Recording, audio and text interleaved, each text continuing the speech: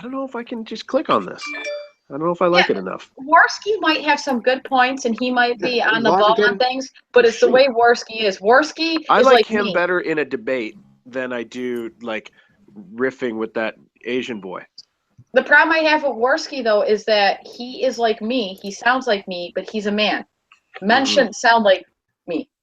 Oh, yeah, I don't care about that. Like, I sound pretty high-pitched for being, like, No, that's not what I 240 mean. pounds. I mean the way that he delivers. He's like, oh my God! Like, he sounds like a girl, dude. He sounds like he's bitching. I think people dig that. I think that's the same vibe as Aaron losing it. People, like... Maybe. Maybe that's what it is. Maybe that's why people like Worski, because he bitches a lot. Come on. Yeah. A man bitching is, like...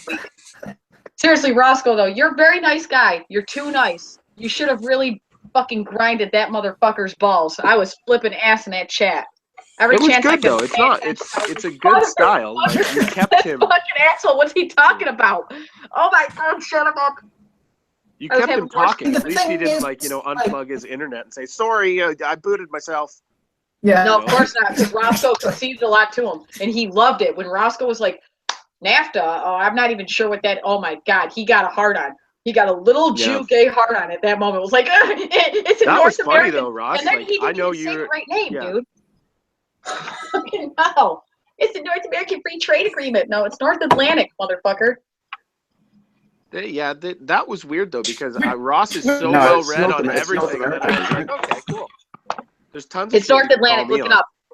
Okay. I just wanted him to tell me what was going on. And Roscoe, you're still a robot. Yeah, I felt the beginning of it was like you just allowing a lawyer to cross-examine you. It's like, well, what do you think of this then? Because here's my next trap. Well, then, right. Yeah, and just like kind of quizzing you. And I'm like, why don't you guys just like sell your products? And like, you say why he's shit, Ross says why he's good. But you did do that. It just happened later, I think. And then you guys, then he started talking about Hillary, and I'm like, uh-oh, you just walked into the lion's den. I don't think Ross was any different than what you were, Alex. I think maybe Katz has sort of learned from last time, and he was actually being a little bit more reasonable. I thought Ross was way more fair and reasonable. I was more angry and confrontational. Well, maybe a little bit but more. Not like I was yelling, but like, yeah. I think the main difference was Katz. I think he was being more reasonable this time. And the context for my and Kat's conversation wasn't like, care to get together for a chat. It was just like, I hate you. Why are you calling me an anti-Semite? Fuck yourself. Why is this little boy in there hanging out? That's more confrontational. Yeah. There was build up. Holy shit, dude. That's true. That fucking bullshit too. I gotta tell you, Alex. Does that mean you just got a donation, Ross? Fuck that slam. What the hell? Somebody. Hey. I think that's probably Neeblitz calling Jessica. Doesn't that Destiny dude like have some sound effect that goes off? And is that when like someone donates? No, that was Neeblitz calling Jessica. That's when someone, I know that not in this case, but on the Destiny guy's channel, doesn't he have a noise that happens when someone gives him money? That Holy is so shit, that's fucking. gay. That's really I don't even gay. know what that is. That is just That's not like, normal. Dude, at the hospital near Well, my house. it's a streamer thing. It's a streamer thing? Oh, it's like a feature on the stream? Like what you're seeing? Give him some money. And that's, wow. There's visual. That's really gay. Too. That's hella fucking gay. He might turn off. Yeah, he part is like of the model. If you, Why do you need go to into the streaming community, you'll see that's what you. You know what that is? That's some little psychology there for the weak-minded. That when they see that one person is donated, they're like, oh, well, maybe I'll donate too. That's all that fucking is. That's some pussy bullshit right there. You're like, how faggy can you get, man? Holy shit. Oh, you hear the chime? Somebody donated. That's not it. You're off. It is. It is some psychology. It is some deep-seated selling it's selling 101, man. Any seller knows this shit. On full-time streaming. Oh, I'm sorry, you're breaking up, Ross. You fuck it up so bad. Yeah, you're Is it possible for you to leave your own hangout and come back, Ross, or does that shut the whole thing down? It's no, just I can. You should log in from another device. It's not on his end. It's just Google. It just. Oh right. No, it think is. It's Ross's device. I think he just hit internet tonight. because it's been Ross all night. He's been kind of becoming just him, nobody else. So I think it's his internet connection. Didn't happen in the Cats debate though. No, thank God. Oh my God. But it took a long time to get that up and going too. That's what they get for letting fucking Raph host it. Not my fault, guys. Oh, it's so your fault, back, kid. I just want to ask him if he's back. No, you just said he'll be right back, so it doesn't matter. I'll wait till he gets back. I basically just want to know if there's anything that he didn't get a chance to raise, or anything that sort of got cut short, or that he'd like to have dealt with. It sounded all pretty straightforward. I just wish they stayed in Hillary land all day. I'm like, really? Well, you say all this shit about Trump, and now you dare to mention Hillary? Dude, I missed that. Was that the last hour? Anyone who ever tells you the debate just was about emails, I don't see what the big deal is. They're just emails. That person is the stupidest person you've met in probably a month. The debate of was Hillary or Trump the better choice? That's an easy debate. Really? Was that actually the topic? No, that's what I'm saying. That wasn't the topic this time. This time it was Trump's performance so far. Ross and I were talking about this earlier. But it sheds light on a double standard of skepticism being turned on for Trump and becoming Forrest Gump when it comes to Hillary. Well, I'm reading between the lines, Alex. Guys. The fact that Katz wanted to debate Trump's performance thus far, rather than let's jump in a time machine and go back a couple of months and have the pre-election debate again, it's because he knows, even on some level, he's either just accepted his fate. And he's like, okay. No, he has not. Taz, during that debate, he actually said how there's a mosque near his house that's quite scary. Probably one that is a terrorist training camp. And he fucking said, well, maybe if we bring more Muslims in, it'll make it better. He actually fucking said it. Did he really? If we just bring more Muslims in, it'll get better. Are you fucking nuts, dude? Are you fucking mental? That dude said so many things that I was like, wait, what? What? Hey, I feel the people that are saying like the environment is fucked. I know you and Taz disagree with me, but I tend to agree with them. No, I don't disagree at all. Okay, cool. The environment is fucked, but CO2 ain't going to Trump versus Hillary skepticism is this Islam versus the environment. They're kind of both big threats to humanity, and one they take turbo seriously. The beauty of evolution, right? The beauty of evolution is the environment will adapt. Yeah, for sure. I don't care about discussing the evolution or the climate debate right now. I want to kill myself when we talk about that. But just the fact that the way people approach the skepticism for the environment, and they're like, "Can you believe this idiot and the China conspiracy?" Well, I want to debate them. I mean, what? And that's like a knockdown issue for them. But then you say Islam, just Google search it. It's not good. Then they're all like, "Yeah, but it's a religion, and we like religion." And you're like, "What the fuck are you talking about? It's not a religion." They don't like Christians, though. It's a totalitarian political ideology. It's fucking all in. But that's why they'd rather have that. What's a best case scenario? They come over and their daughter's covered in a tablecloth their whole life and forbidden to interact with us? What a great piece of Americana that is. That's like a best case of a true Muslim here. So thanks, you didn't kill any of us your whole life, but you did kill your daughter when she fucked my son. Oh, shit. Your daughters. Like, do you hear about that fucking whack job Muslim over here in the U.S. that just performed a fucking female circumcision on his 2-year-old with scissors? Yeah. Fucking scissors? Kill him. Bring more in. I know. Look, guys, it's only going to get better if we bring more in. Because also, migrants are good for the fucking economy. Holy shit, dude. The dumb shit that came out of Cat's mouth tonight. I just kept calling him a shill. I'm like, he's a fucking shill. That's the only way to explain it. But he's a Jew, so yeah, he's like super shill. Because they're fucking hell, dude. So Alex, that did come up in the debate. I haven't actually fully listened. What was to it? What came up? That bit yet? Climate versus Islam. Oh no, was it versus Islam or was it versus immigration as a whole? I'm not too sure. The EPA, the cutting to the EPA came up. No, what was it? It was something like it was in the sidetrack. Someone said, why are you talking about? Oh no, that's what it was. It was it voter fraud or something? Yeah, it was like, why are you guys even talking about that? It's not even a thing. Why don't you talk about the real issues like climate and Islam? That's like, whoa. Yeah. Well, now I'm not going to get into the climate thing, but just take my word for it. It's not only it's a non-problem. It's a non-problem. The environment as a whole, sure, we've got to stop fucking being dirty cunts and fucking this earth up, but the CO2 is not the problem. So literally, it's a non-problem versus the biggest problem humanity has ever faced in the history of the earth, which is Islam. That's what I'm saying. There's a skepticism double standard that it's like the way that the logic is bad for creationists when they're like, if I can't see a monkey changing into a human within my lifetime, then it probably didn't happen. Like, that is bad logic. It's like human time versus evolution time. Well, that's a little bit. But it's the same level. No, but it's the same level of bad logic.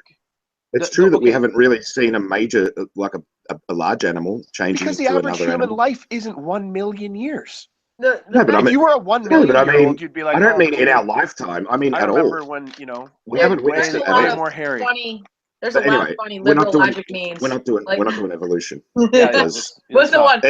No, but I'm mentioning these things not to get Aaron to 11, because this is Aaron 11 territory. But Liberal 101, that they fucking think cops are the most evil thing on the planet. Militaries need to go away. But the only people who need to have guns are the cops and the military.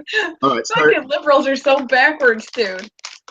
The bloody penguin is in the chat talking about immigration. Now, look, what he says is even right-wing think tanks admit immigration is good for the economy. Now, when we're criticizing immigration as a whole, we're not talking about immigration. We're talking about mass immigration, and specifically immigration of bad dudes, of bad people.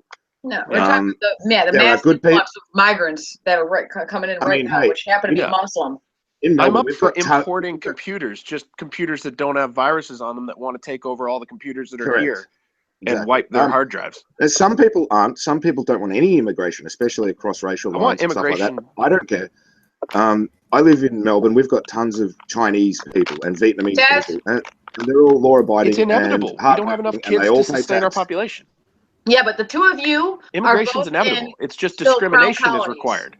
And that's this childlike belief that every culture's the same, they'll all just get along. It's like, what the fuck? No. You're not in grade 5, guys. No, you can't hug Islam. But come on, you guys are still in crown colonies, so you guys have a different perspective. I think here in America, we need to close our fucking doors until all Americans, or almost all Americans, are well on their way.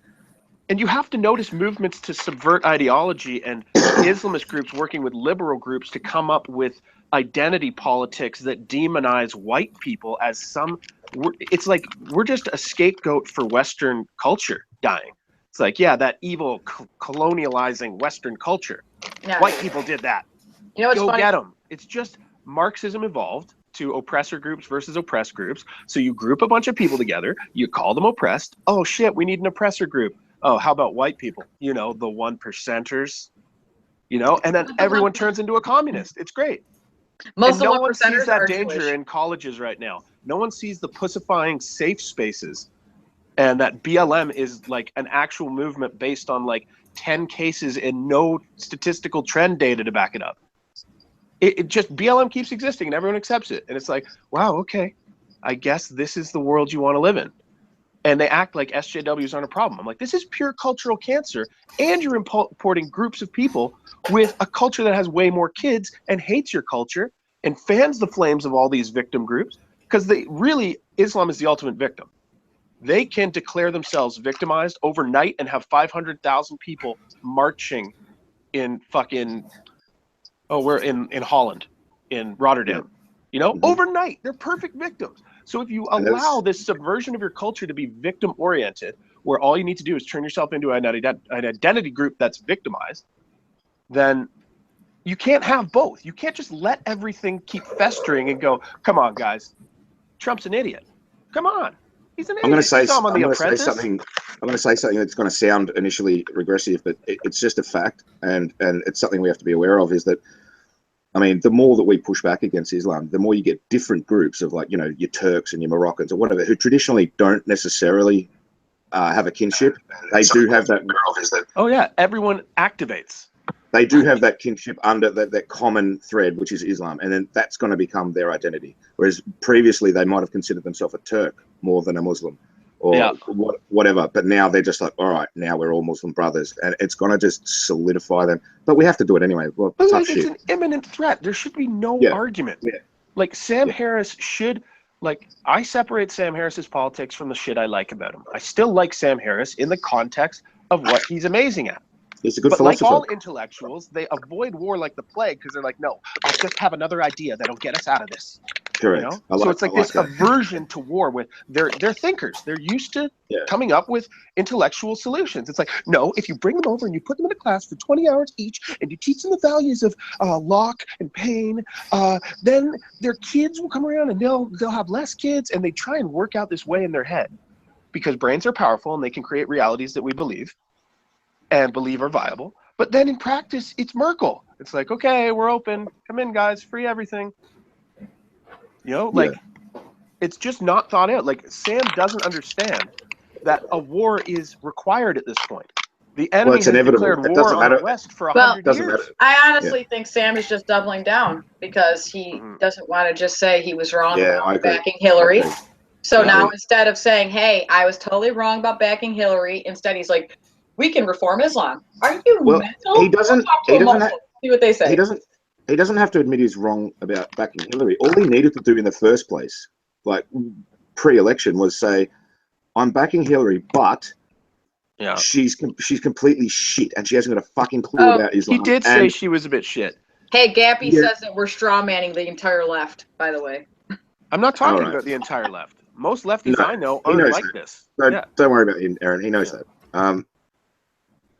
Speaking of him, actually, the other thing that he kind of gets wrong a lot of the time, and so does Reese, and so does a lot of people, is that they don't understand what hawkish means. They think that just fucking any conflict is, I'm the hawk. Oh, let's go and fucking kill.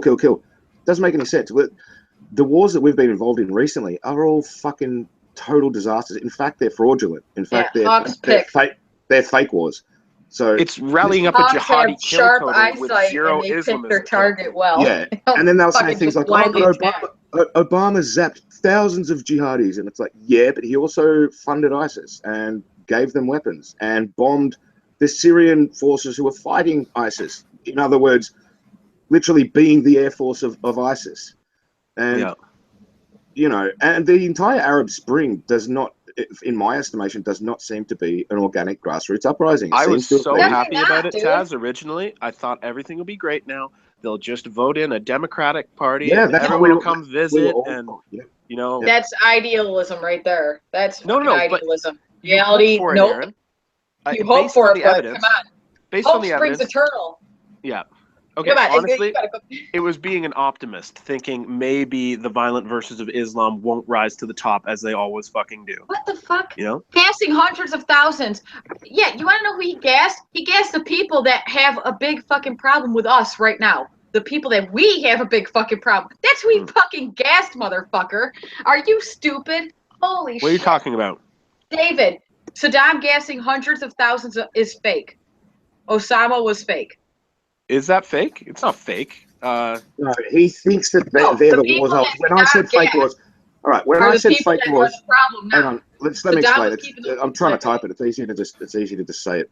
When I'm saying all of these wars are fake, what I'm talking about is more the Arab Spring, the Syrian war, Libya. Iraq was fake too, though. Taz, don't kid yourself. Iraq was kind of fake, but then they will say, but Saddam was a brutal dictator. It's like, he had yellow cake too. He had all that yellow cake. We had to stop him. Well, exactly. There were, he definitely, let's not be stupid. Let's not be like them. Let's not argue like them because we're better than that, right? We don't need to fucking lie or like ignore, omit reality. The fact is he did have WMDs. Of course he did. Where? What do you mean where? They never found him even after they invaded and killed him. Retarded. Aaron, do not be retarded. Where are they then, Taz? Because they never found him. The Iraqi forces used gas. They've used gas in the past. They had it. They got rid of it. Weapons of mass destruction. They were talking about fucking nukes, dude. That's the whole yellow cake. You're a dumbass. You know that? Yeah. It's anything that's biological, chemical, or nuclear. Even dirty nuclear, which isn't even nuclear. That's just like radioactive bomb. They're all considered weapons of mass destruction. WMD. Specifically, they were looking for biological and chemical, not No, but no one, Taz, no one there was said, a politically no one said guided Don't kid investigation yourself. to We connect first Iraq. went in there saying that Iraq was involved with 9/11, that Saddam was involved with Osama bin Laden and the 9/11 terrorists. Then all of a sudden it became, well, no, that's not what we're going in there to liberate. Don't yell. Come on, They never said. they changed the story so many times on that. Aaron, one point at a time, please. They never said Saddam was involved in 9/11. They just said he poses a threat, a serious threat, a threat worth acting on. Which I think that everything they did was right up until the point where they didn't foresee that removing him and then getting out would create the vacuum. Dude, you're fucking delusional. They knew damn well who Saddam was keeping at bay because they propped him up. Possibly, yeah. Okay, possibly. They fucking propped him up for 20, 30 years. They knew damn well what he was doing. Yes, right. Yeah. Well, I'm just saying, like, on the surface, that's what could be argued, is that, yes, he had WMD. Yes, they probably should have gone in and... There's a bunch of good arguments. Like, Hitchens did that. He violated 4 things at the UN that a country loses its sovereignty if they, violate. But, yeah, it was... What's the point of arguing about... Like, we've seen everything run now. We've seen the experiment run. We've seen brutal dictator. We all say this is horrible.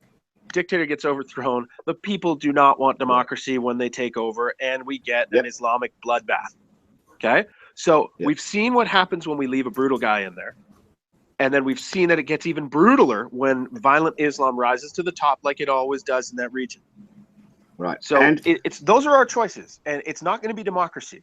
Alex, there's too many old blood feuds between if we fucking left Saddam clans. and Gaddafi where they were, we wouldn't be having these fucking problems that we're having right now. And life would be horrible in those countries. Well, just life as is it's horrible way more in those horrible countries now. right now. It didn't get any better for them. So actually, it'd be better if they were still there because things have gotten worse there.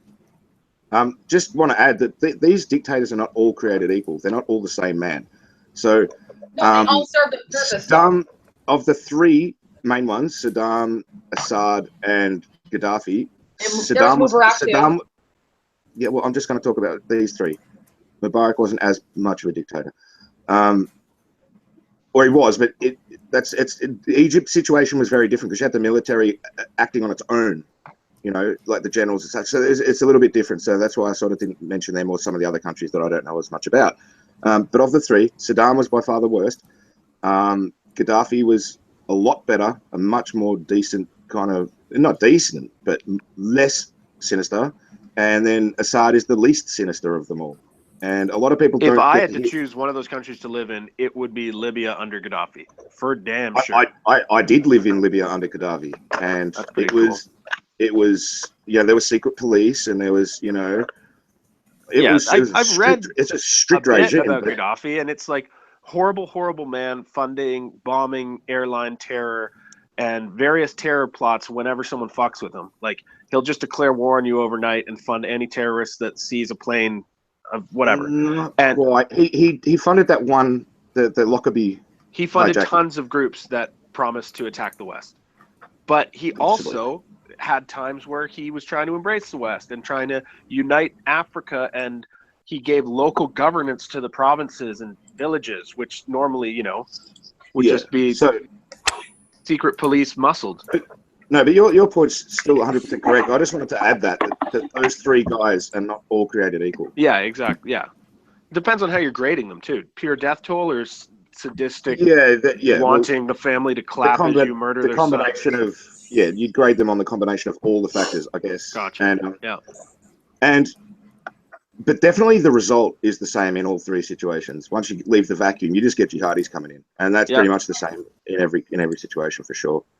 No, exactly. Absolutely. And the big picture we were talking about was Obama and neocons' plans for how we attack Islam and the violent interpretations of Islam in these various groups is just by focusing on jihadis. Not at all the ideological side of the war. Yeah, the Islamists. Remember when you were at war with the communists? That you wouldn't be allowed to have like the Kremlin Foundation funding colleges across America. Exactly. You would kick that group out as part of your ideological war, but you just let CARE stick around.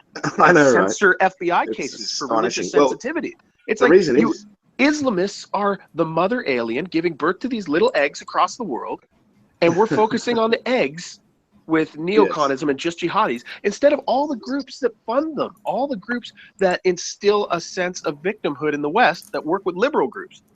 Islamist NGOs should be abolished and banished. Like, it's crazy, but there's no focus on this because that would be racist. That everyone's equal.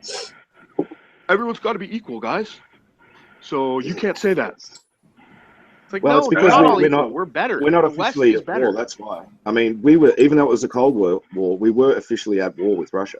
Well, the United States was officially at war with Russia during the Cold War. So, if America was to officially declare war on radical Islam, or as I like to call it, Islam, but they will have to call it radical Islam they'll always have to have some level of political correctness. They'll just have to. They'll have to always kind of water it down to some extent. Yeah. If we could do that, then absolutely you could just kick out all these organizations. Absolutely. And you could legitimately attack and bomb whatever you want. Don't tell me you can't find a direct connection if there was an FBI investigation launched into CARE that connects them directly with people that are right now taking someone's head off with a knife. It's well known. You know, like that connection could be made with probably 100 NGOs in North America, and no one does a thing. No one wants to offend because they're in control of the Muslim victim army. And once we let that army loose on you, there'll be protests in every fucking Minnesota town or suburb. Like, a very small amount of people organize very well. 1% of Muslims in America can organize a lot better. First of all, they are fleeing from America because of deportation, whatever. You know where they're going? Well, obviously here in Canada. But do you know where they're going very specifically? Right by my town. And also in Montreal, which is a different place, obviously, but that's happening. And fuck these niggers. They're all black people, and I don't want to sound like a dickhead, obviously, because I'm not a racist. But they're all black. They're all from Somalia, very specifically Somali community. What do you call that? What's that state called? Minnesota. Yeah. And North Dakota. They go through North Dakota to get here because they don't check. They don't have any fucking operational border control. Neeb, I saw a perfect photo that summed it all up. Was two Somali guys walking, one of them holding a suitcase, and then 20 feet behind is a cop holding their other suitcase and helping them in. That sums up what Canada is doing right now. Yeah, gas him. That cop should be fucking launched into the sea after they get shot in the face, like by probably 4,000 rounds of ammunition. I don't know. Yeah. Even if they're 22s, the collectivized logic is you cannot make fun of or criticize Islam. I'm actually going to the protest tomorrow in Toronto against M103. Well, thank you, sir. Yeah. Oh, yeah, it's on. Yeah, I think it's in your city, too. Are you close to a city? It's going on in, like... I am not close to a city. Oh, okay. Yeah, but... it'll be, like, 4-hour drive for me to go anywhere that matters. Yeah, they're trying to ban, like, what people think. If you're an Islamophobe, I know what M103 if you're unfairly afraid of Islam, that's a problem. And it's going to lead to more bills and more research into... We've found that Muslims that are spit on have problems later in the workforce. Dude, the word Islamophobia is that retarded. What you're using to ban free speech now? It's exactly like Hitchens said. He's like, next, you will not be able to criticize this. Enjoy it while you can. Like, he's called it out perfectly. I fully agree with you. I am super anti M103. I talk about it a lot, and very specifically, guess what? I, as a dickhead, have violated what would be the law under the proposed M103. But Islamophobia is retarded. I'm not Islamophobic because phobias are... And it's such a broad umbrella term that they can engineer to be whatever they want. No, Islamophobia literally means a fear that's irrational of Islam. Yes, but that's a broad thing, Neeb. They can make that about anything. No. Islam literally commands you to have your head cut off. That's fucked. It's not irrational to fear it. So fuck you. Totally fuck you. I'm not Islamophobic because I'm just not afraid. I don't give a fuck. They don't scare me at all. They're fucking cowards. They're a piece of shit. And it's not an irrational fear or hatred. There's more evidence to fear it than anything, than fear of sharks. Like, not the one that lives down the street, not the Western Muslim that most Muslims refer to as a pig Muslim. Not that guy. Oh, even that guy's got his shot. Not all. I know one that's pretty cool.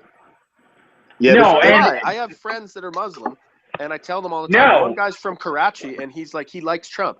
He's like, my friend, you do not want to make it like there. You walk 2 blocks over there, they'll cut your head off. I'm like, whoa, okay. Here's the thing. So Muhammad, during his life or whatever, right at the end, on his deathbed, approximately, he got poisoned and he fucking whatever. So he said very specifically, here's the deal. You have to take Constantinople and you have to take Rome. So it took them 700 years. They don't give a fuck about all the shit you're talking about. Yes, there are moderate Muslims who don't give any fucks, right? But there are Muslims that are pretty moderate or whatever, but their whole goal, every time they pray, every day, and I'm not joking, every prayer every day literally says, Allah, I want you to kill and destroy the infidel. That is fucking crazy. If you're worshiping, not just worshiping, if you're actively asking for the destruction of non-Muslims all day, every day, fuck you, totally fuck off. I will fly a plane over your country and nuke it. And then if you're coming here, guess what? Ross. That's badass. Cut your head off. Ross, can you Google search and screen share the daily prayer, or no, I guess it's 5 times daily brainwash prayer. In English, what the lines are, because I remember seeing one that's like, "Give me the strength to not be like an infidel." He might not be wow, there. That's great assimilation material. Can someone else share their screen? No, I can't share a screen, but look up the 5 prayers and then translate into English. And one of them literally is, Allah, like, grant or do or whatever the destruction of the infidels. Super fun. Every day the Muslims do this. Yeah, I have coworkers that argue. One guy's a really devout Muslim who leaves every Friday. They're liars. No, first of all, he's turbo devout. His wife is full-blown tablecloth with a slit for the eye's head, and his kids are like on their way. Like, he's like, my son has already memorized the Quran. I'm like, well, that's great.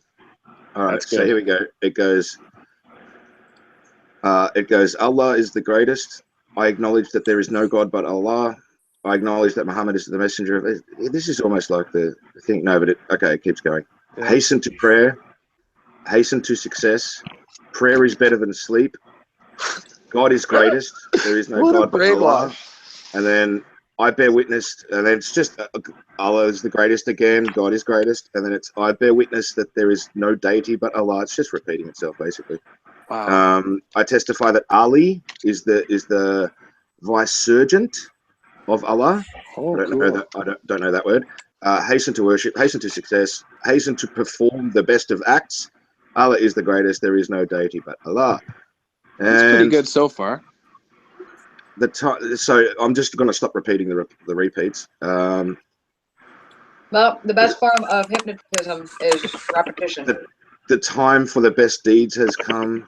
So that's all. Shit. That was shady. The rest of it was okay. That's pretty much it.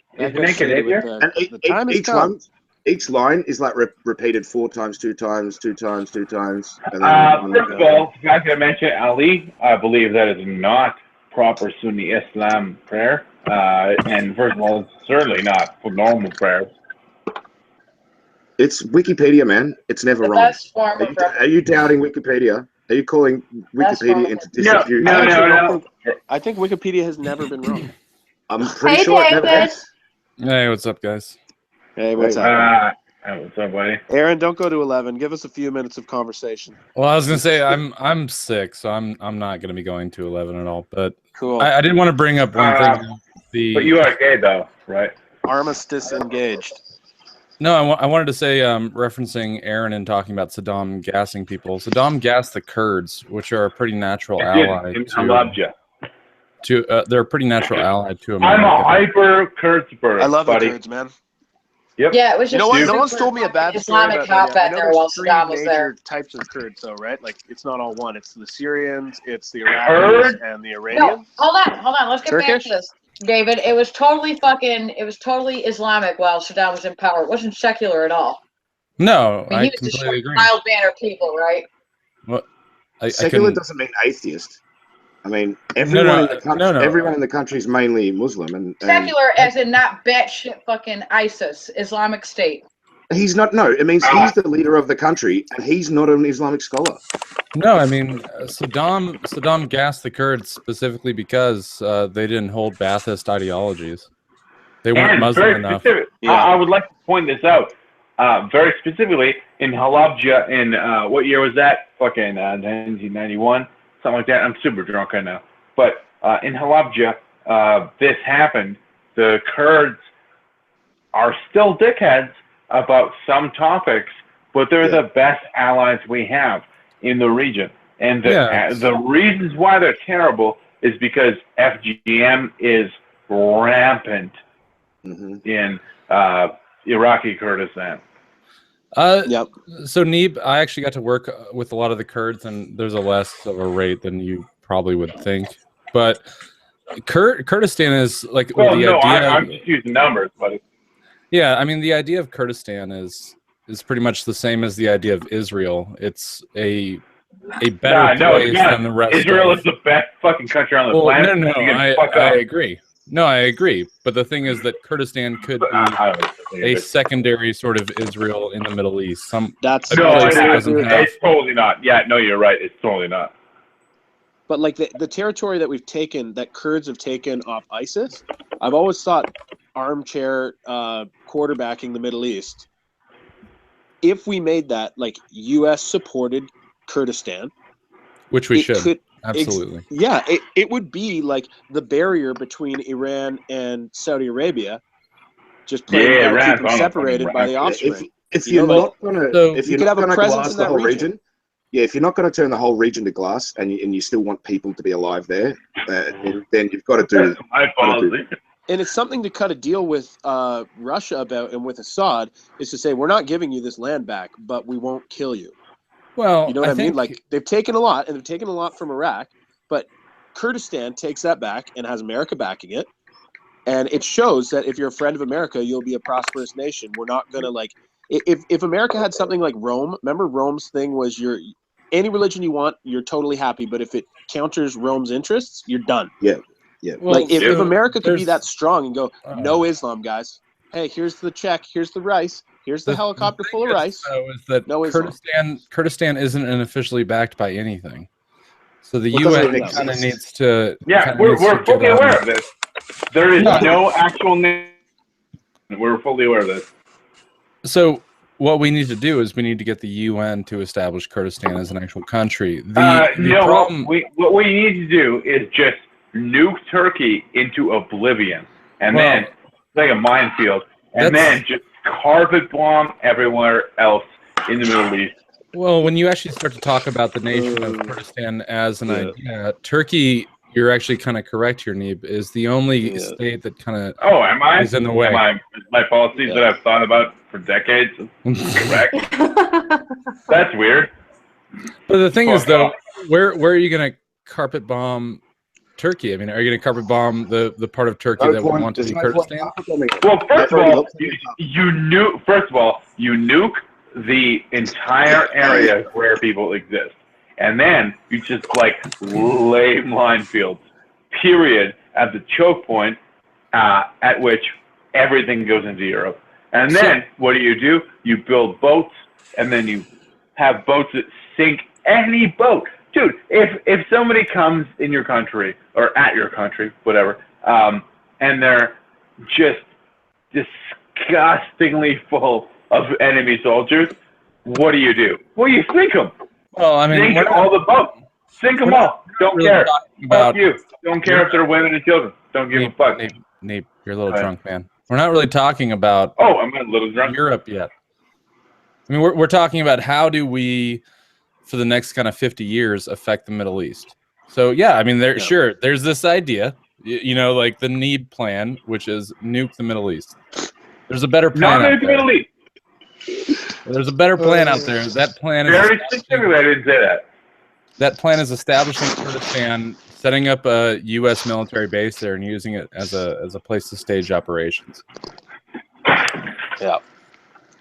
Absolutely, a million times better. I literally didn't say nuke the Middle East, so... I know, man. I know. You're not Sam Harris. Calm down. Relax.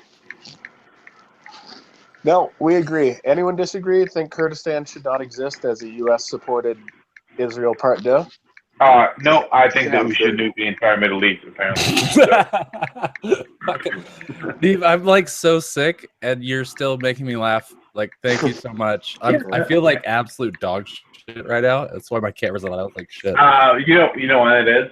Because American white Jews are apparently dog shit. Because they're gay or whatever. I was listening to the stream earlier. No, the kind of bigger issue is that we don't address foreign policy as a continuous evolution. Fuck you about foreign policy. Literally, Muhammad very clearly stated in his own time that we should exterminate all the Jews and Christians if we can't convert them. And all the polytheists definitely should be killed. Fuck Islam. Carpet bomb everything. Really nuke everybody. Yeah, if you do a failed knife attack in fucking Jerusalem, I don't care. You know what we're gonna do back? Nuke a city. Hundreds of thousands of people dead. 600,000 people is minimum. I don't think Israel's nuked anyone yet, Neeb. No. I believe that is correct. Neeb, I have not bought any Devin Tracy t-shirts from Teespring or Nightmare Fuel t-shirts, but if you had a t-shirt with your Neeb thing and it just said nuke everybody, I would buy it on Teespring. I would absolutely. I actually own nuke everybody and in a Neeb, like, Pringles. Actually, Neeb, if you have a shirt that has that, but on the back you put gas the Kekastanis, and on the front is nuke everyone. Whoa. I would not want to gas the Kekastanis. Yeah, I think all Kekastanis are the best people in the universe. I think you're going way off script here, buddy, and you are assaulting a fucking marginalized community, and I think you are being ridiculous because, yes, even though Aaron this whole project, gas. No. Kekastanis. Why do you want him to gas the Kekastanis? Why do you feel like? Whoa! Everybody, shut up! I don't know why David feels that way. Hush up, love. My family died in the Holocaust, so. No one gives a shit. No, they didn't. Oh man! Round 2. Fight. Cried to tears, no bucket. Fuck it. I want to know why David feels like Kekastanis need to be gassed. Well, because they're not. First of all, they're not real people. Second of all, the meme is really stale. It's not dank or fresh or spicy. Where did you get that from? Did you get that idea from Devin Tracy by any chance? I'm actually the one who. Devin saying I do not think he did. I've been saying for a while. The last Devin video I saw, which was like 2 months ago, he saw somebody with a Kekistan flag. Shut up, woman. You're a retard. I'm not a retard. I was going to say, way to if fail. his channel didn't get gassed, you could have seen it for yourself. Oh my God, these people are so stupid. He flipped the fuck out over a flag. Does he have a new channel yet? Does he have a new channel? He's switching to a website. Yeah, dude. I've always said that. Of like, I don't even give a fuck anymore. And have banner ads. Isn't that whatever? I don't give name? Banner ads. No, I don't give a fuck anymore. If you go to gab.ai and then look up Devin_Tracy, I own that because he banned me and that's being a dick. But no, I understand how getting banned sucks, buddy. And I support Devin Tracy. He hates me or whatever, but we're doing it right in this case. We need to start like a GoFundMe to get you like a proper mic. I swear. Yeah. I'm serious about those T-shirts, Neeb.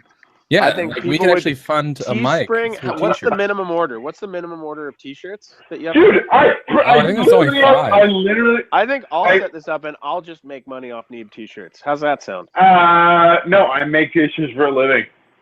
I know. Well, that was a test to see if you were Jewish. If you agreed, then Aaron was right. But no, one T-shirt that says "Nuke Everybody," and then David was right. There needs to be a gas. Not just on the back. There needs to be its own T-shirt that says gas. Yeah. No, I print T-shirts for a living. And I can probably Jew down the price a little bit. All right. I'd pay $10. Guess what, Alex?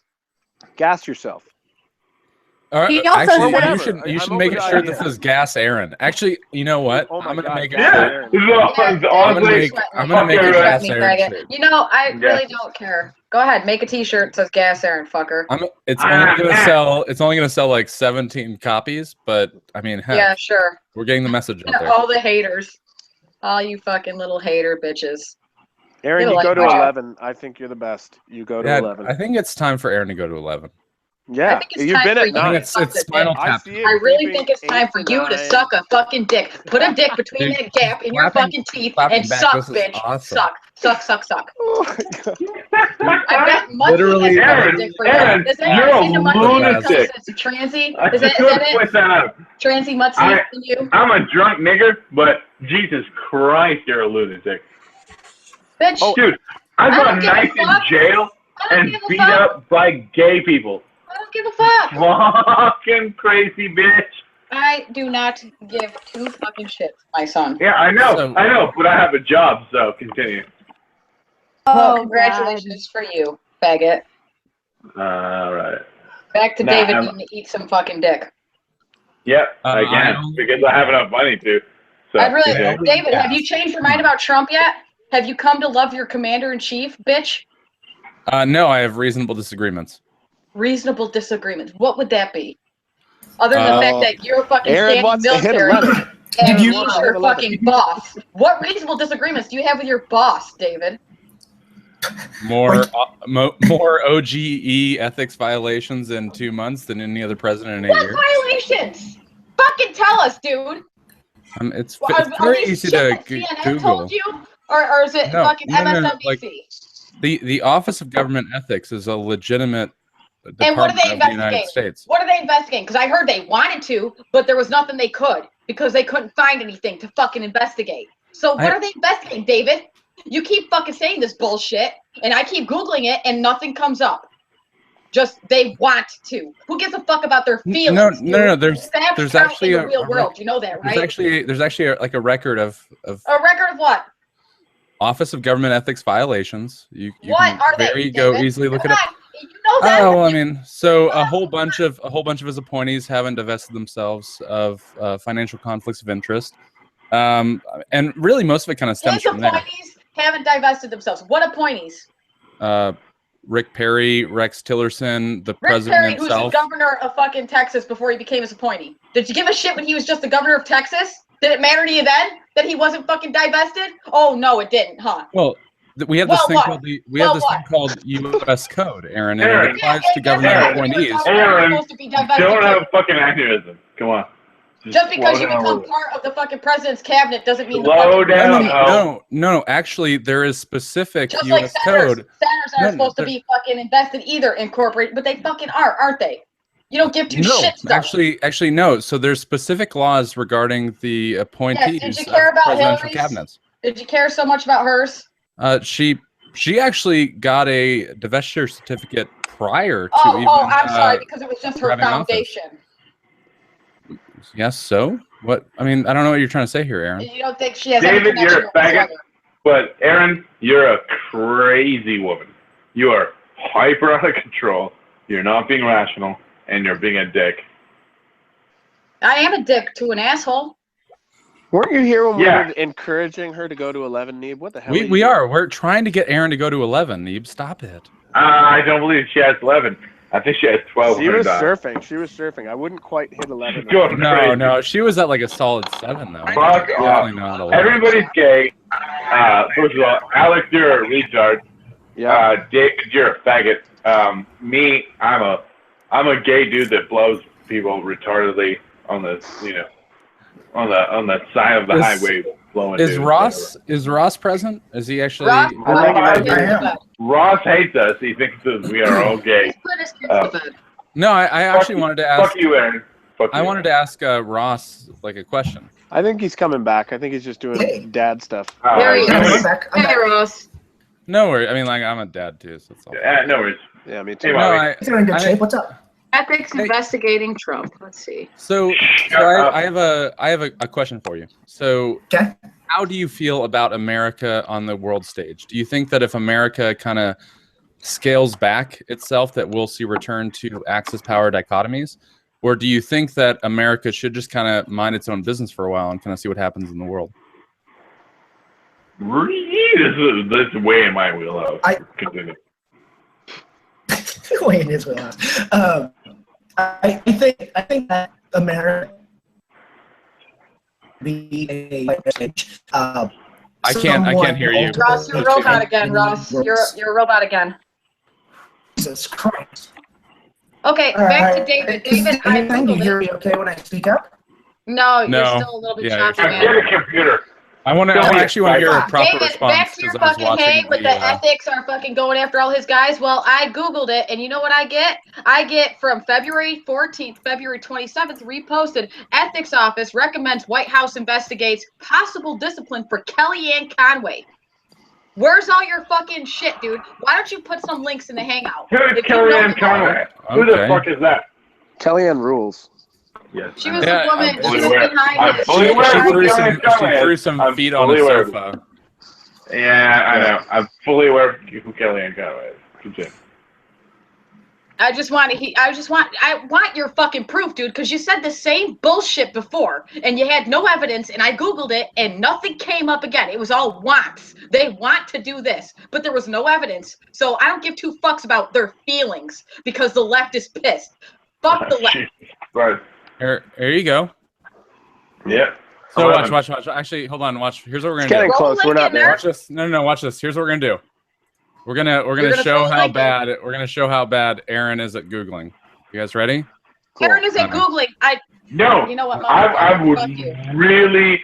Dude, this is all. I don't think we have any fucking evidence. Because why don't you put the link right here in the Hangout chat so we can all click on it and we can all see your big fucking proof. Your big fucking proof. Why Trump is so fucking evil. Why you have a problem with your fucking boss because of fucking Rick Perry. I never said he's evil. What? Where are you getting this? You have disagreements with him. All right. Whoa. Everybody shut up. Perry has business ties. Shut up. No, you shut the fuck up. I want to hear David's bullshit excuses for why he has problems with Trump. Watch. Hold on. Watch this. We're gonna do this in like 3 seconds. Also, David, pause your shit, David. Hold on. I'm going to. Jesus Christ, you guys are fucking retards. Pause everybody's shit. Calm down for 1 second. So, Google uses algorithms to very specifically target individual users. So, user A on platform A is getting different results than platform B. Period. Every time. This is not a joke. Yeah, that's true. The most recent I had was February 27th. It was out of the Los Angeles Times, which is a fucking. No. That's what I just said. I get what you're saying. I'm just saying that's what I got. It wasn't out of some fucking whack job. It was leftist rag. It was I'm not being wacky about it. I'm not saying you're wacky. I'm just saying you get different results. All I get is InfoWars results because all these fuckers think I watch this fucking InfoWars. Well, I don't know why you guys even go to the news when the Office of Government Ethics has a website. So watch this. We're gonna screen share. We're going to Google. We're gonna type. No, I'm not because I'm too lazy. But Office of. I'm drunk. Not really. Yeah. Right, Office of Government Ethics. Watch this. So we go to Office of Government Ethics. Let's see what they have against Trump specifically. No, so then we go to legal advisories, and then we click on 2017. What they're advising. Right? And then we can search everything. This is not what they're enacting. That's it. That's in 2 seconds. You can look up. And what was there? Why couldn't we read it, David? Why did you have to click it away so fucking quick? Oh, well, because everyone can do their own job. It's not that hard. Really? But it's your evidence, dude. It's you need to back up your fucking claim. Okay, I don't need to fucking look up your bullshit. Yes, Aaron. Aaron, don't be a dick. Look this up, but I mean, I just showed you how to. I just showed you how to. Fuck you, eat my dick, faggot. To look at all legal advisories. David is a fucking pussy, and I'll be a dick to him all I fucking want. You can't be a dick to me, though. I'm not being a dick to you, but you're trying to interfere with me fucking over David. Stop being a cockblocker. Fucking fuck off. Stop being a cockblocker. Did I cockblock your fucking daughter or husband or whatever? Like you cockblocked Will. You cockblock a 16-year-old kid trying to talk to my 16-year-old daughter. You faggot. Is Ross back by the way? Because this is like an actual. I don't know if I'm coming through. Right. Whatever. Do I sound like on niggas? Yeah, you sound fine, Ross. Yeah, you sound like okay. We'll see how long that holds. Okay, so repeat your question again, because I forgot it already. No worries. So, do you think that the U.S. should continue to play its kind of part, or do you think that it should step back? And if it does step back, do you think that we'll kind of see a return to Axis power dichotomies? I do not think that we should step back. I think that I think that we, like it or not, we are a world power, and we kind of need to be world police because someone should do it. And at this point, it's kind of us or Russia. So, well, we're definitely the lesser of two evils. Very benevolent. I don't think Russia would be the second. Nope. Who do you think would? Well, Russia wants the Arctic. China wants the Southeast China. Yeah, I mean, I would go with China way more than Russia. I mean, Russia has a GDP that's worse. Russia's GDP is less than California. Like, I mean, Russia should be our fucking ally right now. Why? Why shouldn't they? Why shouldn't they? We're not in the Cold War anymore. We're not communists anymore. We aren't. We aren't in the Cold War anymore. Then why are Russian powers seeking to affect our elections? Jesus Christ! Are you fucking kidding me? You retarded. All right, I'm going to interrupt and be a dick. Come on. I don't care. I think that was just inserted to get Aaron to 11. That was completely inserted to 11. Well, whatever. But if you want to know the geopolitics, y'all are really going to sit here and let this motherfucker say that. Blah, blah, blah. You're a retard. You're a woman. Me. Women are stupid, and I don't respect them.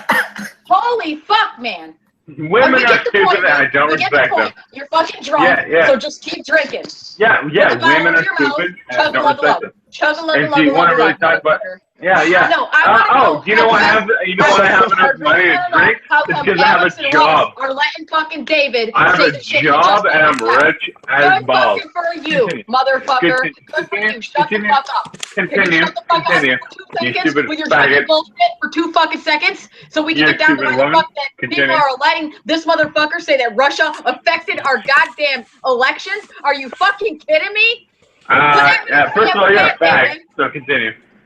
Oh my God! Can somebody just mute his drunk ass, please? Can I just get it to 12? I don't know. Oh man. Well, Russia did affect our election. You realize we are intentionally triggering you on purpose, right? I mean, and for a fact, Russia did affect our elections. That's a fact. To what degree, we'll never know. And I don't even. What about what Vault 7 said? What about the fact that Vault 7 said that the CIA can hack into any fucking system that they want and leave fingerprints, making it look like Russia fucking did it? Well, sure, that's awesome. Hey, okay. Listen. The fact that Russia did it? That's awesome. And you just said Russia has a smaller GDP. But the CIA's purview isn't domestic. Their GDP is smaller than California, but they fucking hacked our elections. Well, dude, unfucking believable. Dude, the USA, when did anyone say hacked? We said influenced. So it's very easily and honestly, the hacks aren't even necessarily high tech. I misworded that. First of all, they influence. Well, the fact is they're going to influence us one way or the other. The fact that they hacked the DNC, which apparently a bunch of people did, and then someone, quite possibly them, gave information to WikiLeaks, and WikiLeaks dumped everything. I mean, this is, yeah, sure, it influences outcome, but it's also accurate information. So, I mean, ultimately, you have to kind of argue that, like, voters should have known. Well, Ross, and it also hasn't been established. We are really assuming way more in most cases. Maybe David's not, but in most cases, when Russia is brought up, they have a priori set out to go, this is confirmed stuff, ladies and gentlemen, and it's not confirmed. What happens is Russia always hacks the U.S. and the U.S. always hacks Russia. Listen to me for 1 sec. Russia always hacks the U.S. U.S. always hacks Russia to establish that they were the. Obama did a politically witch hunt guided investigation. He didn't say, find out who hacked me. He said, look at Russia. Is there any connection? Is there any way that they had access to files that made us look like jackasses? And of course there is. Of course there is. But they didn't connect dots saying, and here's the photo of the KGB man handing a USB key into the Ecuadorian embassy. Like, it wasn't. Nothing has been established. All they did was ask a bunch of lawyerly questions and say, did they have access? Well, Did they? Alex, you're a little bit wrong, though. What they did is they looked for consistency. So the DNC and the RNC were both hacked by the Russians. That's a confirmed fact. Okay. The DNC information was turned over to WikiLeaks. That is also a fact. The RNC information was withheld, was not released. That is also a fact. Now, I don't want to stand here and say, like, oh, well, they're doing it because of this and this. And, there could quite possibly be nothing on the RNC side that was, that was interesting. So it would have been seen as like absolutely boring. It would have been like a Maddow tax return segment. Okay, yeah. But there is definitely a figure here that when you release all information on one specific person and you also hype it up as WikiLeaks did, you are influencing the outcome of an election. Even if you only shift one person's perspective, you are influencing an election. Okay, so the argument is that they were influencing. I'm not going to say that they would have changed anything. I'm not going to say that at all. Like, I will not stand behind that. The CIA could have been behind the hacks the whole time. Means nothing. So, no, Aaron. So let me get this straight in your mind. So the CIA, right, who supposedly supports Hillary Clinton, hacks DNC. There we go. Releases information on. Well, that's what a lot of right-leaning outlets were saying over the last 6 months. No, the CIA doesn't really care who's the president. But so there's factions within the CIA that care very much. Yeah, there's factions. And I also agree with that. As a whole, the fucking organization, it works for corporations. They don't give two fucks about the leader. But if we're going to start doing accounting... No, let's go with Aaron's thing here. So the CIA cares about corporations. So what they do is they release information on Hillary Clinton so that they can elect one of the most corporatist presidents ever. I mean, sure, Aaron, that makes sense. But aren't you supporting the big man? Like, I don't understand how this conspiracy theory works with your worldview. No, I think it's going back to, was it Alex or Ross that said it, that there was a lot of hacks. It wasn't just Russia. It wasn't just one. Yeah, I never heard that the connection was made, David, that it was Russia handing it to WikiLeaks, just that Russia had access. No, I never knew that it was. Which is a stipulation. No. That is a stipulation, not evidence. No, that is very much part of the actual release. So if you actually go to the... okay, cool. What is it? I'll accept Key 42. So if you go into Key 42, they like talk about where they got this stuff from. Oh, awesome. Okay, so accepted. Russia hacked something and gave something. Well, hacking is a really bad word. I mean, like, it's because it's not really accurate. I'm sure I'm not that accurate talking about this stuff, but the basics of it is Russia gave up the goods on Hillary and had an effect on the election. Now, if you're going to start accounting like that, I'll accept it. If you're going to start accounting like that, what about Obama's camp doing everything they could to influence the election? Obama telling illegals, don't worry, no one's going to come and get you if you get caught voting illegally. Like, All these things, the DOJ. I mean, okay, the DOJ. Where did Obama say that? He was talking to an interviewer, and she asked him. Yeah, all right. She asked him. If I would like everybody to just calm down for 1 second. I'm pretty calm. I know you are. I think we're calm. I know you are. Let me get to my point, and then you chime in. Well, but right. so did Obama say Russia did this? Then you've obviously put some weight. They didn't totally change the election, but they affected it. So if we're going to account for things that affected the election, what about the DOJ perverting an FBI investigation by having a tarmac meeting with Bill Clinton the day before the FBI is going to release their verdict on Hillary? What about? Are you talking about A.G. Lynch? Yes. Situation? Yeah, that is the most damning thing that could happen. And for her to only say, not really recuse herself, but go, you know what? I'm going to let Director Comey become the Attorney General of the United States because I know this looks bad. And I'm going to just endorse anything he says. And it's like, what your job is to oversee his findings, and you should not be judging them before you see them to say, okay, I'm going to go with anything he says. Who's been harder though? Why would you look like the Russians did this? Only benefits Hillary's. It only benefits the Dems because that's all they've been fucking saying. No, but it's the Russians. It's the Russians. The effect of keeping Hillary out of jail is a lot bigger than the Russians going, I hate this Hillary Clinton in her no-fly zone. Well, I mean, I can tell the Americans the truth we hacked about them. Whoa. Well, I mean, so I can explain the connections pretty easily on why Russia would want Trump to win. And these are all kind of. Of course they do. Of course they do. Yeah, I mean, well, they were very public about wanting Trump. Well, yeah, no. Well, and the other thing too is that it deals with money. So the thing is that whenever you have an issue like this, you just follow the money. So if you decide to look, who would you rather have? Russia, who wants Trump, or China, who wanted Hillary? China wanted Hillary. Right. I don't even think there's any direct China. All right, shut the fuck up, everybody. Wait. I've heard Saudi Arabia. I've never heard China. This is interesting. Because Hillary would have stayed in TPP. I just said it. TPP is a great thing. TPP is not a great thing. Fuck you! What are you talking about? Apparently, you like buying a bunch of shit that says "Made in China." TPP would actually reduce our things that say "Made in China." That doesn't seem to be true. Wages.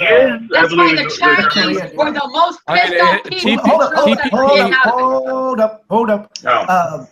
TPP allows American businesses to expand outward and create in areas that are into fucking China.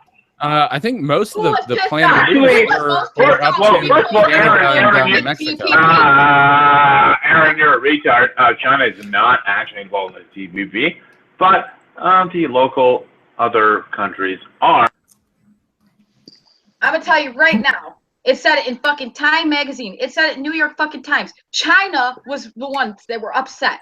They were furious. They were furious about Trump calling Taiwan directly, treating them like a sovereign nation, which they used to fucking be.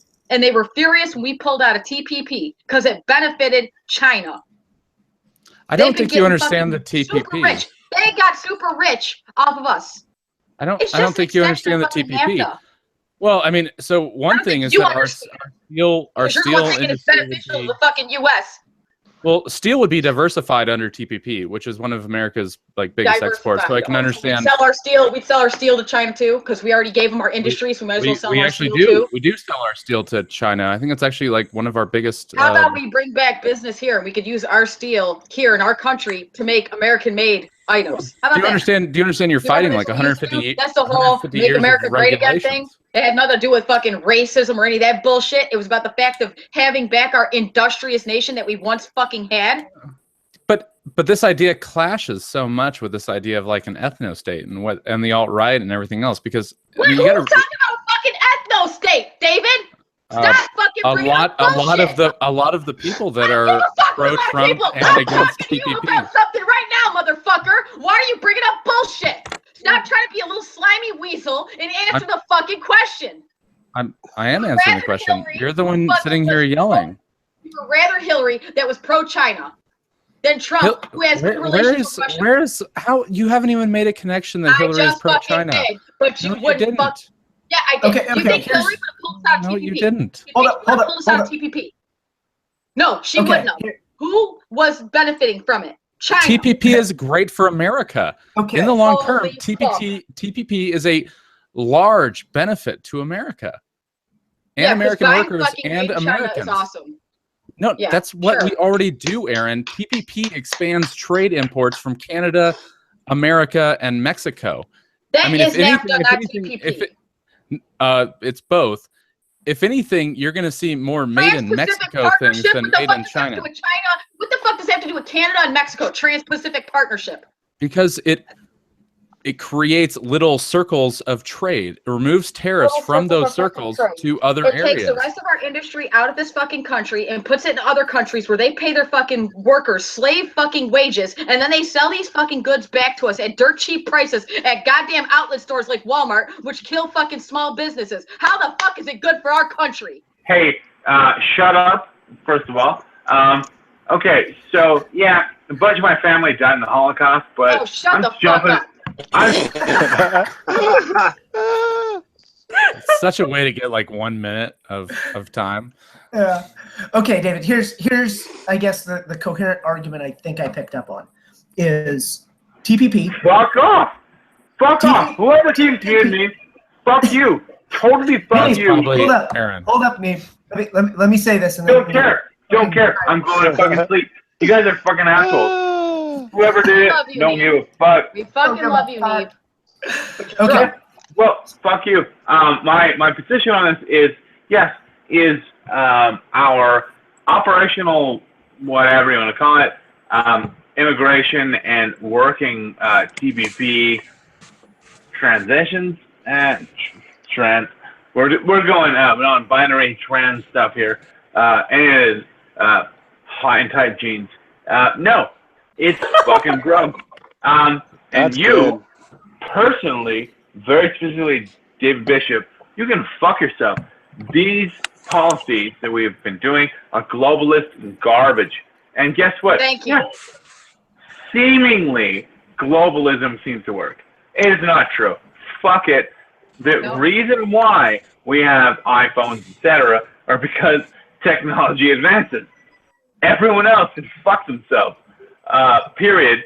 And I will personally shoot all of your mothers in the face because it's fun. Everyone can get fucked, except for all the people that benefit. And fuck you. Hi, Nate. Yeah. Good night. Well put. Good night. Bravo. Yeah. We love you. Nate, we love you. See you later. So, okay. Good, to kind of hijack what Nate was saying, where are iPhones made? Well, they're made in China, obviously. They're made in Really?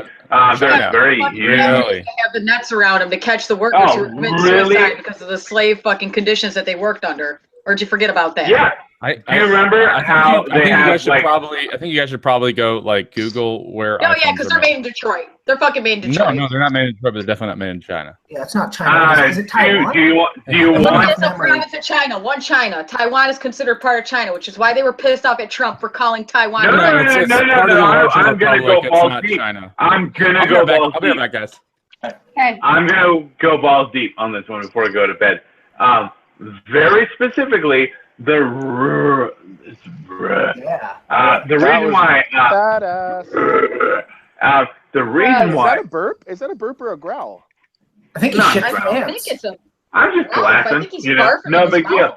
I'm just glassing through your menu here, but the reason why this all goes way out of control is because, guess what, guys?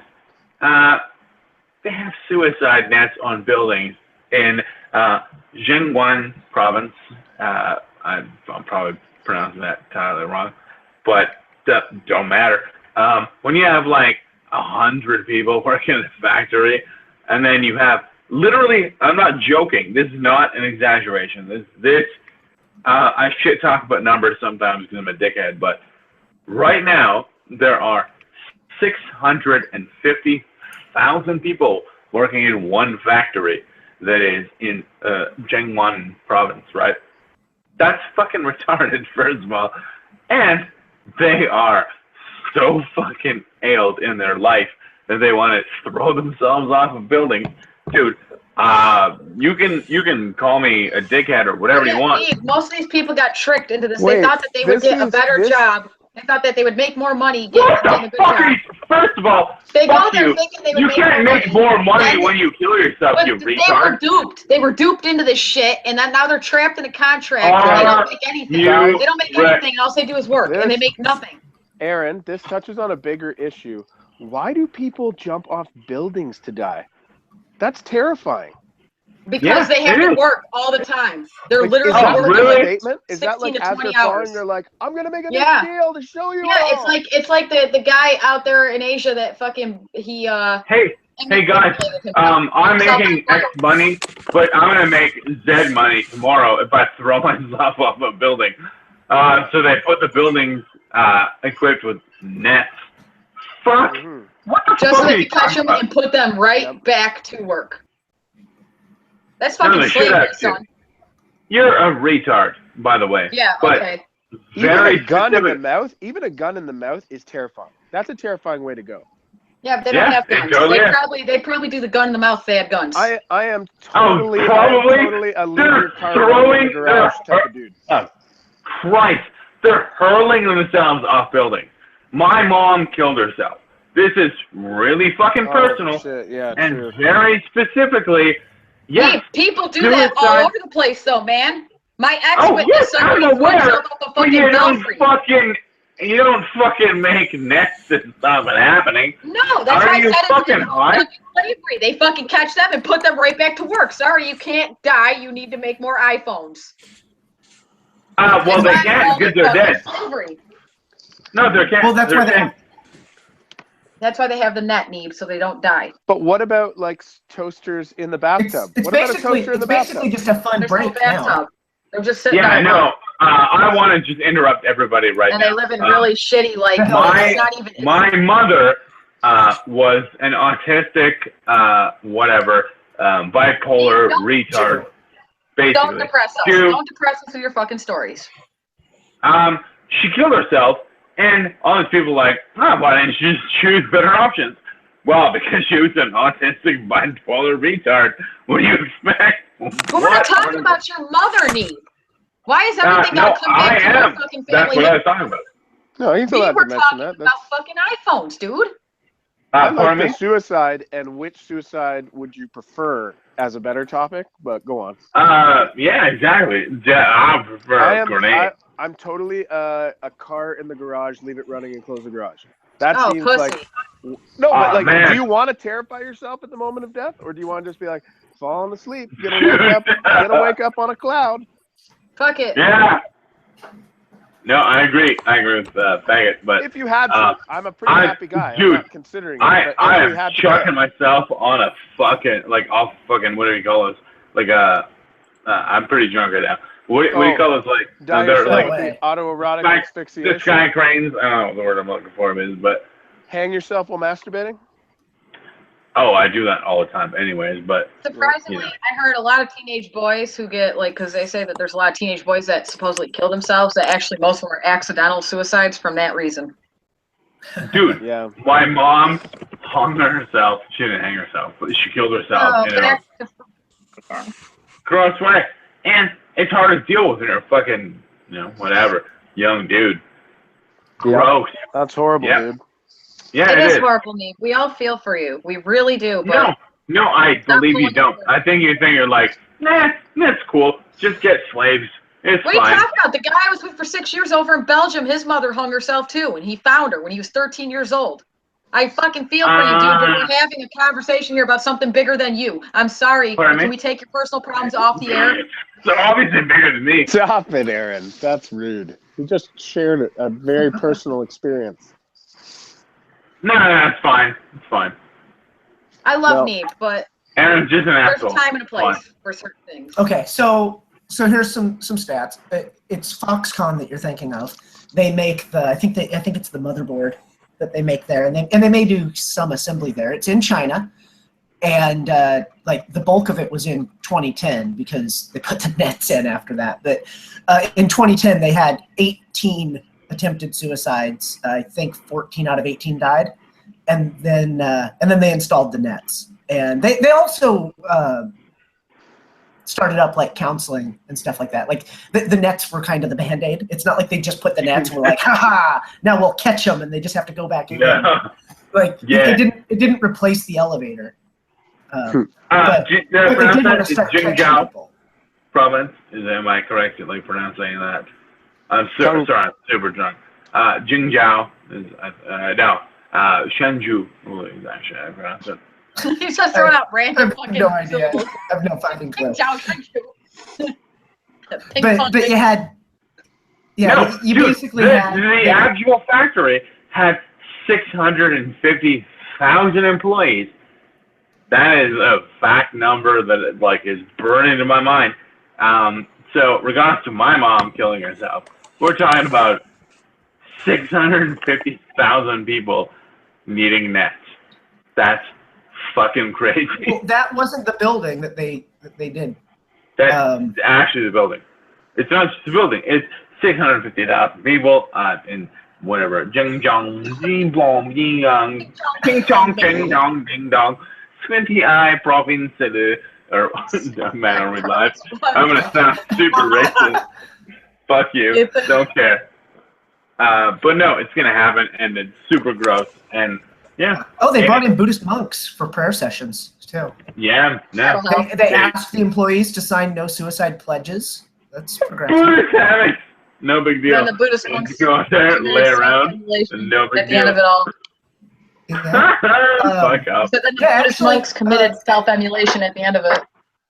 That area, the company the chairman said that facility had a manufacturing team of 800,000 people. It did. 800,000. Like, yeah. 800,000 people. He said 650,000 people making iPhones to sell back to us. No, was it Apple an American company?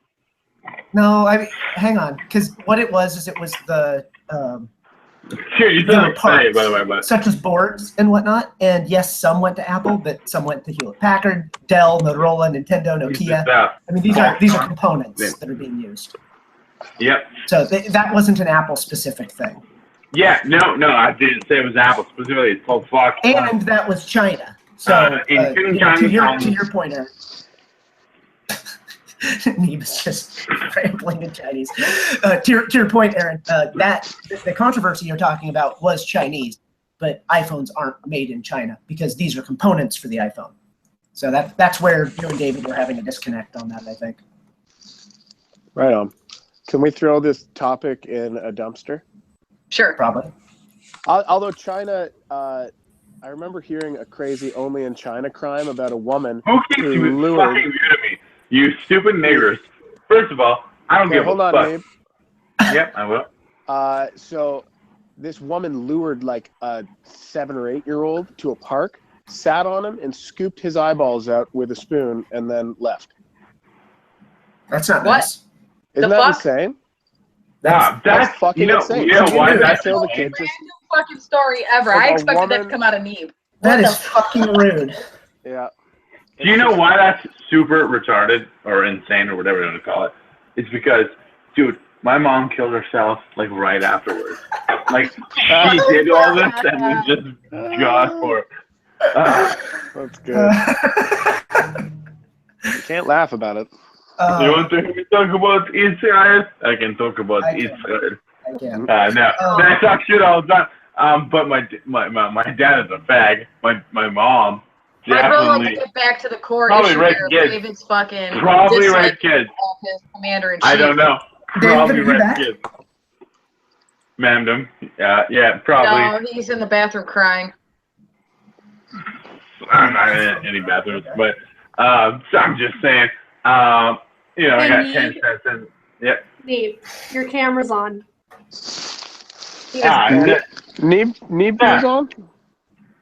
No, he's got tape over it, so you can't see anything. You want to hear me talk about Israel? I can talk Israel all day. And then all the...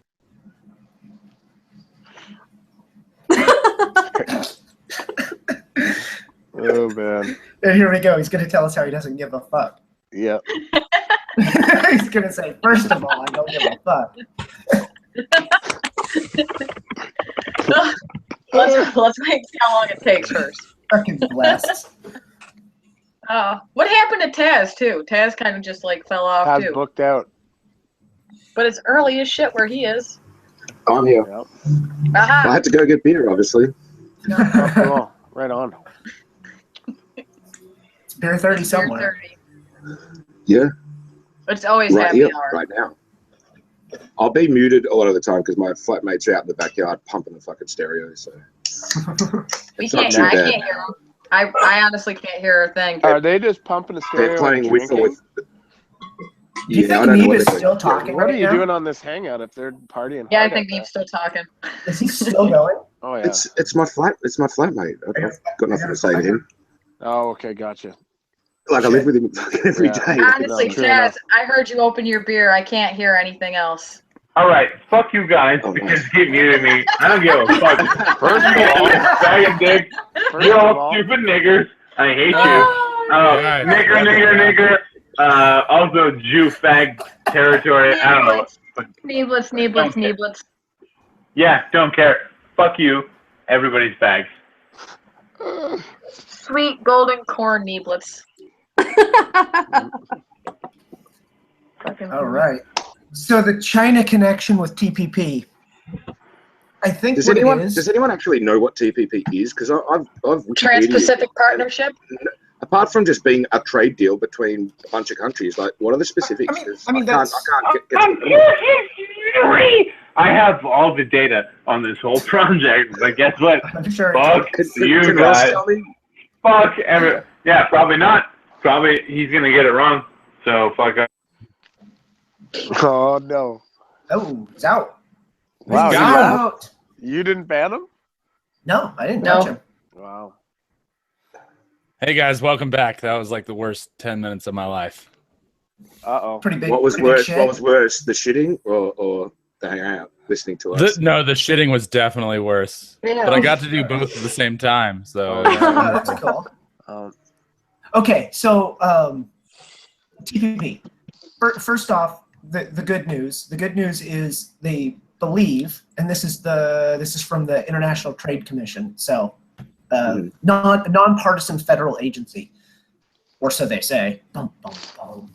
They say in 15 years' time we would increase the workforce by 128,000 full-time jobs. Yeah, I heard you say that to Alex. Yeah, but many sources say that we're going to lose about 500,000 up front. So I guess you kind of crash and then Ross, these are manufacturing jobs. I'm imagining. The thing is though that's nothing that we care about. The idea is that we make cheap things available to more people. That's really the idea of the TPP. Nothing good is cheap. Nothing cheap is good. Why the fuck do you want cheap things? Well, yeah. So hang on. Well, I mean, we want people in Africa to have hammers, Aaron. Like maybe they can build better buildings. So really, the idea is that's just one part of it, though, David. No. The idea is that we have globalization of trade. What we want to ensure is that everyone. Globalization benefits, David. Before you tell me if it's good or bad, everyone benefits from globalization, Aaron. So yeah, you have multinational companies in America, so they obviously get better because they're selling to more people, right? And then at the very bottom, you have people that are better because they're able to buy tools and equipment and things that they normally would not. David, before the TPP was signed, what was the deal between all of these countries? What did they all tax each other up the arsehole or something? So are you penalize each other? Are we going like back from NAFTA and stuff like that? No, because I have legitimate concerns with NAFTA as well, and I have legitimate concerns with TPP. But I think that the spirit of this idea is a really good one. Spirit, the fucking spirit. How about the reality of it? Yeah, because it's all fucked up. Well, sure, but the reality of it is still better than it not being shit. There. How about that? All right. So what's the literal difference between? We'll stick with the United States because you guys are all American, and that's the discussion at the moment. What's the difference between the United States? Like, let's say they had entered into the TPP. What's the difference between them selling to Australia, which is another co-signer of the TPP, and say Bulgaria that is not? What would be what's the major difference? Like, what would be the penalty? So you're gonna have. How does it work? So the first issue is when it comes to kind of lines of effort across trading. So you need to understand there's all these like logistical efforts between shipping and freighting and all this stuff. What's that? It's just about goods, is it? It's not about, like services, like corporate services, or it's just about What goods. do you mean by like corporate services? Well, you can trade things other than tangible stuff, right? Are you talking about like intellectual property and stuff like that? Oh, No, I mean, I don't. I'm not. Whatever. Just like non-tangible shit. Does this only apply to goods and manufactured stuff? Is that mainly what it is? I mean, honestly, I can't answer that question. I haven't looked into that. Okay, I'm just wondering, like, because yeah. So it's a little club of what? How many? 1, 2, 3, 4, 5, 6, 7, 8, 9, 10, 11 countries, right? I understand a group of like-minded countries all banding together. It seems like a very random group of countries too. We've got Singapore, Brunei, New Zealand, Chile, United States, Australia, Peru, Vietnam, Malaysia, Mexico, Canada, Japan. Well, what the fuck do they all have in common? Like, apart from the high in and out trades is how the list was kind of developed. Oh, okay. So what they did was they realized that there was about $1 trillion going to waste every year across the global economy. Just disappearing into thin air. Yeah, pretty much. Yeah, between trade lines, all sorts of like the logistical efforts between bringing something from X to Y, there was a lot of money disappearing.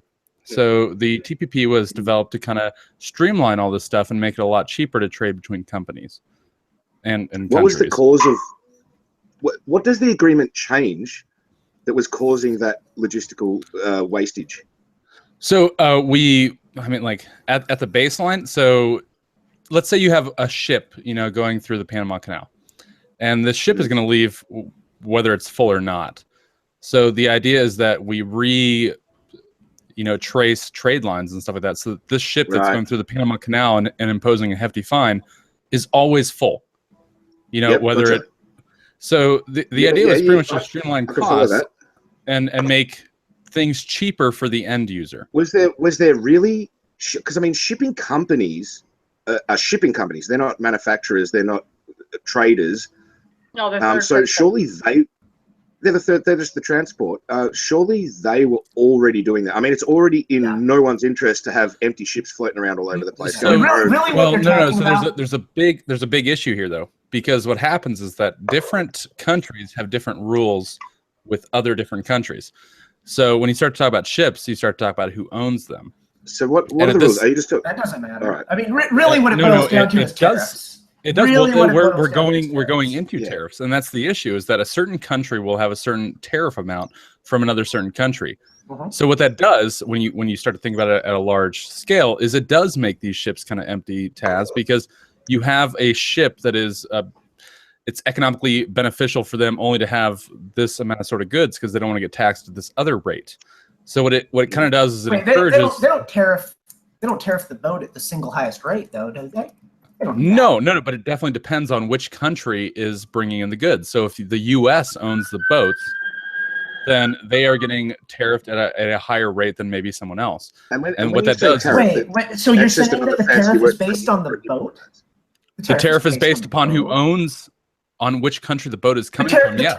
The tariff is based because it's based upon the goods upon the boat. It's based upon the goods. No, that is not true. You don't have an international trade line. You got a fucking boat filled with Mercedes than a boat filled with a bunch of plastic toys.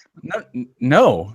So it completely deals with the company that. What you guys are actually talking about how it should be is what the TPP was trying to accomplish. No, because the TPP was removing tariffs entirely. Exactly. Yes, that is the goal. So the goal is that you can have singular lines of effort. Exactly. To make a boat full of Mercedes cost the same as a boat full of cheap plastic toys.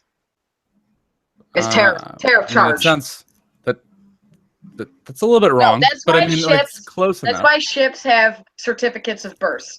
They have cargo list. To let people know when they go through, this is what we have aboard. There's a reason for that. It's not just because people want, hey, what do you got on there? Let me see. They get charged for that. Yeah, let me give you an example, because I've bought a lot of equipment over the years, like large commercial industrial equipment. that will get manufactured in a place like Taiwan, and it'll be brought over on a boat. And the boat is not what's determining the tariff or the taxes or any of that other shit. It's the country of origin. You're going to tell me the country of origin for the container, and the container sits on the boat like a lot of other containers, and each container has tariffs and taxes. They don't look at the boat and go, "Oh, well, that flag looks Taiwanese." Ross, yes. Are you? So you are saying right now that shipping companies don't get taxed at different rates dependent on where point of embarkment and departure are? They're third person. It's not. No, I'm asking Ross a singular question. I'm asking a singular question. David's partly right that ships do have to fly the flag of the nation of their origin, and they are taxed at different rates. They may be taxed. Yes, they are absolutely taxed at different rates. That is one of the things of the TPP. Hang on, David. It doesn't. I'm sticking up for you here. I'm helping you make your point. It doesn't have to be. It doesn't even have to be fees. It could just be conditions. It could be like longer quarantine from certain countries. Like we have a very strict quarantine here for fruit and vegetables and animals and all sorts of things like that. So certain countries of origin, we will quarantine them longer. That we won't quarantine the whole ship. Well, in fact, sometimes we'll quarantine the whole ship too, or we won't let them dump ballast in our ports and stuff like that. So there will be other conditions as well.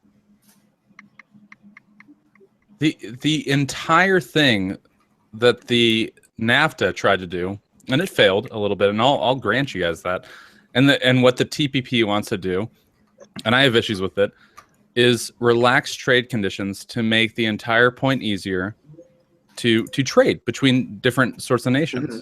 But, that's all. That is the spirit of the law, and it's a good spirit. I like the spirit, but instead of 11 countries making this little fucking cool kids club, how about just each individual country has different and unique deals with each other different country?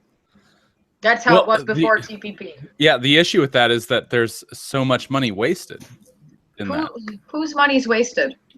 Who's complaining about it? Who wanted TPP? The originating countries.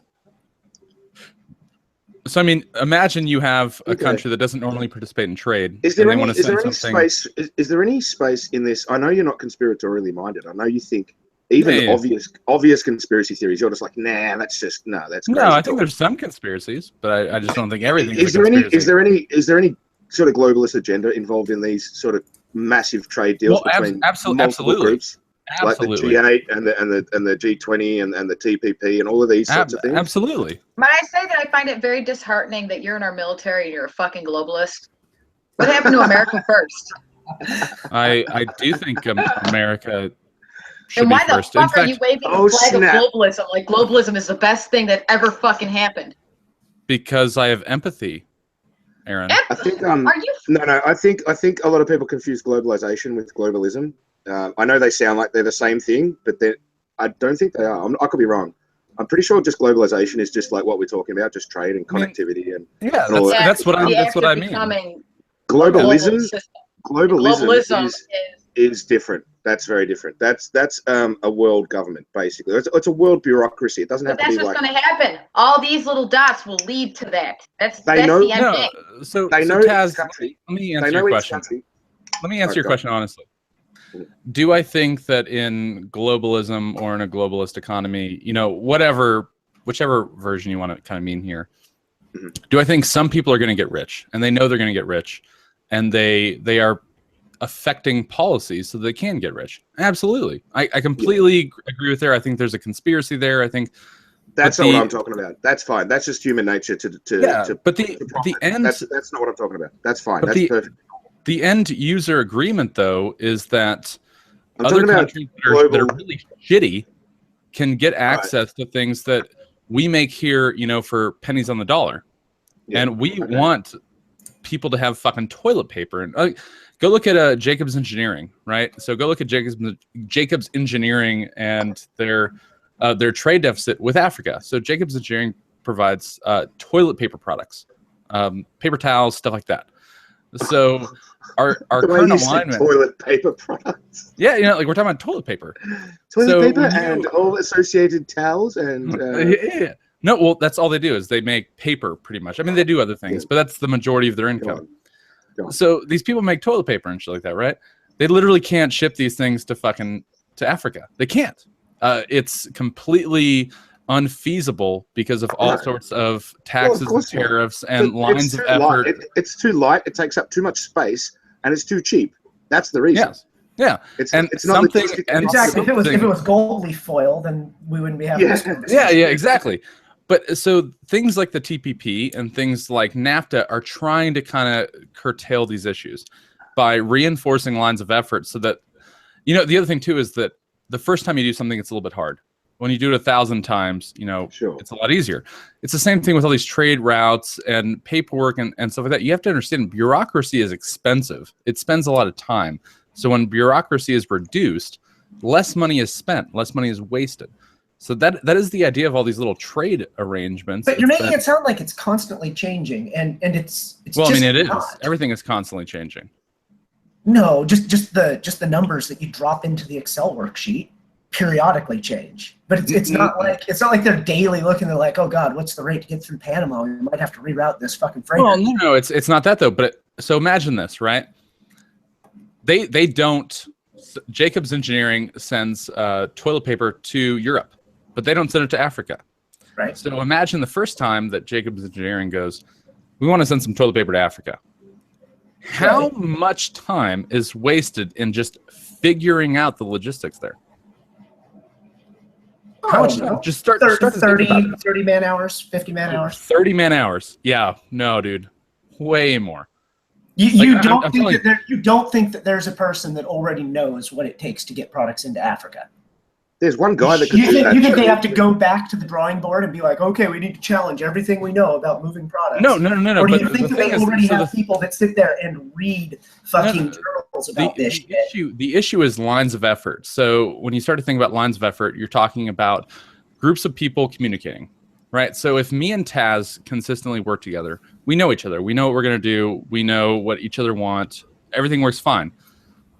Those sorts now, are you guys metaphors for a country, or are you individuals? pretty well, honestly, just people working at companies that are working. Okay, so you two are individuals. Yeah. Okay. The thing is that, so imagine the first time that you start to talk about offloading. So this guy is sitting there, he's a manager of transportation, and he's sitting there, he goes, okay, well, we're going to send this boat. We're going to have it dock here. I'm going to have to talk to all the the people, to make sure that everything gets loaded fine. And then I got to talk to a couple of people in the Coast Guard to make sure that they understand that this boat is registered and proper and stuff like that. And I got to talk to, this guy over here on the reception end of this loading dock. And then I got to make sure that the people that are going to unload this cargo are legit. Are you fucking serious right now? Come on, man. Are you fucking serious? I mean, this might happen the first time, but like you just said. And that's exactly what I'm saying is that the first time. Yeah, the first time. The first time was hundreds of years ago.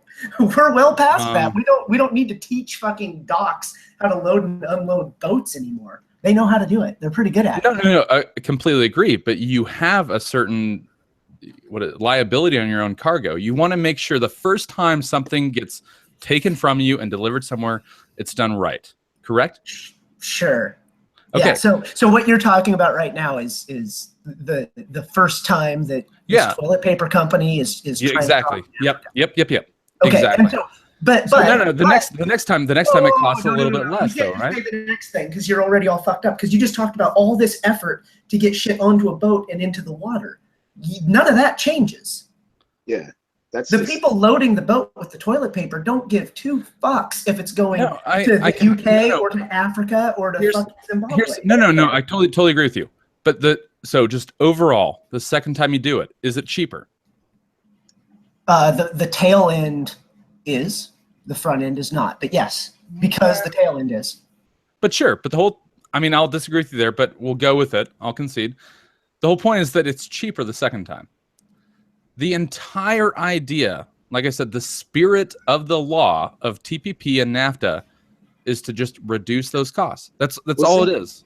Since we're talking about the spirit of things, I think we can, if we were to, use that same, It's the same metric. as ACA. The ACA was really fucked up, but the spirit of it was good. When we're talking about the things about Trump that we like, and that you guys just jump all over with all of your crazy criticisms, if we were to say the words, "Oh, but the spirit of the Muslim ban is actually blah blah blah," you guys would all lose your shit. No, I would actually say that's absolutely awesome. I think the spirit of the Muslim ban is absolutely good. All right, so that was a bad example. What about the spirit of what he says when he criticizes the mainstream media or the fake news media, as he likes to call it? What's the spirit of that? I mean, that's well, I'll tell you. Well, you should know. The spirit is that they're being dishonest. They're slandering him unfairly. Yes, there should always be a free press, but this is not a free press. It's not unbiased. It's not neutral. It's not balanced. It's nothing. It's none of those things. Well, it's paid for. It's got a clear agenda. We can all see the agenda. It's fucking glaringly obvious. And when he's saying you're all fake news and blah blah blah, and then you guys, you Hillary supporting people, say, see, he's trying to ban free speech. He's trying to censor the free press. You never think of the spirit of what he said things in, or of like, the real.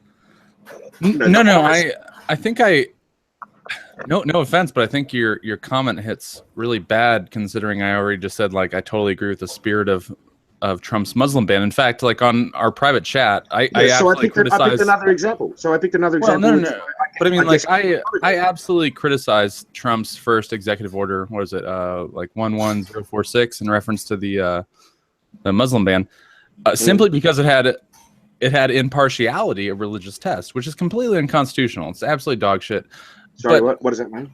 A religious test. It violates the Establishment Clause.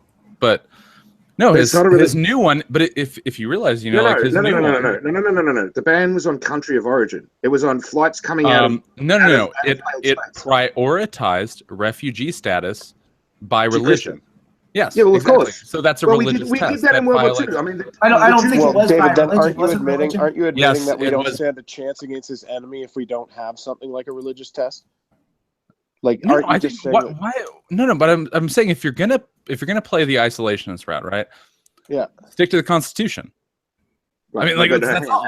That's all. Like if the Syrian Christians, you really think that on principle we should lose a war, an ideological war on a global scale, should be lost because there's a clause that says religion, and we continue to believe the delusion that Islam's a religion? And what is a religion? How do you define it? No. But here's the issue for you constitutionalists, is that you sit here and you go like, yeah, Constitution. The guy does something unconstitutional. It might be a great idea, but it's absolutely unconstitutional. Not a great idea, a necessary idea. Like, and the federal judges say, no. I think this is the dumbest thing in the world in the first place. But that's why it wasn't based. It wasn't based on religion, David. You know that. All, it was. Yes, it was. This travel ban for a sec, please.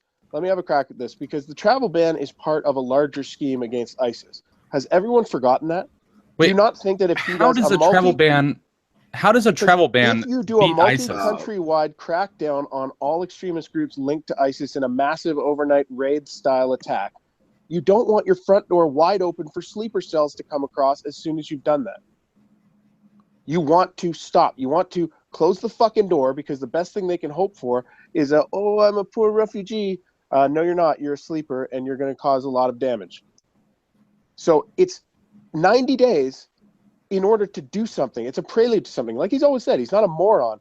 I declare that we're going to go into Fallujah on this day, so be ready. Right, I'm gonna ban them today, and then in 3 weeks we should hit their guys. Obama. I don't just say. Okay, we are going off the hinges, but if we're going to talk about spreading information, I mean, come on. This is a guy who goes like, "Hey, Iran, you're on the watch list," like on his Twitter. That's a little bit sad. Well, he's got to generate some sort of sentiment. People are like free Iran signs on. They're so out of touch with what a threat they are to the West. I've never seen that. No, okay. Well, when I talk about the left, I don't mean the guys that I know or that I see on Twitter. I mean, let's consider the right and the left have 70% of them are really not smart people who don't ever think about politics and don't ever watch the news, and they really just want to watch like a sitcom and go to bed. 70% of the country's like that. That's why we meet on little forums on Twitter, because most people don't want to hear about this shit. So both sides have dumb people. My point is the left's dumb people will get us all fucking killed because they're gate openers. Liberalism in the hands of a moron is a gate opener. And now, 70% of you are morons, just like 70% of the right are morons. But morons are more beneficial to the survival of the West at the moment. So I have a question for you. Speaking of, percentages of morons, because ironically, I was supposed to do a hangout today, and we were going to review the Vox Day and Virtues of the West podcast with what fucking Brittany Pepperdine and Tara McCarthy, I think. Okay. Pettibone, yeah. So this podcast gets an average of around 200,000 views. Okay, that's pretty good. Yeah, it's a pretty successful podcast. This woman talks about removing brown American citizens, even though I think she's fucking British. Yeah, Tara. Yeah, Tara is. Yeah. She's a white ethno-state person. Yes. Yeah. Yes. She's ultra traditionalist. I think she calls herself, or something like that. Yeah. But so she's getting 200,000 views. How many people do you think someone who says let's bring in 50 million Muslims into the U.S. is getting? You think 200,000? I mean, you're gonna stake your bet on that? Like, who's coming up with the worst ideas right now? No, well, it's an interesting point you make. You wouldn't get that sort of loyal fan base to a podcast that talked about bringing in everything is lefty oriented though. All our news goes through a filter of left. Exactly, that's where I was going, Alex. What will happen is you won't get this dedicated little fan base that want to bring 50 million Muslims in. You'll just get the 70% of people that Alex was just talking about that want to watch sitcoms who just go, yeah, whatever, the government can do whatever they want. I trust them. Oh, yeah, Muslims aren't bad. Only a tiny handful are. Just whatever. I trust Obama, and he'll just do it. So he may not have the podcast, but it's gonna fucking happen. Do you know what I mean? And I know it wasn't 50 million that Hillary was planning to bring in if she had won, but it was definitely an increase, a massive increase. Well, you got to realize our refugee levels in the first place was pretty much nothing. Well, she might not. That's the best part of America to me is you're at 1%. Why on earth would you do a single thing to jeopardize that? Like every country in Europe started off with a guy saying we're only at 1%, and they seem like good people. The guy I know down the street is pretty cool. Wait, though. I'm absolutely in fine of not allowing mass immigration in. Okay, but cool. you got to realize though, like bringing in 10,000 people is not just mass immigration. Immigration is when they literally move to America with all their belongings and settle down. That's not necessarily the only issue. Just travel is another issue because a terrorist doesn't have to move to America and set up shop and then do a terrorist attack. He can simply fly in, land, and then go do some shit. Can I ask you guys a question? Because I think at some point we're not talking about present. Do you see my point? David? Yes. Yes, I do. You don't just have to limit immigration. You have to limit travel as well from these countries. Well, my question is, how do you guys defeat Islam? Because I think all of us agree. No, I think all of us agree here that Islam needs to be defeated.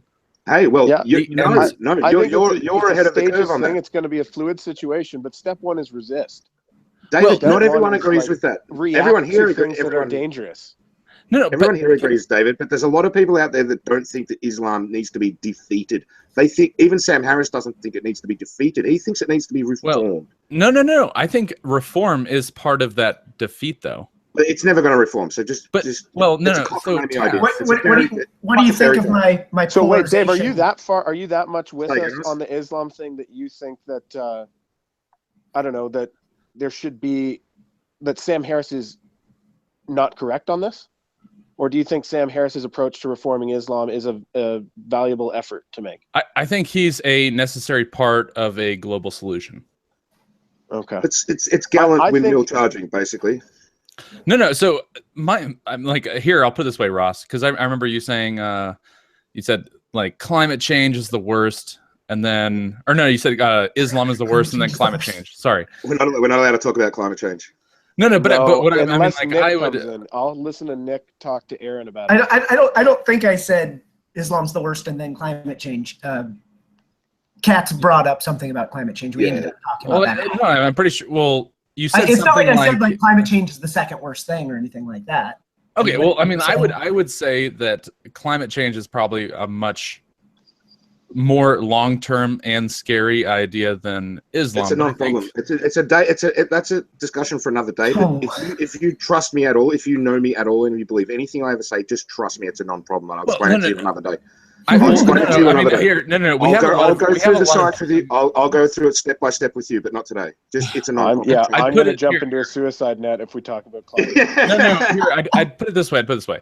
Climate change, in its terms of killing us, is not 20 years away.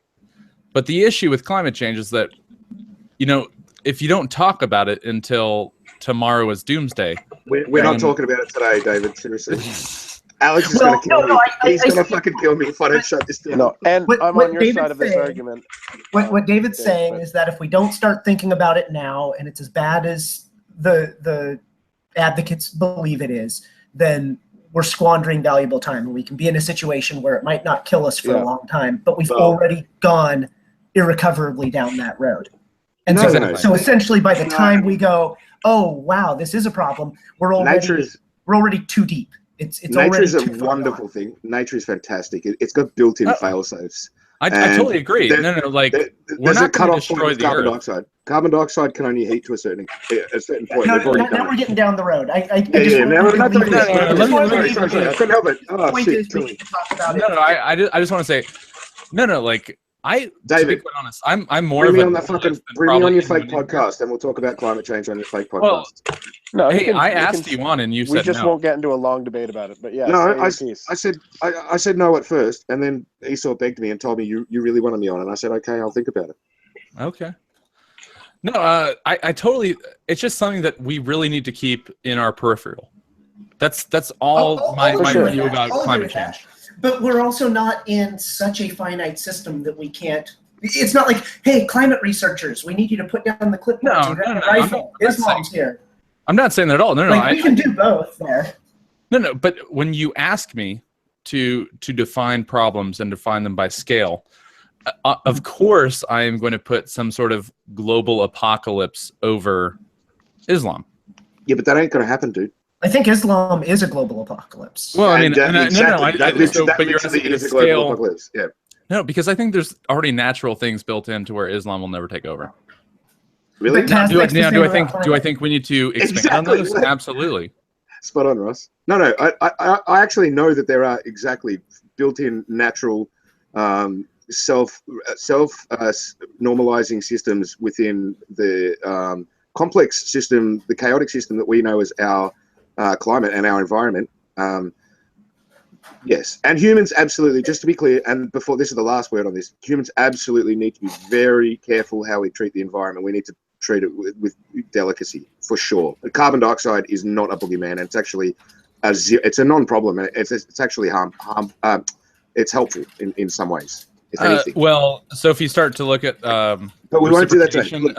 of water vapor, you actually get a compounding issue between the carbon dioxide and the. Come on, we're not doing it today. We'll do it on the fake podcast. Okay, right? I promise. I mean, I don't even give a shit about climate change. I'm not even gonna lie. That's Esau's thing. It's a non-issue. But what is an issue is other environmental damage, and I think that it detracts from real issues. That's one of my pet peeves. No, but so let's go back to Islam. So when we talk about Islam and we talk about the way to fix it, to prevent damage, I think mitigation of life, right? You can't just kill 1 point whatever billion people. I mean, you can, I guess. I mean, it's possible, but it's never gonna be accepted. That's never gonna happen. So what you need to work on is just like with the Christians. Right? You need to mock them, you need to reform them, and you need to stop their spread. And this is, like I said, with the whole ban thing, it would have been a lot better if he didn't put some sort of religious test in there. Because the other thing you got to realize is that the Christians. I don't think there was a religious test. Yes, there was a preference. There was a preference in refugee status from these countries to accept ones that are Christian. What are you talking about? That was the entire predilection. I'm looking at it verbatim right now. It's section B, and you're close, but it's not true. And the way you're wording it is questionable, but what it says is not nearly as questionable. What it says is that They can prioritize refugee claims made by individuals on the basis of religious-based persecution, provided the religion of the individual is a minority religion. Yes. And there's nothing wrong with that. It's pretty much exactly what I said. No, because you said Christians, and it's not Christians. Oh my God. When we look at hey, Ross, when we look at all these countries that are in the ban, what is the minority what is the minority religion? Everything not Muslim. Okay, so we care a lot about the Yazidis. So we care a lot about the Kurds. No, that was never brought into. But that's the point. Is you're trying to say, look, it's this religious. Well, that is why but only letting in Christians. That's bullshit. What we're doing is we're saying you can't claim that you are religiously persecuted if you're also the majority religion. Ross, though, does that make sense? Do you understand that we're arguing over something that was found unconstitutional, and there's already replacement? How is it unconstitutional? It doesn't affect U.S. citizens. Yeah. No. It was. You realize the Constitution is only for U.S. citizens, don't you? I mean, you're in the military. You should know these fucking things. That's a good point. She's got you there, buddy. I mean, you do have a kind of problem. I'm really blunt, dude. You're not telling me the Constitution really is for fucking foreigners? No, they have their own constitutions in their own fucking countries. Oh my God! Because when you start to talk about bringing people in that are citizens, right. yes, the Constitution absolutely applies. They are fucking migrants. They're not citizens of the United States. They're not covered by our Constitution nor our Bill of Rights. Yes. They got their own shit back where they came from. Aaron, the Constitution does affect people that are trying to seek citizenship status. Yeah, I don't even know how you can't get this. Not when they're first coming over. Nobody has a fucking right to go anywhere. Aaron, you're shitting the bed here. Like, this was actually a pretty good talk. You're a fucking retard. David, do I have the Second Amendment? Do I have the Second Amendment right? No. What if you apply for citizenship here? Then I mean, if you were to apply for citizenship here and you became a citizen, yes, you'd have. No. But what if I was in the process? As soon as he requests it, does he get the Second Amendment? Yeah. As soon as he requests to become a citizen here, this seems like a red herring that we're talking about. You're the one making it a red exactly herring. the same thing. Change it to the First Amendment. Covers foreigners. No, because the Establishment Clause actually says in writing people who are trying to gain citizenship. And how long does it take to try to gain citizenship? No. You don't understand what we're saying here, Aaron. Yeah, we're I do understand. The Establishment Clause. No, I do understand. You're trying to fucking make loopholes like you're some kind of fucking lawyer. You're not. No, we're not making loopholes. The Establishment Clause is not the Constitution. The Constitution only applies to American citizens. Even I know that. So, yes, they're entitled to apply. They're entitled to apply, and for the time being, for the temporary ban of those 7 countries, the applications will be put on hold and you will be basically temporarily rejected because there's no government in your country. You have no papers. We can't, and if you do have papers, they're probably forged, and we're not letting you come into our country if you're coming out of Somalia. Bad luck. I don't know why we're discussing something that was already ruled unconstitutional, and there's already a replacement in effect. Fucking judge. There's already no. It's not unconstitutional. 17 judges, Aaron. 17 judges declared it unconstitutional. Every single fucking one of them was a liberal. 17 judges, 17 intelligence agencies, 6 million, blah, blah, blah. No. Every single judge. Every single judge. Every single judge? No. That's just like the new judge. Do you want to know why the new judge banned the new fucking Oh my God, one? you're the guy such a in Hawaii? dumb bitch. You're so annoying. Oh, God. I'm a dumb bitch because you're bringing up bullshit. No, you're just annoying. No, this isn't bullshit. Hey, a judge said it, so it must be true. Guess what? This isn't bullshit. A judge has said a lot of fucking dumb shit. 17 judges from like a bottom level to the top all deemed it unconstitutional. Bottom level to top. And so and so do you know what happened? Do you know what happened? The presidential administration. Was any single one of them independent, or were they all Democrats? No. Actually, some of them were Republican. They still said it was unconstitutional. So do you know what happened? The Trump administration said, okay, yes. That foreigners do not have a right to our Constitution. They didn't say, okay, yes, though, David. What they said is this is going to take longer to fight than to just rewrite. And so they rewrote it. And there's literally no fighting now. No, it was rewrote. It was rewrote, and it didn't violate the Constitution, and now it's fine. I don't understand how you guys are fighting against this. Okay, whoa. But because, David, first off, you're saying that because they did that, it was unconstitutional. And that's not true. And if you think that because 17 judges said that it's unconstitutional, that settles it, then we can get rid of the Supreme Court right now. All we need is 17 judges. So you can't say that. Do we want to elevate it to the Supreme Court? that's the point. Is they decided, hey, you know what? It's going to take longer to elevate this bullshit all the way up to the spring. I mean, time is of the essence. Let's just rewrite the Let's just rewrite it. Exactly. Yeah, so they rewrote it in a constitutional and then manner. A little faggot fucking Democratic judge in Hawaii. Hold up. Because the second judge that fucking was against it, Aaron, was a fucking Republican. Are you retarded? Seriously, are you she's talking about this time around. She's not talking about the first time around. She's talking about the second time around. It's not even being challenged. It has been. Like, not got stopped hours before it was put into effect. But it already got Democrat. Stopped. And not only was he a Democrat, he was a classmate of Obama. He went to school with Obama. Obama visited him little bum chums. And on top of it, his reason, David, was because somewheres in the world, a little Muslim kid might be sad. Why is it bad for me to be a Muslim? Yeah, I saw that interview, that fucking atrocity. Did everybody else see that? You gotta be fucking kidding me. This goddamn moron thinking that. What are we even talking about? Hey, David, can I go to another country? Hang on, Aaron. Hang on.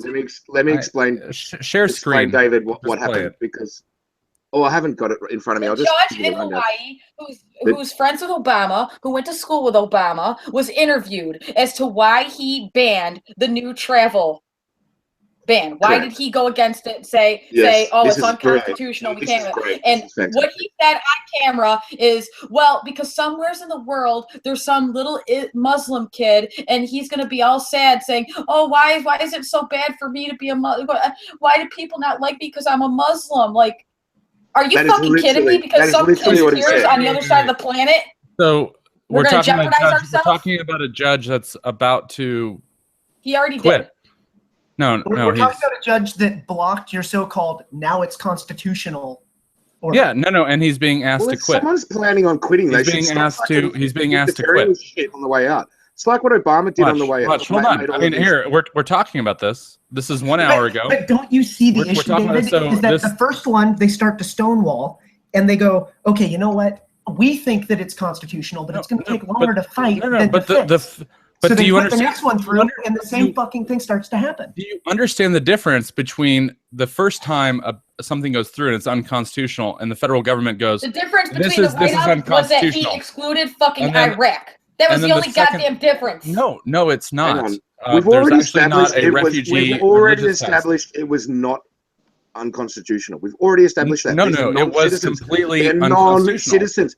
Because the Constitution doesn't apply to non-citizens. Yes, the 14th Amendment and the Establishment Clause does affect citizenship, Taz. It's in the fucking wording. Apply for citizenship. They can't just come over here and say, "I want to be a citizen." Okay, I'm a citizen now. That's not how it works. Yes, Aaron, you're retarded. Do you understand? No, I'm not retarded. You're a fucking moron. Do you understand that religious I feel really tests? bad that you're in our military. Please quit. Do you understand that religious tests include people applying for citizenship? Do you understand that?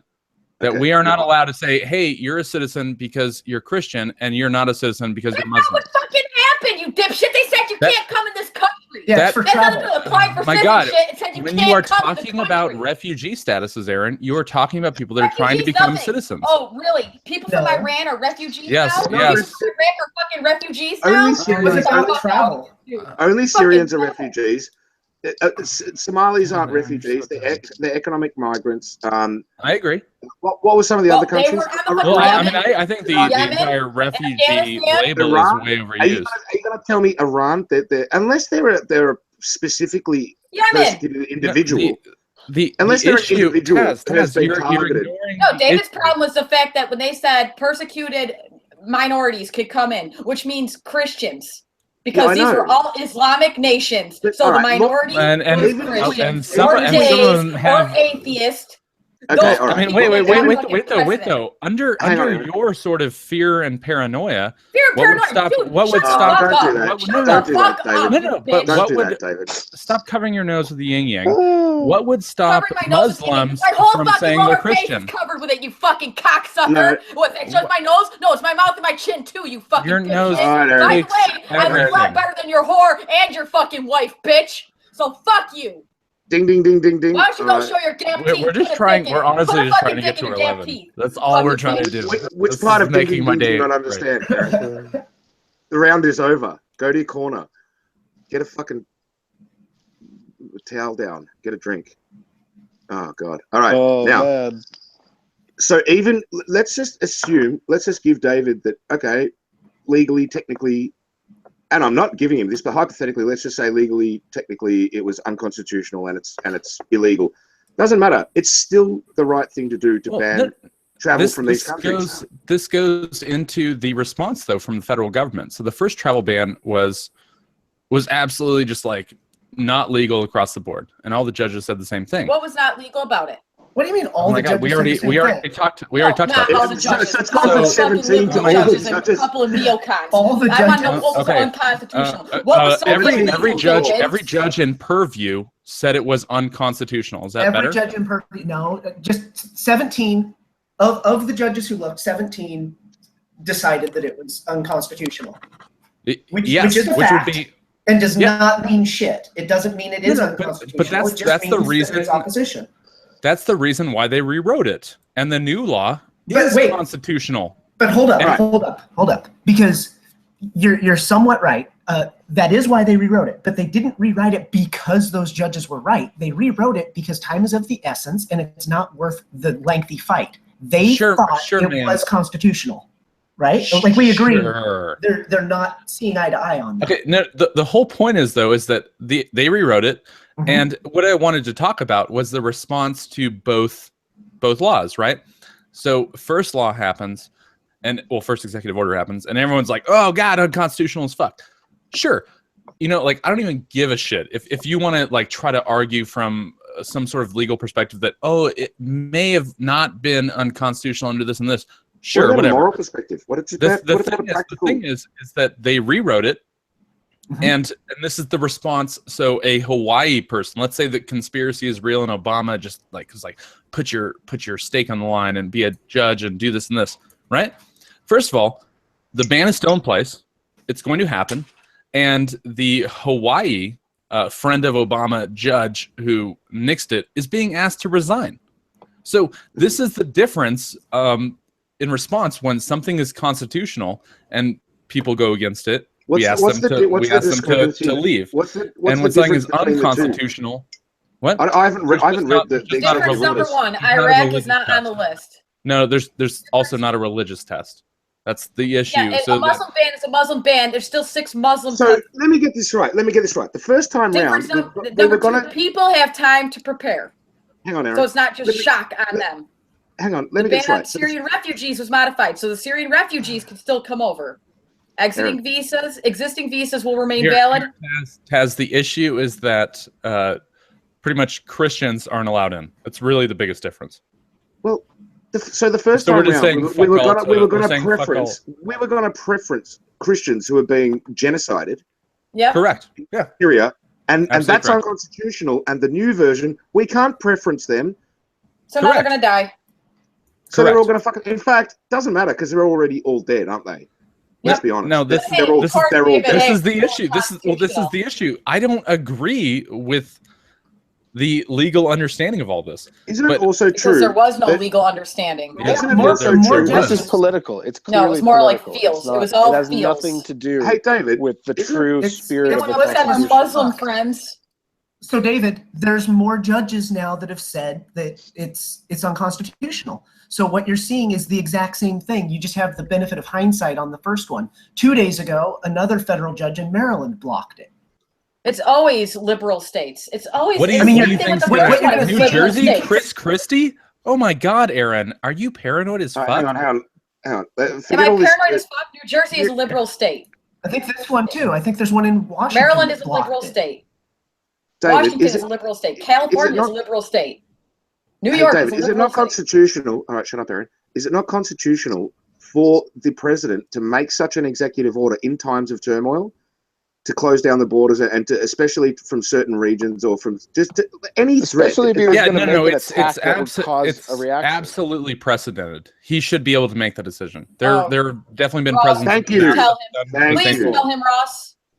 No, he's absolutely right. And in the executive order, Part B that talked about the preference, which is the part being disputed, which again, I would defend is not unconstitutional, that 17 people that I guess have disagreed, so whatever. They But had their Part C feels. and Part D, It's a civil war. Part C and Part D are explaining the about Syria specifically. Part C, Part D is about the number of refugees, the 50,000 for 2017.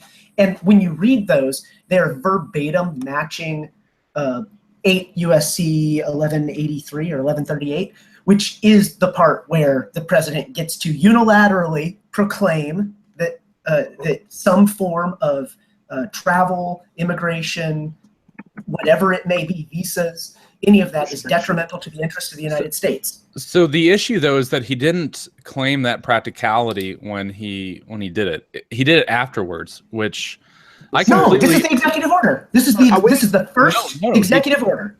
Why are we arguing then? Word for word. Section C. If we all agree that he does have that right and that it was a practical thing to do, and it did make sense, and in fact it was too targeted. I mean, it needed to be bigger, and obviously it needed to be bigger. It needed to be bigger if he was going to actually make a stand on it. Yeah, I agree. I mean, there's no point letting people fly in from Saudi or from a tons of other countries. Well, they already banned it at the level it was. They wouldn't have fucking thrown a fucking shit fit if he made it bigger. You have to realize, though, that the moment you ban like an ally like Saudi, yeah, I know, it's a bad example. That's a problem. That's bad for foreign policy. But it also came down to those being the countries that Obama had selected, and so the thinking goes, we don't have to justify this decision. We can point to him and be like, we're just following the course. We're just saying, there's a good reason why they were chosen. There's a good reason why they were chosen. They don't have functional governments, and so they can't issue papers. I mean, if you don't have a government, who gives you your passport and where do you go to apply for a visa? Right, you just print your own. If you're in Somalia, diplomatic offices actually. Diplomatic offices. There's diplomatic offices DOIs. in Mogadishu? Really? Yes. Yeah. Sure? There actually are. Yes, there in Somalia. Yes, there are diplomatic offices. It's the consulate. I'm fairly sure it has to do with like ISIS compromised regions when you're about to do a major operation, and the whole spirit of the surprise to it was totally blown and subverted by a political witch hunt group that is officially working for ISIS now because they've declared war on the president. You got a fucking congressman sending out tweets saying, "We are the deep state. Anyone in your jobs, if you have the ability to resist Trump." That's a fucking civil war right under your nose. And you act as if it's like, no, it's just fine. It's just judges. I think the idea military. You gotta be kidding me. Obama with a shadow government set up in Washington. There are calls from Hollywood stars to punch people in the face if they're a Nazi. Oh, and by the way, everyone's a Nazi, according to the criteria they use. Fucking everyone can be a Nazi. UCLA, they're paying $1,000 to each professor to teach anti-Trump rhetoric. Yeah. They have anti-Trump seminars to their students at UCLA. Yeah, it's whatever. It's all cool, right? Civil war, as far as you can bring to the brink of civil, it's not It's all fucking cool. You'll never get a civil war. You'll never get a civil fucking war. You are? Do you know what's right under your nose? How many Pelosi camp compromised, butthurt as fuck that the world saw what was behind the curtain, just a short fat wizard in Oz, and they're fucking declaring war.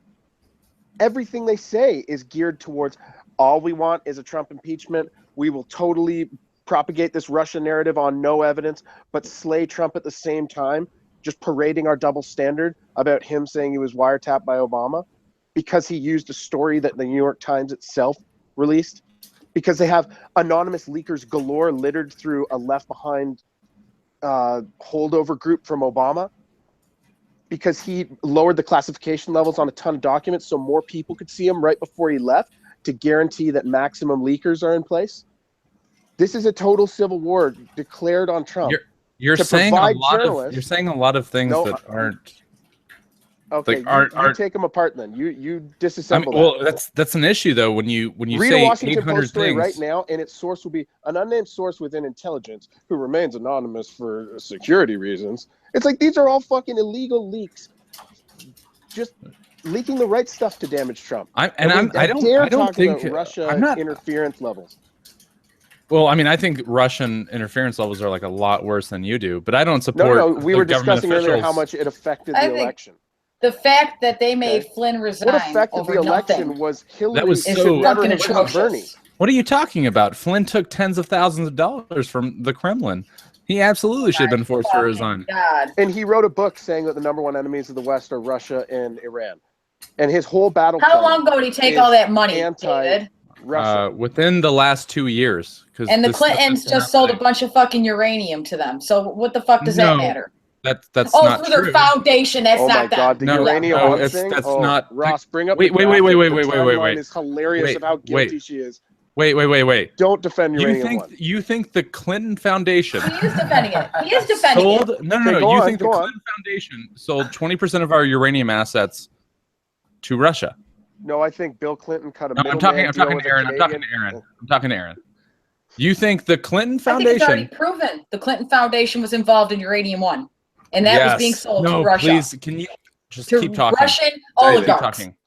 Keep talking. Keep talking. Why? You're gonna fucking defend Hillary. You're such a fucking idiot. The Clinton Foundation is the shadiest thing that's ever happened. The Clinton Foundation is the biggest totally covered corrupt guilt. Fucking it takes severe cog dis to not realize how bad what they did is, and how much money they made middlemaning a deal that gave 20% of the uranium stock in the U.S. to Russia. Hey, how many people were involved in that deal? Hilariously ironic. How many people were involved in that deal when she was Secretary of State? How many people were crucial to it with her and Bill colluding? How much money did Bill get? How about her record of pay for play? How about her record of, if you give me $250,000, I'll put you on a security council when you're in no way qualified? Yeah, right. A Chicago sycophant of the Clintons who gets $250,000 and gets to see top secret shit. Okay, do you understand that when you throw 30 different things at the wall, that I'm not able to kind of act against them one at a point? Sorry, you're not giving me a chance to answer at all. So what I want, number one, Aaron, do you think that the Clinton Foundation... suck a dick. Go suck a dick. Put it in between your gap teeth. Okay, so obviously you're not willing to answer that. Okay, so let's move on to Alex. I'm not willing to answer shit. I don't give two fucks what you gotta fucking ask me. You're a fucking faggot, and you're a disgrace to our fucking military. Aaron, I wish to God you would leave this fucking... You won't answer my question because you're intellectually lazy. Go live in a shithole. No, you're intellectually lazy, you dumb fuck. You fucking love Hillary Clinton. Bye-bye. Bye-bye. Thank you. Bye-bye. Thank you. All right. So moving on. Go suck a dick, bitch. All right, she's done. Jesus, that's insane. But either way, all right. Yeah, so let's go. I don't even remember. You remember what I said?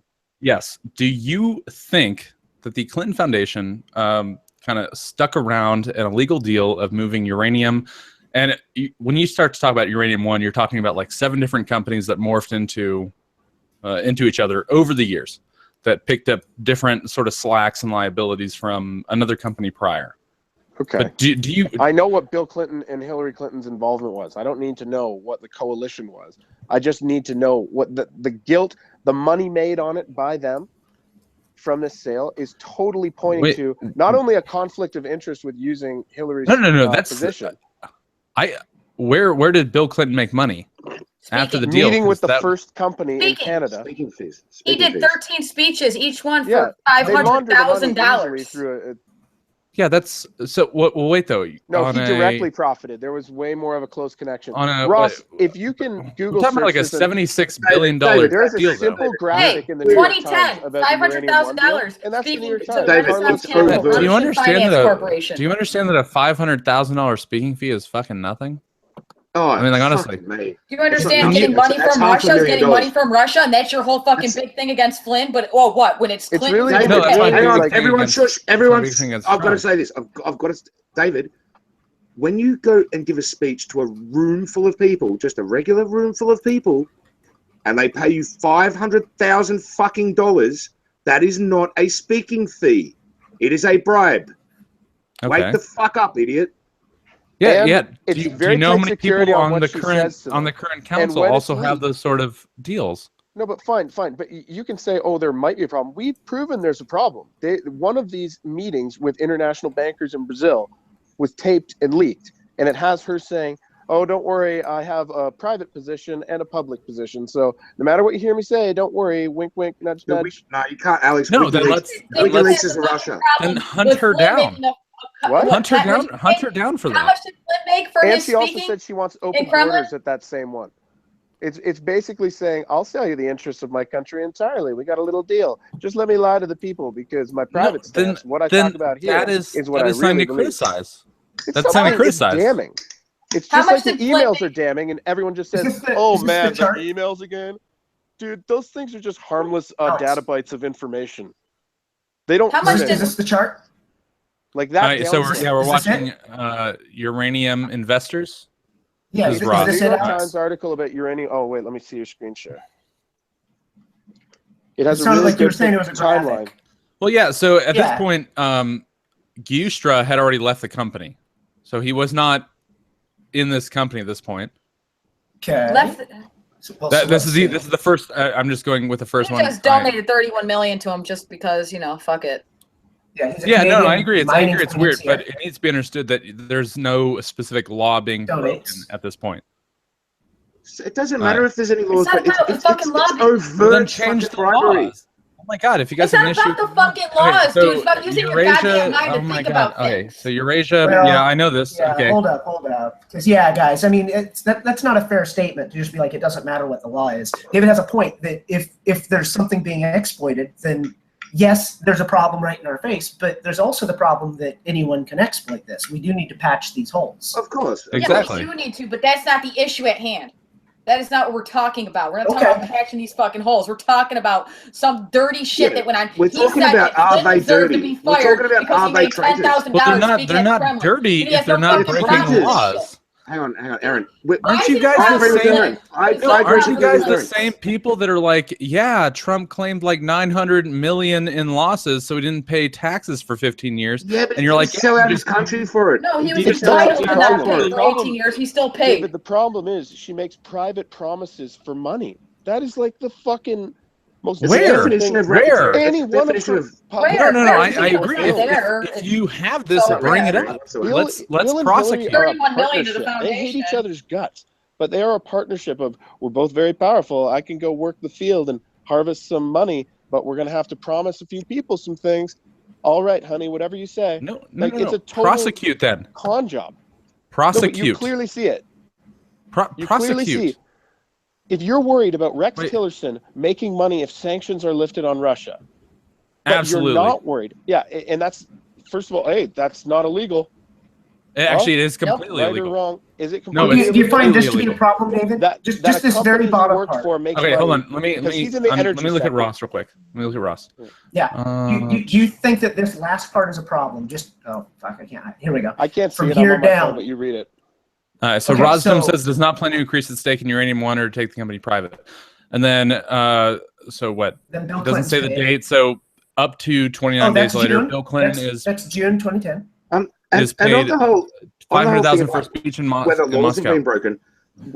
On the whole thing about whether laws have been broken, we're talking about a non-profit charity organization here.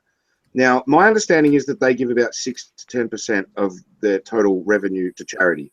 And the rest is overheads, or in other words, they are fucking dirty as fuck. Just total scumbag fucking thieves. Talking about the Clinton Foundation? Traitors. Yeah, the Clinton Foundation. What, I think... Global Initiative, whatever it's called.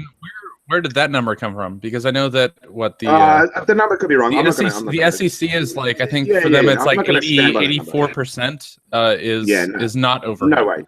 Sorry, dude, ain't gonna happen. But it's a front for their goals. It's a front. No shit. That's why the moment Hillary lost, a bunch of people started pulling out of the Clinton Foundation. All these foreign people who've been donating to her just stopped the moment she lost. Now that she's not in her power position.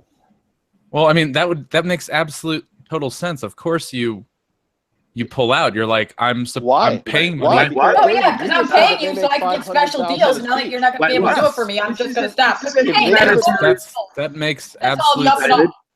David, this is a humanitarian charity. It's meant to help children in Haiti and people around the world. Why would all the donors pull out when she lost the election? Yeah, the foundation is doing good work, even if it's being run by a bunch of nobody. Well, it's like when you say pulled out, how much do you think it lost? Well, what do you mean by? No, I mean like the big story is right now.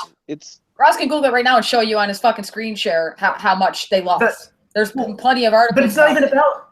It's not even about loss. The fact is they shut it down. Yeah. They're like, well, this charity is no longer needed since Hillary's not going to be the president. Like, what? Yeah, and if you're going to believe why? the other bullshit that $500,000 for a 20-minute speech is a thing, then they could make tons of money. What are you talking about? The 20-minute Clinton speeches Foundation in a is day. shut down. Yeah, Are they shutting down, I think. The Clinton Global Initiative. That was a Clinton Foundation in disarray after Hillary's election loss. Yeah. No, that whole was We're at a crossroads.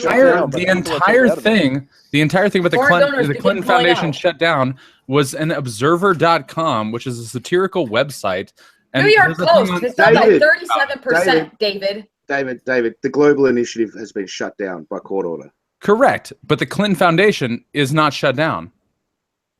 Well, it's just stop receiving donations. No. Can we understand that 37%? We're all on the same page. 37%. No. The GFI was not fucking 37% of the Clinton Foundation. I didn't say they lost. The Clinton Foundation donations dropped by 37%. 4%. So 4%. So the GFI was 4%. They decided to close a wing down. It's been my experience in debating you, David, that when I go afterwards and double check some of the things that you say, that they all turn out to be kind of a little bit questionable.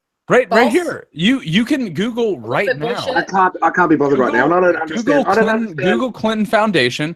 I'm not smart enough to understand shutdown. fucking foundations and how that all operates in global. It's all very convoluted. So we have. Hold on. So in 2015, they shut down a bunch of staffers. Oh no! In 2015, because they lost 37% assets. of their foreign donations. In 2015, we have 455.7 million in assets. In 2016, we have 516 million in assets.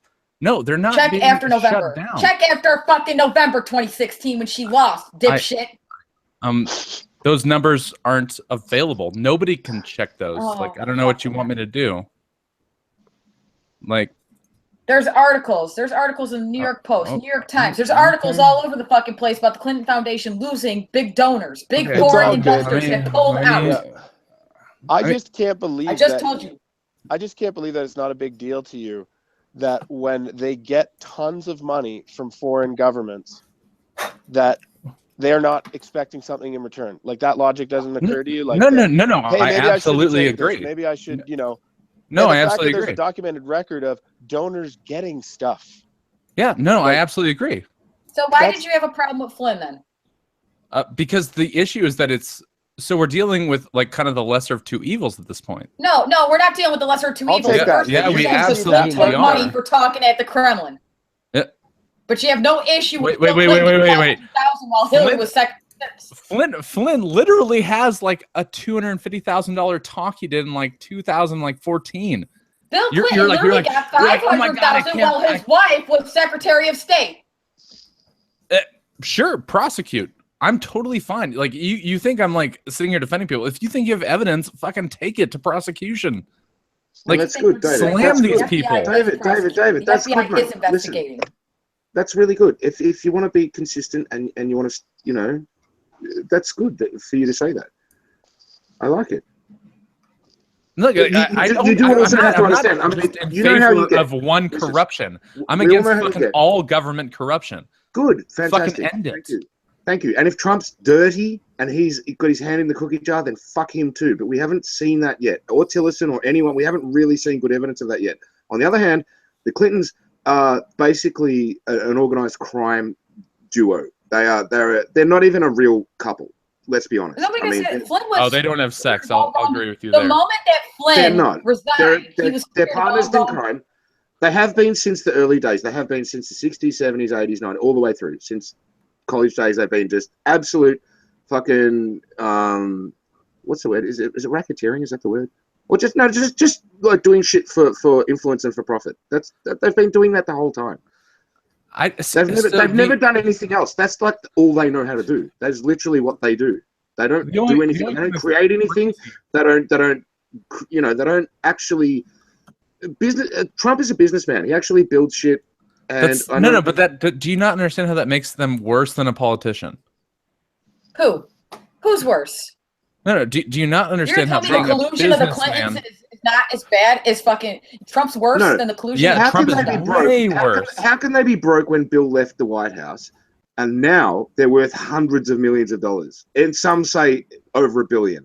No, well, okay, so how can Trump not prove he's worth more than $250 million in two different lawsuits? Hang on, are you serious, dude? Are you fucking serious? Again, with these lawsuits, these imaginary fucking lawsuits that I googled before and never came up with anything. More than $1 billion. His No. businesses and properties and he his lost capital two is worth different more than $1 lawsuits. billion. He lost 2 different lawsuits from magazines that said he was only worth less than $250 million, and he sued them to say that he was worth more. He lost both lawsuits. Because what liquid assets are different than total assets. Yeah, there's a difference between liquid you can't really liquidity. Judge what total assets are worth. There's a You're difference only between worth what you can liquidity. pull out Oh, now. Come on. He's got a brand name. Are you saying he's not a billionaire? Total assets, dude. Because when you have a bunch of property around the fucking world, that's asset. It's not liquid cash. But he doesn't have that much property anymore. Most of he doesn't have much liquidity. We'll all agree he doesn't have a ton of liquidity. But that's not really the point. The point is that he is a fucking billionaire. We all accept that. Yeah? No, I don't Whether accept that. You're saying that his total net worth in all metrics is less than $1 billion. Well, I mean, let's say you have some sort of crisis tomorrow. This guy packs up and leaves and goes somewhere else. How much do you think he's worth? What do you mean? That is not a valid estimate of anything. No, I don't even know. You know what not? net is? You're worth what you can pack in a go bag. If something horrible happens, then you have to Dude, anybody can pack a fucking knapsack and leave. You are absolutely worth what you can pack. No, that's liquidity. That's only part of the picture. That's not your total worth. Well, then your people aren't planning correctly. Do you know what net worth is? No, he doesn't, apparently. We just tried to explain to him, but he still doesn't get it. Aaron, do you know what I hate to tell you that Trump couldn't prove his net worth. David, suck a dick. Worth put it over between your $250 million. Hey, I hate to break it to you, David. His actual, just his name, just the trademark on his brand is probably worth $1 billion. I hate to fucking break negative. I tell you, because he sells it out all the time. Negative. No, he literally sells it out all the time. It's definitely not worth $1 billion. I think there's around 300 different individual companies who utilize the trademark, and it's not.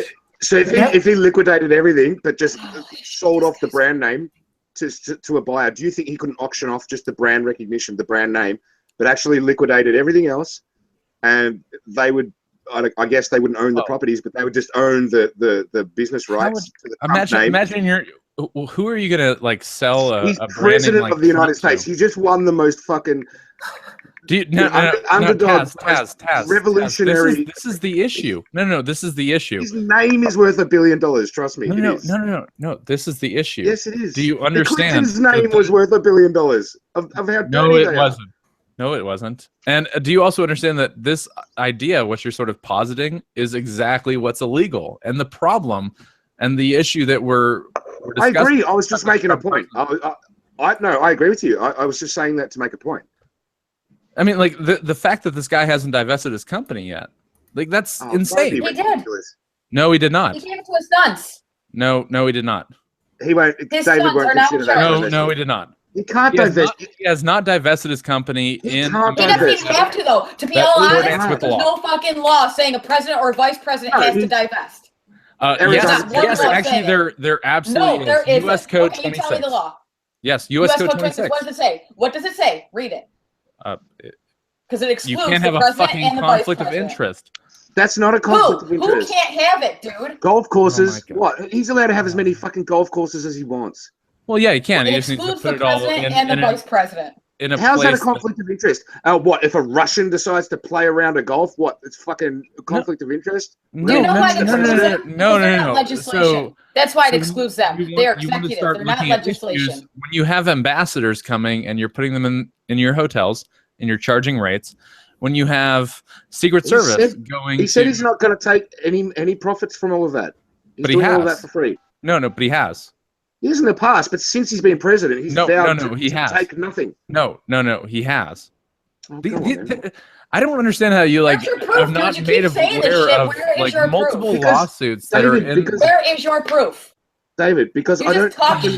I don't read all the articles. If you don't understand how to Google, I can't help you. I'm sorry. I understand very well how to Google, dude, but every time I Google your bullshit, we had instruction earlier. Obviously, you missed it. So, David, here's something I just Googled. Do you trust Forbes when they rank billionaires, when they assess? Yeah. I've seen what he's worth. What, 3.7 there? Yeah, 3.7. Yep. Yeah. Oh, No, and that's net worth, according to David. Yeah, no. So why are you saying that he's worth so little? I mean, are you trying to say what I said is that he's not able. Establish it? He's not able to prove in a lawsuit. That's all I said. I didn't. But Forbes just has it there.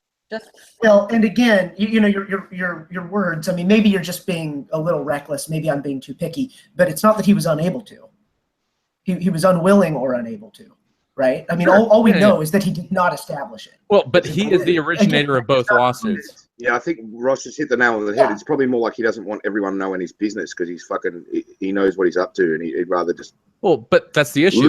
He'd rather lose the lawsuit and keep his secrets. He's the originator of both lawsuits. So why stop? Why start a lawsuit?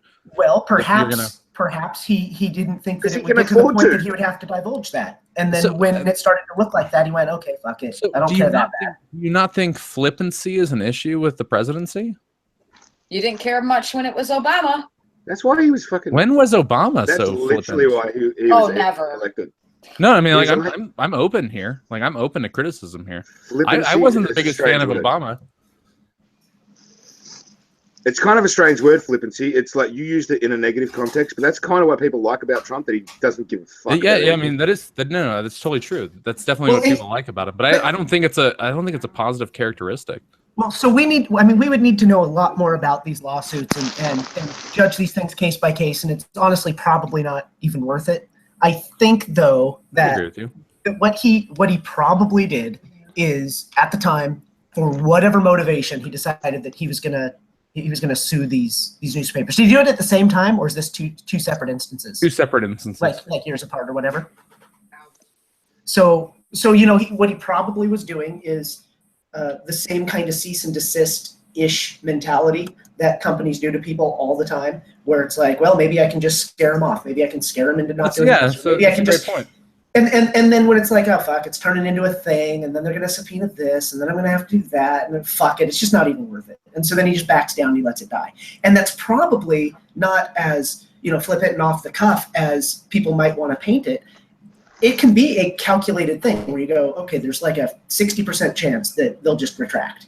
And then there's that, there's a 20% chance that I can fight with them a bit and then they'll retract. And then there's another 20% chance that I'm going to have to you spill all my financials in a courtroom where it becomes open record. And if that happens, I'll just drop it. I totally agree with you. I totally agree with you. I would concede that entirely. Cool. I'm a reasonable fucking human being, man. I'm not a fucking insane person here. Sometimes. Right. You've got your moments. Sure. Net worth, by the way, is your liquid assets, which is what you were describing before, plus the assessed value of all assets that are non-liquid, and that includes intellectual property as well as goods, tangible goods, minus all liabilities. So if even simple things, if you buy a car at a bargain, and so you owe $5,000 on it, and it's worth $10,000, then that alone gives you a net worth of $5,000. Even though the car's still in your possession, and even though you'd have to go sell it, and even though that's an assessed value, so you might not be able to get that is your net worth. Which is also why he has $3.7 billion. It's not like that's sitting in a bank somewhere. That's probably almost entirely tied up. Yeah. That doesn't include earnings and just the compounding of his name and everything. Like, now that he's the president, I mean, he's world famous. Now that he's president, he's set for life. Well, a lot of people love him. He was only worth $250 million. He's going to be worth billions. Public perception wise, I mean, we saw that the rising confidence in the markets. Imagine the rising confidence in the Trump brand. I mean, whether you like him or hate him, you can't deny that. Oh, yeah. No, absolutely. His net worth just went up again. Of course. Yeah, totally agree. Well, I mean, if you go look back and look at Obama, Obama before he got president had a book, and that book had I think 14,000 in sales. And then Rules for Radicals. Was that him? That was him, right? No, I don't. Oh no, well, my Kenyan father. That's him, right. My Muslim father. I mean, sorry, my communist father. That's right. Sorry. Well, Frank Marshall Davis is my father. I've got it. Fourth time's the charm. If you want to compare both presidents, neither of them wrote the book. Because Trump didn't write Art of the Deal. No. I'm pretty sure you guys are aware. What do you fucking call and that? Obama didn't write his book either. But Obama's book had like 14,000 buys before he became president. That book is now like a national bestseller. Like there's millions of those books sold. Only because he's president. No, I totally agree with you, Taz, that now that Trump has ascended to the presidency, that of course he's a brand. His net worth actually took a really bad hit, but I think that's bullshit. There's no fucking way. Well, I'll tell you why. It's probably because technically he had to shift a bunch of those assets into his family because he couldn't have them anymore. Well, but he didn't. Right? Like, well, isn't that what he did? No. The handover to his kids technically still hasn't happened on paper. And even that transition, were it to happen, it doesn't please the Office of Government Ethics. But it may be applied there. I'm just trying to figure out why he took a hit. I don't. I'm just trying to figure out. I never saw that. The only thing I've seen because he was at 4.5 billion March 2016. So a year ago he was at 4.5. So something sunk his ship by a chunk. I mean he's dropped a fucking $1 billion in the last year. I don't think it was on the campaign trail. So I don't get why you think he needs to divest, though. I really don't get where you get that this is a fucking law, because it's not in the Constitution, nor is it any federal law that the president needs to divest. No, it's under U.S. Dude. code. Senators do, congressmen do, because they're legislators. They write the laws. He's an executive. He doesn't need to. He has nothing to do with writing laws. So you fucking tell me again. What are executive orders? Read it. Read your fucking shit. Read the law. Guys, I was gonna like. Well, executive orders aren't laws, right? Yeah, they're orders and they instruct. I'm gonna like give this one to Aaron. Aaron, I'm gonna put my tail between my legs and I'm gonna like go fuck off and hang out with my wife. Like have fun. Yeah, because you can't fucking find that law, bitch. Good night, David. Good night. Thanks for coming by. See ya. Yeah, so that was good of him to drop in and at least give us some argument. Yeah, that was nice. Yeah, I didn't realize. He took a hit in the last year, and it's hard to know why without digging into the Forbes data. But I don't know. You don't just misplace $1 billion. You win some, you lose some in business. I mean, that's a pretty big fucking hit. When did he take that hit, Ross? Well, I'm seeing 4.5 billion March of 2016, and I'm seeing 3.7 billion as of today. It's called an election. Real-time net worth. He couldn't have spent $1 billion. How does an election shave $1 billion off of his net worth, though? Maybe he did. Because they get expensive. Yeah, he did travel to a lot of places, and he brought an entire entourage with him. So when he travels on his own dime to all like 3-4 rallies a day, imagine all the hotel bills, no, it's not $1 billion. It still doesn't add up. I don't know. Yeah, I mean, $1 billion is that's a lot. That's a lot of money. It's hard to spend $1 billion in a year. You can't spend $1 billion. You have to make a bad That's really kind of tricky. Oh, fuck. And actually he was down to 3.7 in October. So it's between March and October of last year that he dropped. Actually, David just said in the chat, it's not the first time he's lost 900 million in a year. I think that other time, David, I think the 900 million lost was over 5 years, and he used it to offset forward into the future. I don't know if it was all in 1 year. This is 6 months. It said Hillary spent half $1 billion. More than $500 million on her campaign. Well, there you go. Maybe he did spend $1 billion on the campaign. He did fly around a lot. I don't know. That's some big bucks, but maybe. I mean, in his own plane. Election 2016 price tag total for everyone was $6.8 billion. Yeah. He flew around in his own plane with tons of people that had to come with him, and they all have to be accommodated and fed and fueled and paid. And would that add up to $1 billion over a full? Oh, here we go. They have an article about it. God, I hate Forbes. It still sounds like a large amount. Technology, these fuckers. Let me in. There we go. Campaigns are known to cost hundreds of billions of dollars, though. I mean, hundreds of millions of dollars. Yeah. Oh, for sure. Yeah. Are they not? I thought he ran a cheap one though, because he had free MSM, right? I mean, he had those motherfuckers promoting. Yeah, he had free ad because he didn't have to ad, but he still. That's what he said. That's how he won, because Hillary wouldn't campaign in states. He went to like every fucking state. Okay, no, it's so there's a lot of factors. It looks like, without even really digging into it. They're talking about a softening of New York City real estate market. That diminished his estimated net worth. Of the 28 assets or asset classes scrutinized by Forbes, 18 declined in value. So I mean, he just took it in the ass. I mean, I'm sure that he spent a lot on his campaign too. Yeah. So but he really had a rough fucking go. So he spent lots of millions of dollars on the campaign, probably hundreds of millions. Yeah. And the campaign right here, Trump gave $7 million to his campaign and loaned $48 million to his campaign, and Forbes doesn't expect he'll ever pay himself back. No, but the rest that doesn't. But that's the disclosed cost from his pocket. It's not even $60 million. So the rest is. See, he ran a cheap campaign.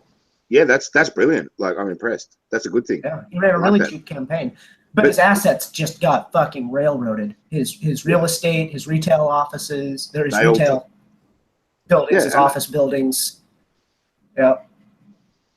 18 of the 28 assets or asset classes that they track declined, including his trademark Trump Tower. Yeah. His downtown jewel. They're saying that in the chat.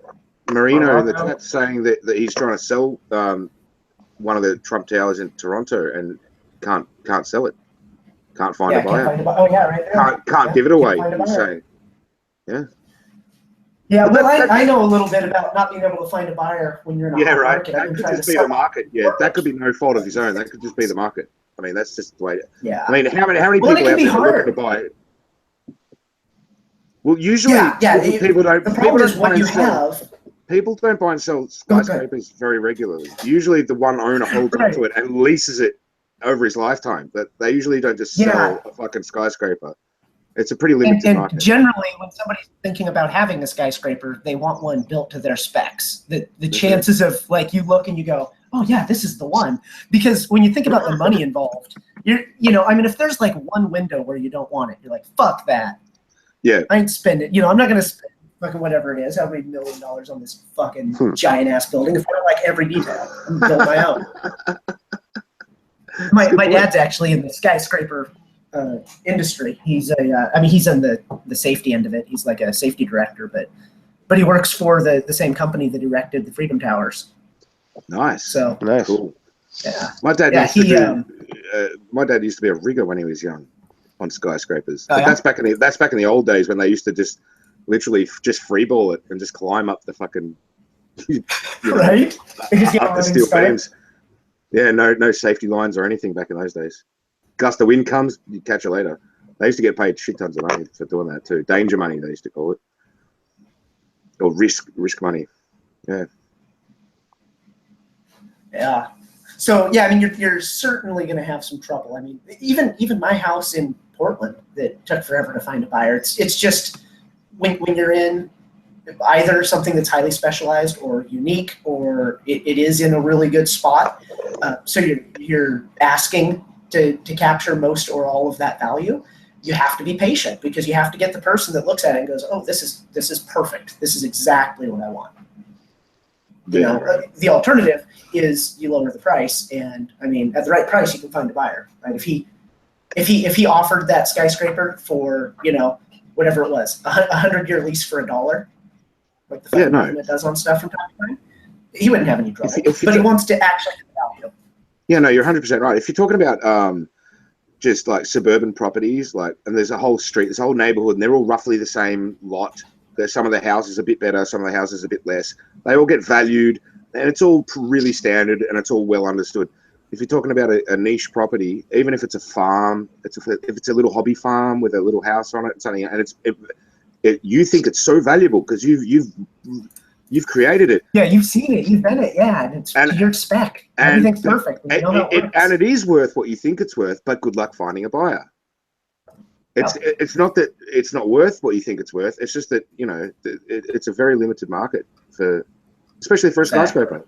That ain't no hobby farm. That's a fucking skyscraper with Trump written on it. You know what I mean? Like, right. You look at it, go, well, that part's going to have to come down. Yeah. It'll have to become, what is it? Fuck. Lost it. I was gonna say the, you know, Die Hard, what is it? The Takatomi Towers or whatever it is. Oh, yeah, I forget the name. Yeah, exactly. Yeah. It's kind of like trying to sell Takatomi Towers. It ain't gonna happen. So, yeah. I mean, I understand that part, but yeah, I mean, he is going to have trouble if he wants to capture the value. So that part does kind of make sense. But do you know what?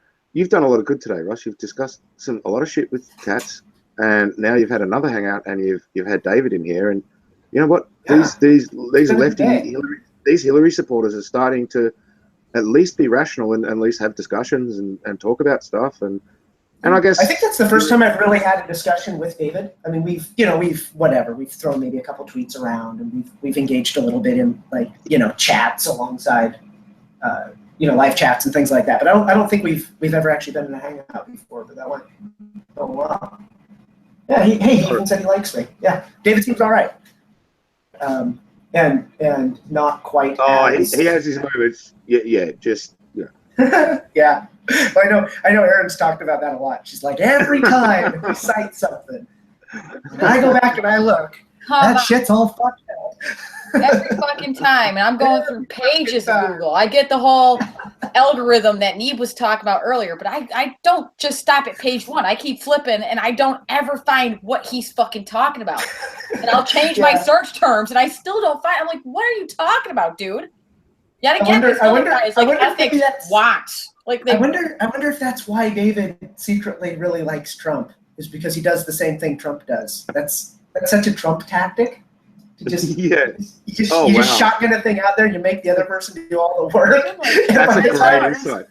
I still understand. By the time you come running back going, hey, it was a lie. It's like, dude, it's been 3 weeks. What the fuck are you even on about? We're over here. We're in healthcare now. Wasn't Flynn acquitted after, like, all the suspicion around him was cleared? He's not acquitted. FBI said he did nothing wrong after he fucking quit. Yeah. Which is like they got what they wanted, and all of a sudden it was like, Flynn didn't do anything wrong. I don't get that. Like, Dave's like, are you kidding? What are the problems with Flynn and the Kremlin? Like, what are you fucking talking about? He was cleared of any wrongdoing the moment y'all got what you wanted. I don't fucking get it. And he was a great pick. So that's what we fucking need. We need more bulldogs. More people who are like, seriously, Islam's a problem. And we can't let that in our country. These fucking soft liberal pussies. That's what they want. They want us to be pussies so we can get fucked by a fucking Muslim dick. I'm not gonna fucking sit around and tolerate this bullshit. There's a lot of that kind of, I guess, identity politics is the best phrase for it. We tend to fall into it as well. We kind of start grouping people together. I mean, David is nothing like Katz, right? Nothing. I mean, I just spent a good amount of time with each of them in the same day, and I can say that they're nothing alike. No, but they try to use the same shady tactics. Well, I don't know. I mean, maybe. But, you know, at the same time, I don't necessarily mind an occasional shady tactic if you're actually the one that's right. It turns into a you better be right moment. Just like Trump with the wiretapping stuff. If he wants to go big and claim that he's blown the lid off of this thing and he'll show us evidence when the time's right, I'm not going to call him a liar yet, but he better fucking be right. He's going to make an ass of himself if he's wrong. So, you know, and that's where kind of like I was talking with Katz about giving him some rope. I'll give him the slack. He says he's got it. He says he knows it. I'll let him run that line out. But I don't get it. I'm not New going to York be making Times even excuses put for him that. if he falls flat on his face. I'm not going to be like, oh, they tricked him or whatever.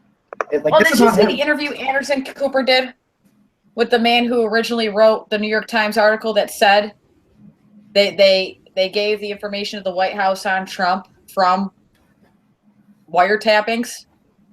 Yeah, I was trying to find that real quick because there was an article. I think it was Anderson November Cooper did an interview. 2016. Anderson Cooper just did an interview of it, and then the guy who supposedly wrote this article that Trump cites, like New York Times, says it right there in black and white. And he's like, "Well, actually, we didn't wiretap. It was he used a different word, but it was the same. It was surveillance, backdoor surveillance, or surveillance." And then he was like, "But actually, he's like, oh, it wasn't a wire. We were wiretapping the Russians, and that's how we figured it out." Like, he's got total fake newsing it up. David's he says that there's no evidence that Obama ordered the wire. I don't think anyone's suggesting that Obama directly ordered it, but it was under his watch, and he knew about it. That's what's important. It's not that he ordered it. I'm fairly certain that he didn't order it. Whoever ordered it would have been law enforcement of some description. Would have been either, NSA, CIA. I gotta be honest, Taz, the shit that Obama's been doing lately, I don't pull that past him. I really don't, because it's like Obama knows that he could get away with anything. Obama is a traitor. Obama is definitely a traitor. That's beyond question at this point. I mean, the way he literally funded and armed ISIS, and then the things that he did on the way out with Israel and stuff like that. I mean, I know you're no fan of Israel, Aaron, but just they are an ally, and he's a traitor to America.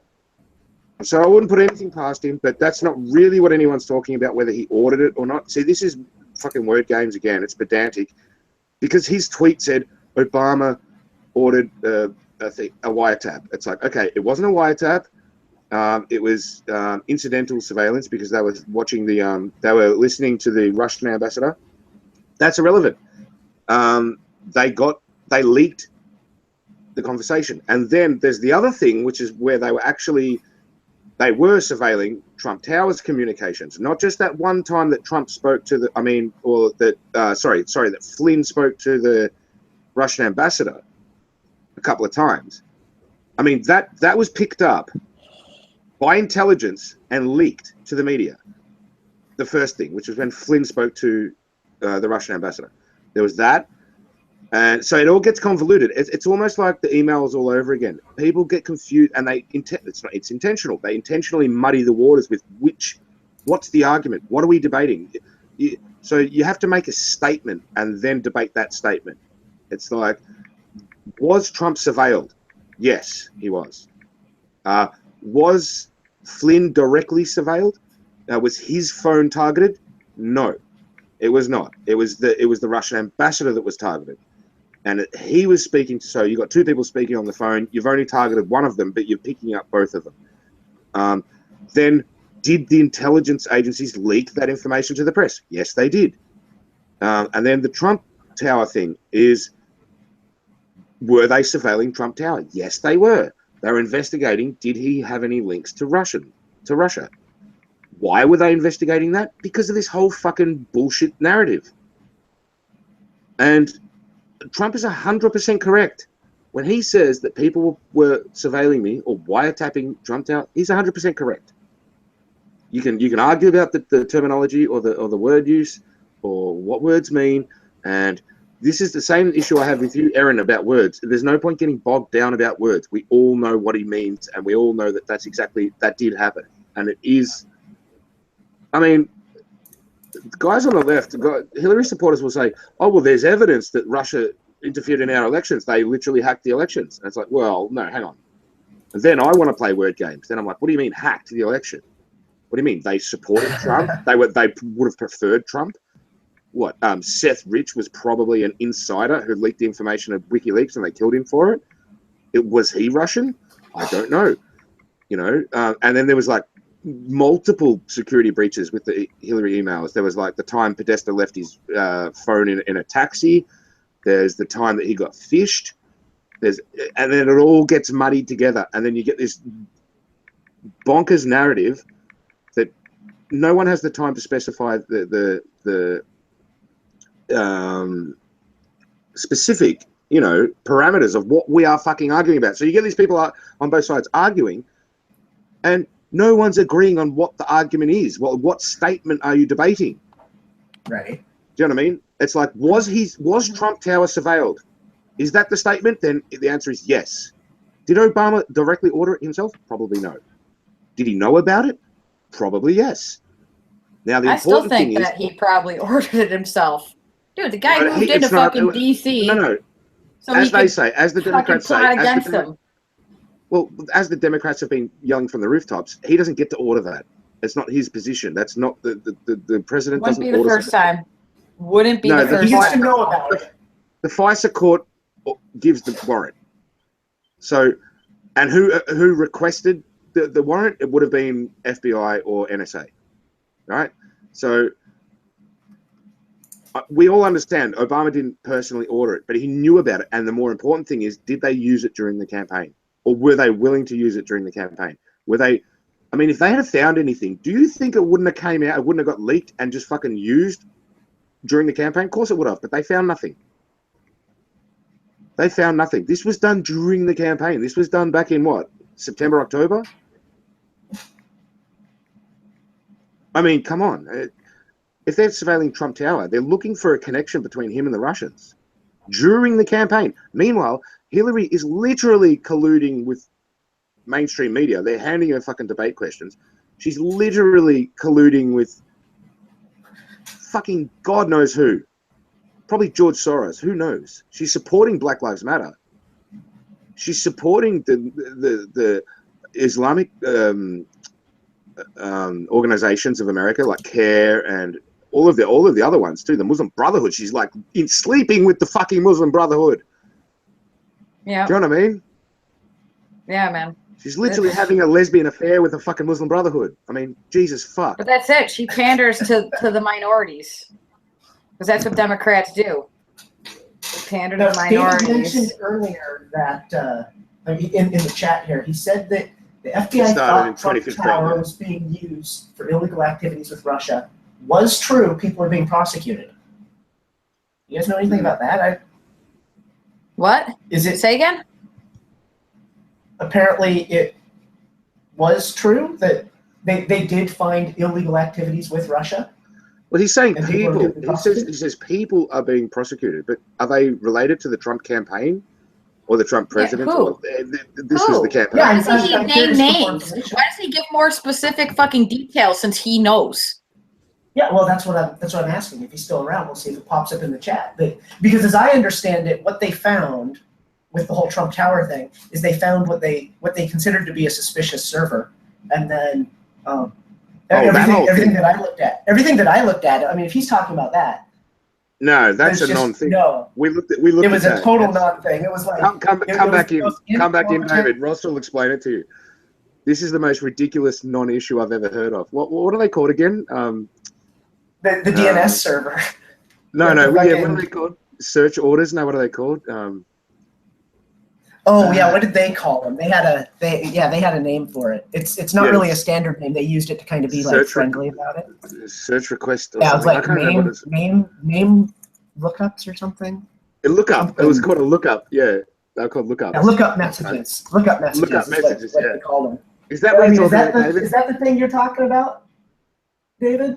Is the whole where they saw like this, where the Russian massive, this so-called massive amount of lookup messages going to the server in Trump Tower?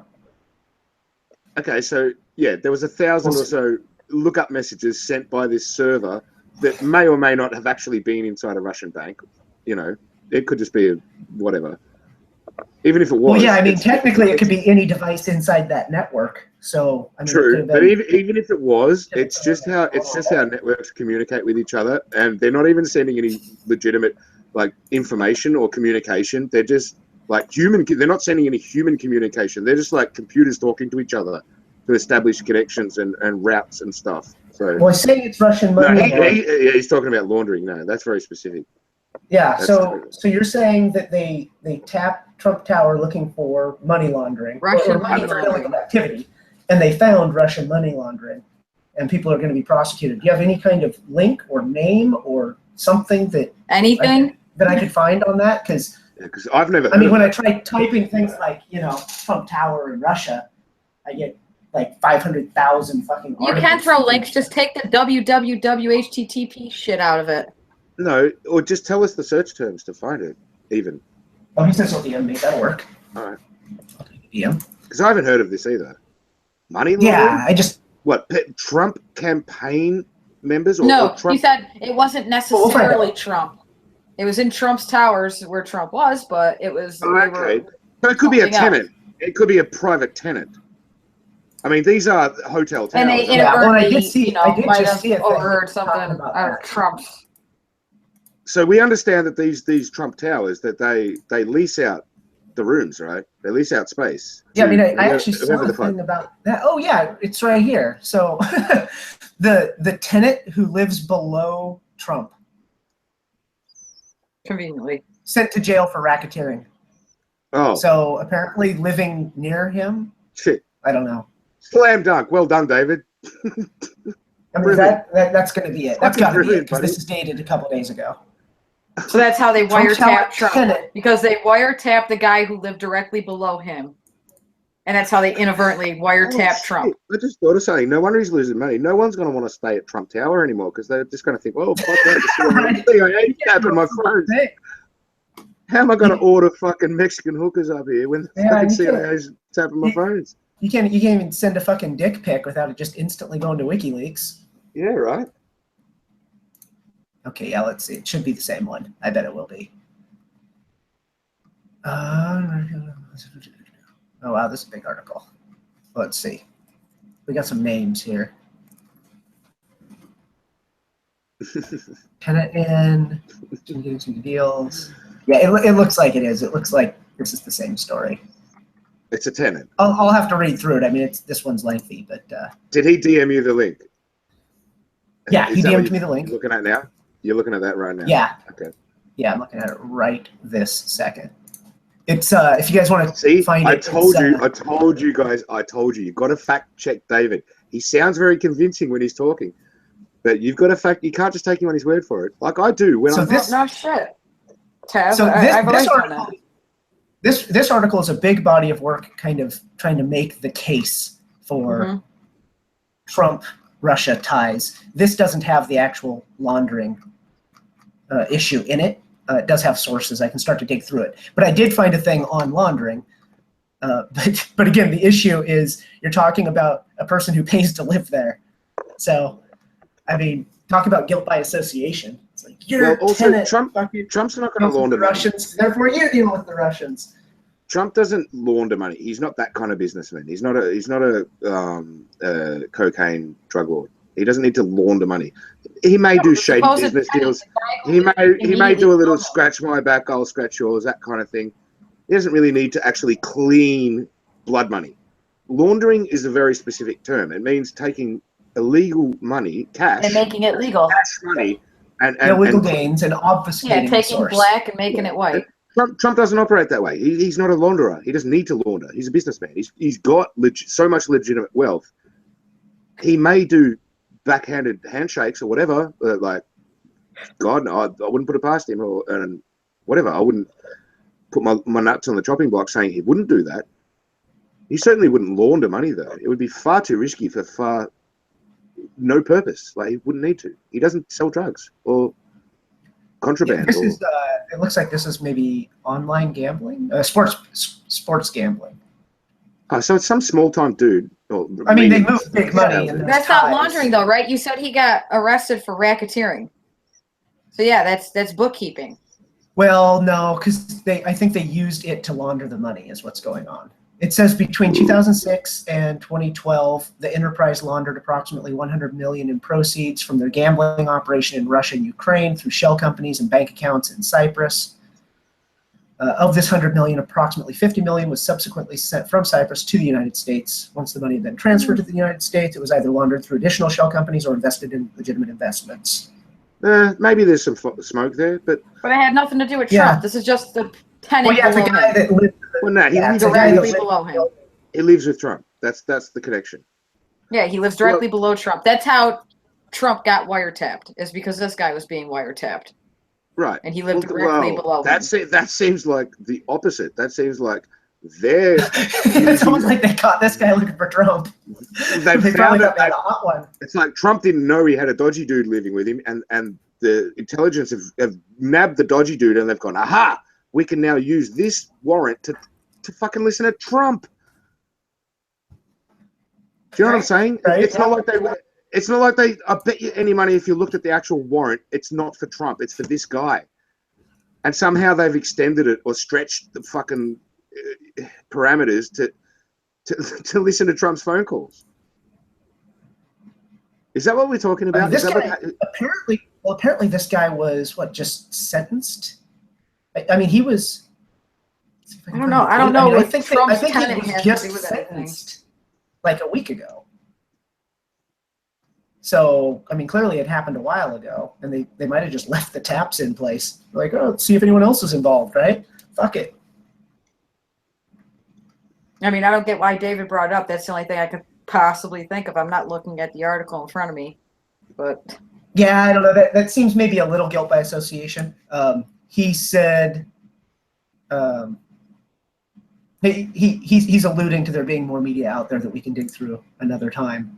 I don't know. Maybe there's more to it, but I mean, this is a little far-fetched. It's a bit of a stretch. It's a bit of a stretch. It's a bit of well, at least we're willing to look at it, and at least you had the fucking decency to look at it and look at the link and. I mean, yeah. I mean, well, there could be something. There could be something there. Yeah.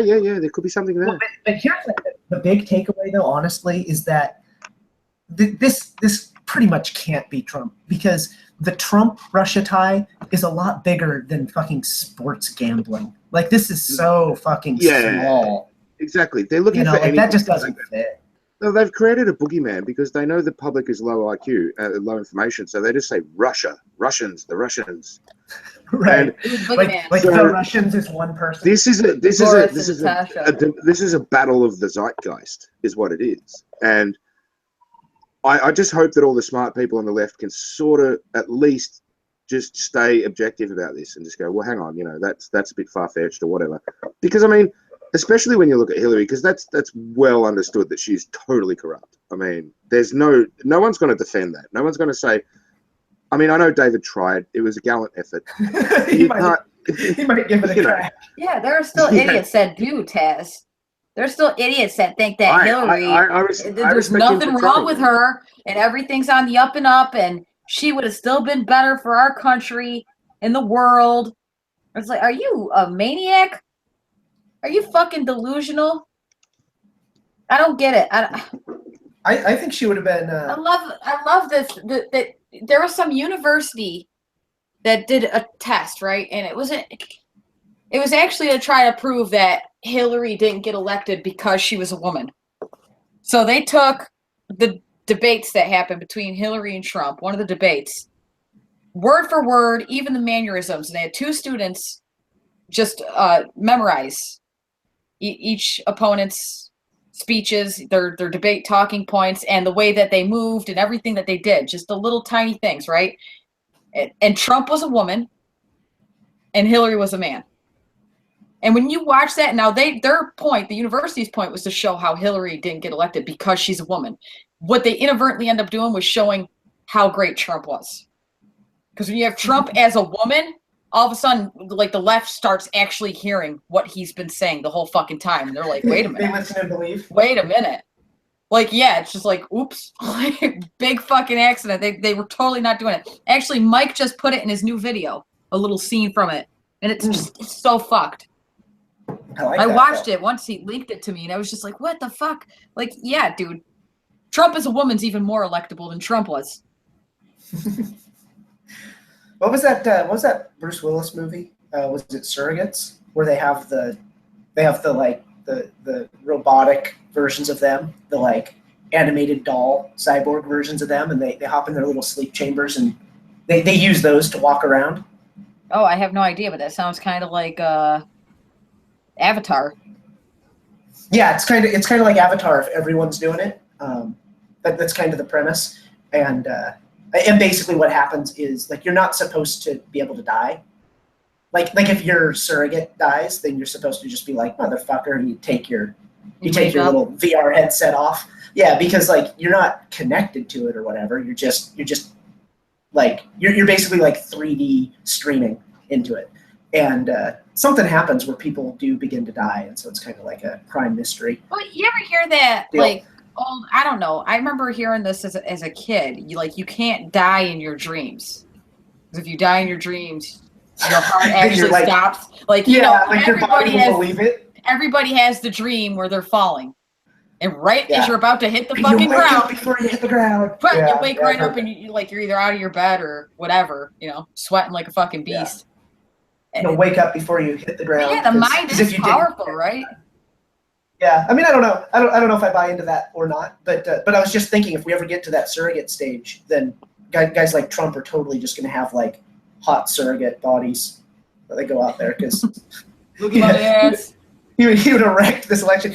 He would have talked like fucking Trump, but Bigly looked like his wife or something.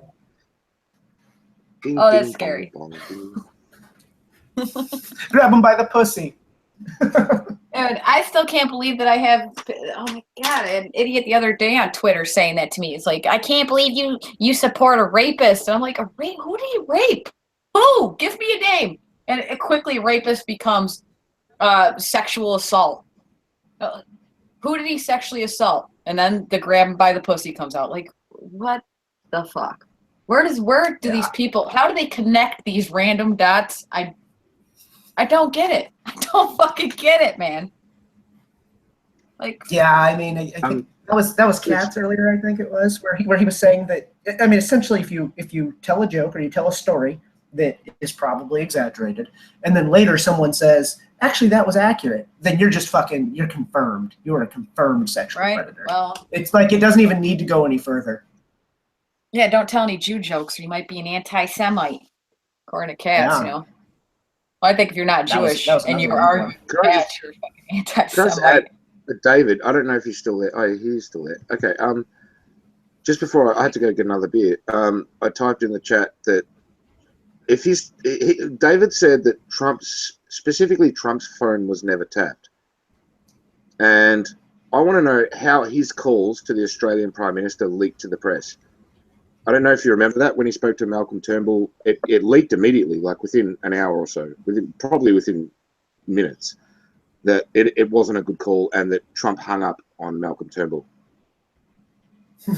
And there's no way anyone could know that unless it was a leak from somewhere, from someone. And most likely it was through surveillance. It could have been maybe someone, it could have been someone on the Australian end, to be honest.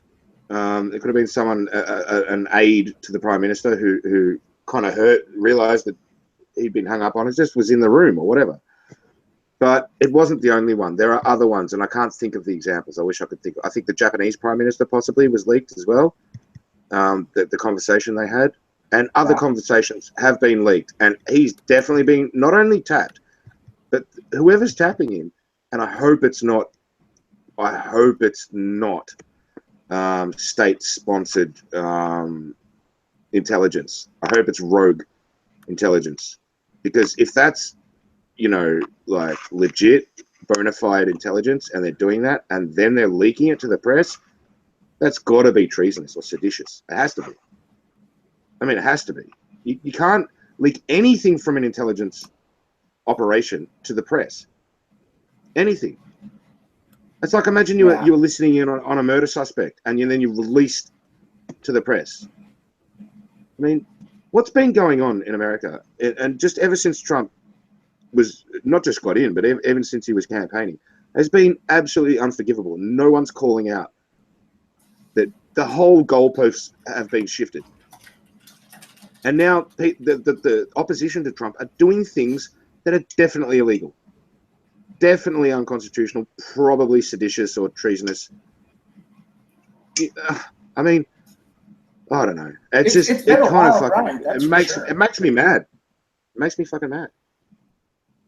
Yeah, it's really been wild, and I don't know. Some of it's so hard to weed through. I mean, we've probably all gotten caught by some fake news here or there because there's just so much leaking and there's so much anonymous this, and then it's half the time it turns out for a long time. And, it's been propaganda for a long time, and in the last 35 years, it got so consolidated. I think in 1980, it was 50 companies. Now it's 6. That's scary. 6 companies. 6 fucking companies own over 90% of our media. That's not just television. That's printed. That's radio. It's all of it. That's insane, man. And people don't think like that. Oh no, it's all unbiased. Oh no, no. I don't trust not any of it. You might get little tidbits of truth in each story just to try to make them believable, make them palpable, but it's mostly fucking state-funded bullshit. I mean, doesn't anybody look into Operation Mockingbird? No? David's saying that was when he was in the Oval Office, so he's right. That wasn't in Trump Tower. So I guess I switched kind of tacks there, but they're still listening to him, and it's still leaking. So it's it might even be a little more troubling. How are we getting leaks from intelligence out of the fucking Oval Never Office? had such an issue with him being so bad at diplomacy. Exactly, that's Get even the worse. fuck outta here. So that you're right, Ross. That's even worse. Okay, so maybe someone had a warrant and they had a reasonable suspicion to investigate and to ask the FISA court for wiretaps, and they were refused, and then they got permission the second time, and they whatever, right? Now he's president-elect. Okay, whatever. Okay, maybe still going on. Now he's a president. He's in the fucking White House. He's in the Oval Office. Someone still leaks his fucking phone call. How the fuck? Right, someone's still tapping his ass. Someone's still leaking it. How the hell did that happen? Holy shit! Yeah, I don't know. It's weird. Shit. And what he's saying now is that that's probably his own stuff. Okay, so it's not a wiretap. So it's literally someone who's in the room with him, who can hear him talking to the Australian Prime Minister and hanging up on him. And how did it get to the press? If it wasn't a wiretap, then it was literally someone. It was someone in the room on one end of that phone call that called up the press and said, "Guess what? Guess what? Guess what? Trump just hung up on Turnbull. Blah blah blah." Yeah, I don't know. To me, if I'm the president and I'm on one of these calls, I mean, maybe there's a bunch of people in the room, but I mean, you just described time after time after time. It wouldn't take long before you triangulated. Yeah, I'd be like, I'm talking from the toilet from now on. I'm going to the bathroom. Everyone get out of the. In fact, evacuate the West Wing. I want the whole West Wing to myself. I want no fucking people anywhere near me, and I'm going. Fucking making a phone call. For Christ's I'm going to go in the bathtub. Yeah. I'm gonna turn the faucet on. I'm gonna fucking whisper under the sound of the tap. Yeah, I don't know. To me, if I'm because I don't know. I mean, maybe the Oval Office is radically different in all the instances where there was a leak. But to me, you're in an office. If I'm in my office and I'm on a phone call and I hang up on somebody, and then 2 days later, it's been leaked. My boss is like, "Why'd you hang up on this dude?" Or whatever. Yeah, you want to know who did it. I'd be like, who the fuck was in the office with me? I mean, there was only 2 people, so I'm going for them. I'm not going to be caught 3 fucking more times. You know what's even worse? Whoever's opposed to Trump, they're probably doing this not only to try and gain information, but even if they don't gain any good intel against him, they're at least sowing seeds of doubt in his mind, and they're starting to make him paranoid and start making him distrust his closest people. He's only going to make phone calls from the shower from now on. This is some fucking Sun Tzu shit, man. They're in deep. Yeah. I don't know. I'd like to see if we can turn a president into a complete nutcase. He's fucking soundproofing a closet before he makes his phone calls. That wouldn't even be crazy. That would be totally justified at this point. It kind of would at this point. He's be like, there. If this shit leaks out, I know the phone's tapped. Ross, did you know he carries? Does he? Good. Yeah, he carries, man. Always. He always has, too. Ever since before he was president, and now that he's president, he carries. Nice. Yeah. I like to think he's got a big fucking 1911 just fully engraved fucking just silver plated and fully customized. Plated and shit. Like, yeah. I'm guessing he doesn't carry just a $900 Glock. I bet he's got some like one of those fucking gold encrusted golden desert eagles. Yeah, or that too. Some big fucking ugly gun. No, I bet he'd be the kind of guy to carry like a judge or governor. One of those that he may not have the shotgun shells in it. I'm going custom 1911, like artistically custom 1911. That's what I'm guessing. Yeah. Got to go the 1911. When you're going to go a custom handgun, that's the way to go. They're just beautiful. They are so beautiful, and at the high end, I mean, I will give them credit. The design of a 1911 is really clunky and flawed, and yeah, I'll get to that part. I mean, it was masterfully designed in 1910, and and it hasn't changed since then, and that's cool. But when you want to talk about like a reliable carry piece, there's a lot wrong with the 1911s of today, unless you buy a high end one. The only thing wrong with the design, that mechanism, is the single action.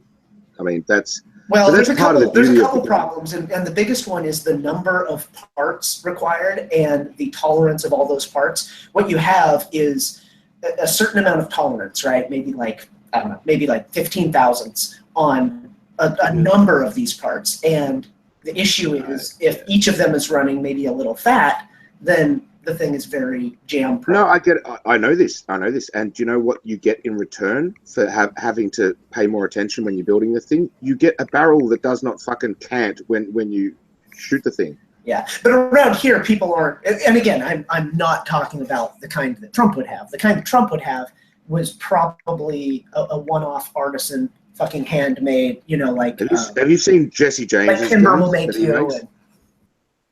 Jesse James makes. I don't know that I've seen his. Yeah, he makes some good 45s, man. You guys and your guns, man. Bang, bang. Yeah. Yeah. Like, nothing wrong with like there's some companies. A gun or a rifle or a shotgun. There's some companies that specialize in like making hand-tuned, custom 1911s. And I mean, you'll pay out the fucking ass, but they've gone through all the trouble to make sure the tolerances are there. If that's what you're talking about, then like that's a damn good gun. The problem is 1911 is a colloquialism for this huge group of guns. And if you want to just grab a 1911, air quotes, out of a barrel, or you want to just grab a Glock out of a barrel, I'm going for the Glock. Yeah, I know. There's I know way why. too much that could be wrong with 1911. To be honest, way too much. And I don't like Glocks. The budget 1911s are pretty badass too. The Parrot Ordnance, they make fucking pretty solid guns, man. There's nothing wrong with them.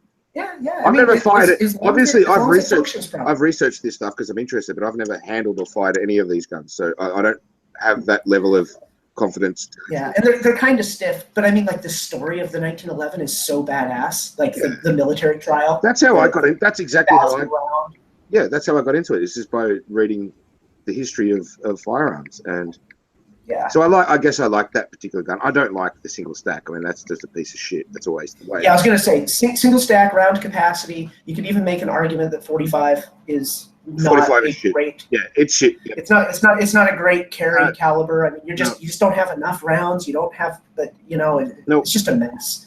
Especially now, you could make a historical argument that 45s used to be badass because maybe 9mm weren't good enough. But science is fixed. To shoot twice. Yeah, no, you're 100%. You're 100% right. But I was just imagining like a lot of like we said, the custom guys. I don't know why, but that's what the gun that they like to customize, and they like to make all artsy and fancy. Yeah. Well, and that's part of it. It's this classic, nostalgic gun. It's almost like the cowboy gun that you're not stuck with single action only, revolver style, right? I mean, this is a single action only, but it's semi-automatic at least, and it's kind of like when you go into like culinary stuff and it's like, okay, but can you cook a beef Wellington? I mean, nobody fucking orders it, but can you do it? And it's the same thing with the 1911 is like, that's what you bring out, that's when you go in and you hand draw the perfect circle to impress everyone. It's what can you do with a 1911?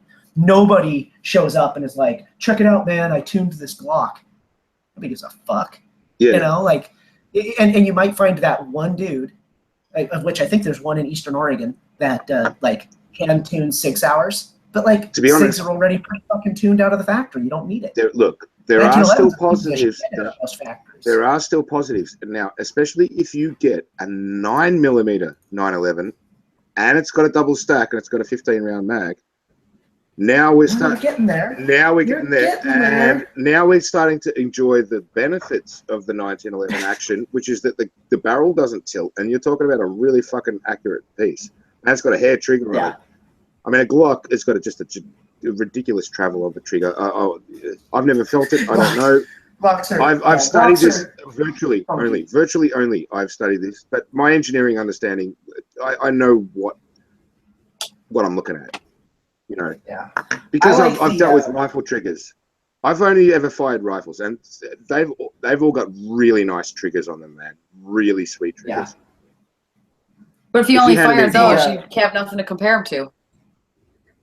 Well, a trigger is a trigger. I mean, I know that a Glock trigger is it's a one of a kind. It's the only trigger in the world that operates that way. It doesn't have a safety. It's a trigger safety. So you got this big long trigger pull. Well, it's been mimicked though, because really what you're talking about is striker fired, which means you have a. I don't mind. That's not the part of the action that I don't like. I don't mind striker fire. I don't like. Well, but when you're striker fired, you typically end up with those style of triggers. Because what I was getting at is like the M&P, the Smith & Wesson M&P line is basically a Glock clone, and it does have the same kind of. The trigger doesn't feel great. It's not fantastic. No. I just think real shooters, all proper shooters, will always have a double action or a single action. They will never have like a. Yeah, you guys had a chance to shoot somebody between Obama or an Islamist. Who would you shoot? Oh, isn't that the same? Yeah. Well, Obama's black. So I think Obama's black and an Islamist, so I think I get double points.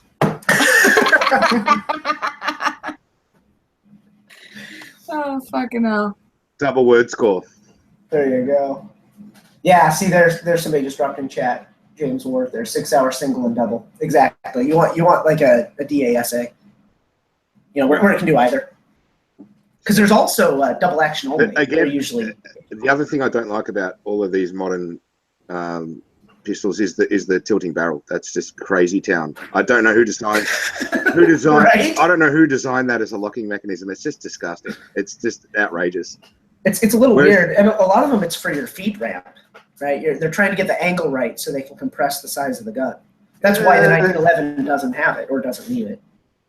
No, well, the 1911 rotates. It doesn't tilt at all. It doesn't need to tilt. It's like a cam. It's a rotating little camage action. You know, the whole thing slides back, I guess, a centimeter or like a half an inch or whatever, and in that action, it unlocks. But that whole time, the barrel still points the fucking right direction. Yeah. You know what I mean? I mean, this is an accuracy issue. It's serious. I know that usually the bullet's out the barrel before it starts tilting, but not really. You're absolutely dog shit here, Taz. Oh, David's back. So, good God. No, you want a Nelson device on all your firearms. Like absolutely, man, it helps. It helps put things on point. I can't even have firearms, and I know more about firearms than you. Way more. Not even close, bro. Another cool story, man. Clip. I also know more about cars, more about planes, fighter planes. Yeah. Planes. So if you don't have a Nelson device, it limits you in a lot of other things, especially when you want to put on like Nelson device. What this is. So that's why the actual barrel goes up. Mm-hmm. It also deals with. That's not why. That's not why. It's part of the locking mechanism. Which really all goes back into a Nelson device when you start to look at things like suppressors, etc. No. Yes. It hurts. It doesn't help with the suppressor to have a tilting barrel.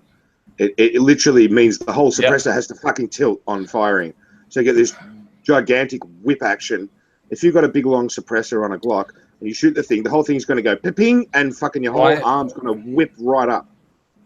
That really that helps to keep you on point, Taz. No. Yes. It's already. David needs all the help he can get to hit target. This is coming from the guy that calls. A clip.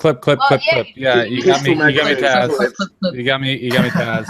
I was drunk on a stream and I called a magazine a clip. Good job. Do you know what? That's not a capital offense. That's not condemnable. Yes, it is. He's military. I'll let you off with that one. Well, yeah, for a military, it was strange. Actually, it was strange for a military. I mean, I'm a civilian. I'm just someone who reads books and stuff. Like, it's pretty strange for you to call a magazine a clip. You know, I honestly. That's kind of gangster. That's like what the gangsters call it. Well, throughout my life, I always referred to a rifle magazine as a magazine, and I always referred to a pistol magazine as a clip. That was like life for me. David thinks he's gangster. Yeah, I guess what it is I'm a gangster.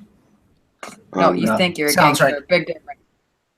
That's pretty much what it is. Of all the rifles, you know what? I fired a 22 250 and a 308, both bolt actions, and a couple of other guns, like a shotty, a couple of semi-auto shotty, but my favorite gun of all time was I had two 22s, a 22 semi-automatic.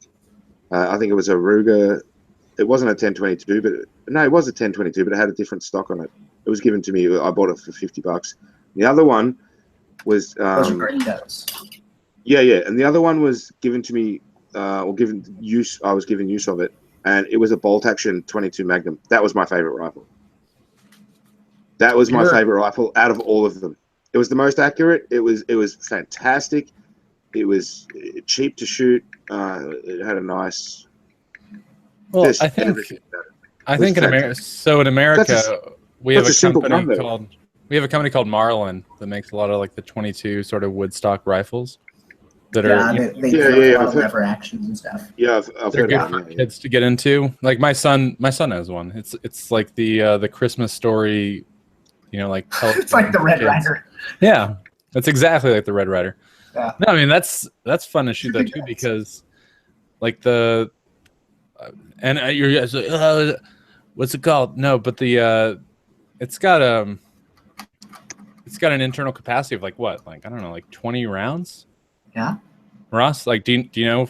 Yeah, no, that's probably pretty close. It's probably a Golden 39A if I was guessing. Isn't that the Marlin? Or am I thinking of something Marlin's else? Got a whole bunch of 22 different variants. 39A, right? I've seen.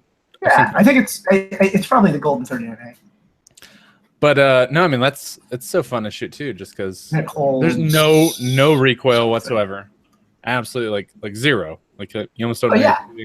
My son first shot one when he was like I don't know, like 4, and it was there's recoil for him, because he's like oh whoa, but then like you just go through like $30 of ammo in a few hours. And it's nice too because 22 rounds at least at a certain point were pretty cheap in the U.S. Yeah, I fucking hoarded like a son of a bitch. So it's hard for me to like if I go out for a weekend, it's hard for me to spend more than like $10. Well, I think the prices increased, but back in the day, like a decade ago, you could get like a box of 500 rounds for like $8. Yeah, those So I'm going to explain to you all slowly so you can. The Remington. What were those things? They're nice. They're yellow jackets. Is that what they call them? Yellow jacket. Yeah. No, maybe.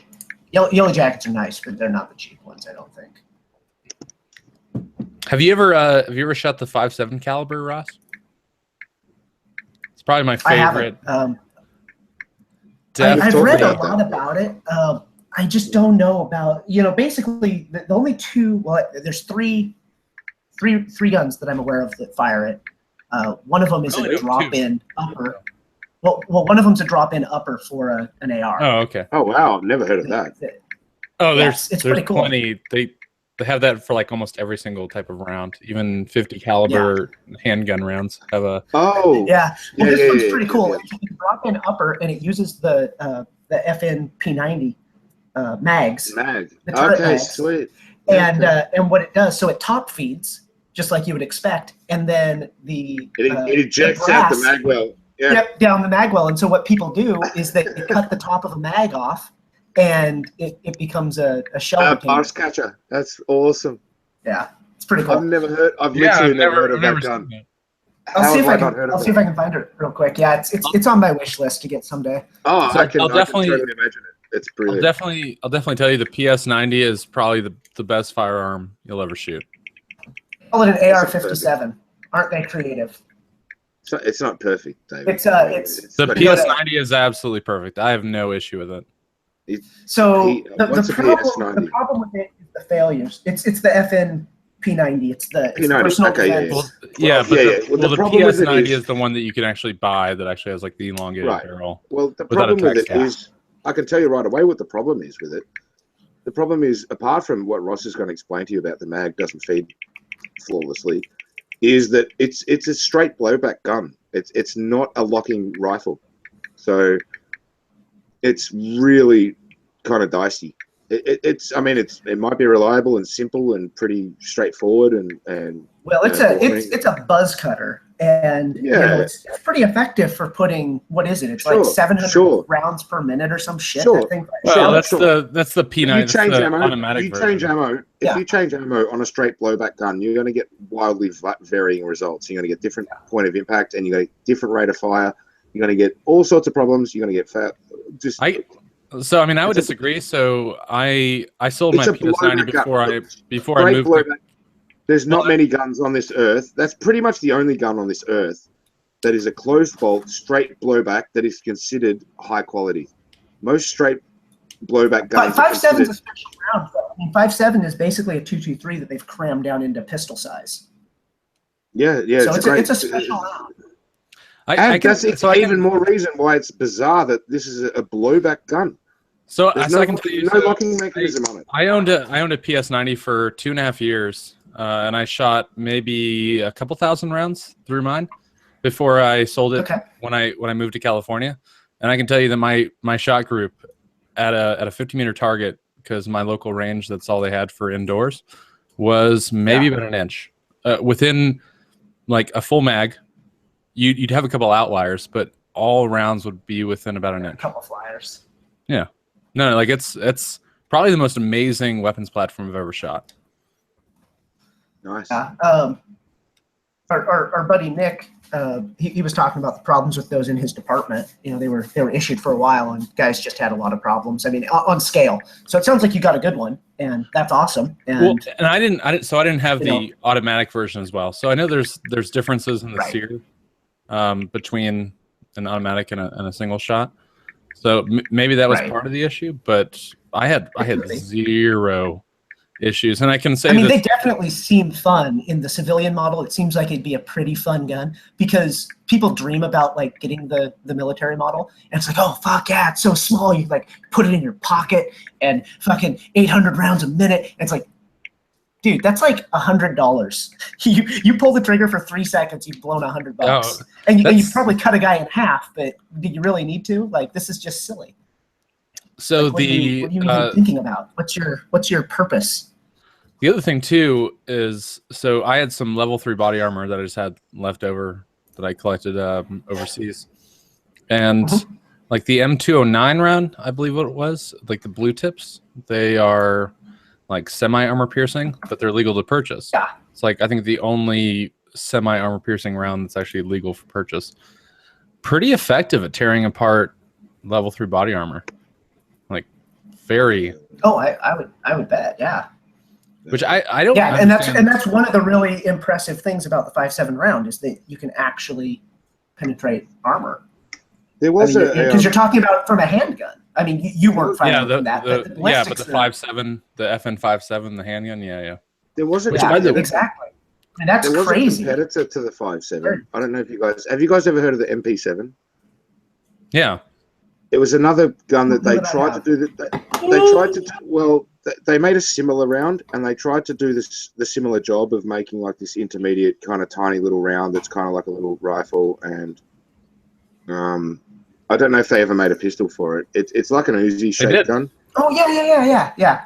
I recognize it now. Like, it's a different caliber. It's not 5.7, but it's kind of in that family of concept. It's even smaller. It's like no, it looks something. it looks like a Scorpion. That's pretty much what it is. Yeah, exactly. Yeah, exactly. 4.6 by 30. Yeah, it's a nasty little zipper.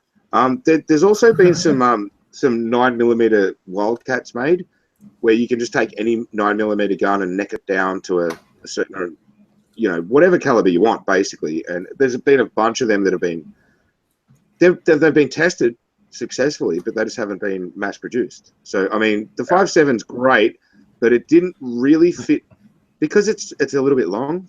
It almost looks exactly like the Scorpion. I'm looking at this now. It's like, well, the reason there's the MP7, there's the Scorpion.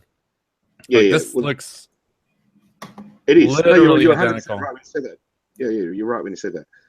The reason I mentioned the MP7 is because that was kind of the little bit shorter, and they both went up against each other in the trials. The 5.7 and whatever the fuck caliber it is that comes out of an MP7, I can't remember. Whatever. Isn't it just a 7mm?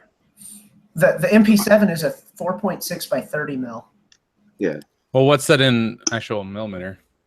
It's 4.6. It's basically not smaller. I mean, it barely is, but well, here I'll pull the thing. I'm just gonna look. No, it's a lot smaller. It is definitely smaller. I mean, you say it's definitely smaller, but I mean, it's almost 9mm. 9mm overall. It's not like it's much smaller. Look at that. It's like a neck down 9mm. So, I mean, we're talking about here's your 5.7. It really didn't change much. I'm sure the ballistics it's pretty much the same. No, it's fucking the same. No, you're right. It's the same. Well, it's faster. It's obviously more overbore. That's cool. I didn't realize that. I thought it was shorter. It's interesting. But anyway, it's that. Yeah, that's for sure. And they competed with each other. The 5.7 was really fucking sciencey, though. I mean, and I'm sure this one is too. But the 5.7 performs really well. The problem with the 5.7 is the only thing that it's really good for is being an impressive ass handgun round, and the handgun is shit. All the controls on the thing are fucked up. The size of the grip is completely fucking autistic. It's like a mandatory 2-hand pistol. The thing is it's a clunky mess, and it's necessary because the round is too long. Well, so I've actually I didn't own one, and I've only shot the FN57 handgun like twice. But Aaron's taken off. Yeah, take care, Aaron. I'm 6'1", and I own currently I think I own 4 Glocks. So I'm sorry. The hand grip, whatever. Yeah, but I mean, the hand grip wasn't terrible for me, but I can definitely see if someone's used to a different sort of and that's the thing. Used to anything, right? Used to anything except that, and that's I'm going to kind of soapbox a little bit. That's one of the reasons that I'm not a big fan of Glocks, and one of the only reasons I'm not a big fan of Glocks. And it's one of the reasons that ultimately the 5.7 is on my wish list, but it's way the fuck down there. Is I like muscle memory portability. I like to be able to take the shooting experiences that I've had and the training and the conditioning that you go through by putting thousands of rounds downfield. I like to carry that into other guns because I'm more of a hobbyist and a collector. I don't want to fucking master these stylistically different pistols. I just want to have a nice collection. Good question though. In the fantasy, that you're carrying and something really bad goes down, right? Uh-huh. And you respond. Yes. Do you want something that can bypass civilian level body armor, or do you want something that's gonna absolutely do nothing? And that's spray Teflon on your Full Metal Jacket bullets. It'll go through most soft body armor. Yeah, I mean, if you're sure. But the thing is, I mean, now.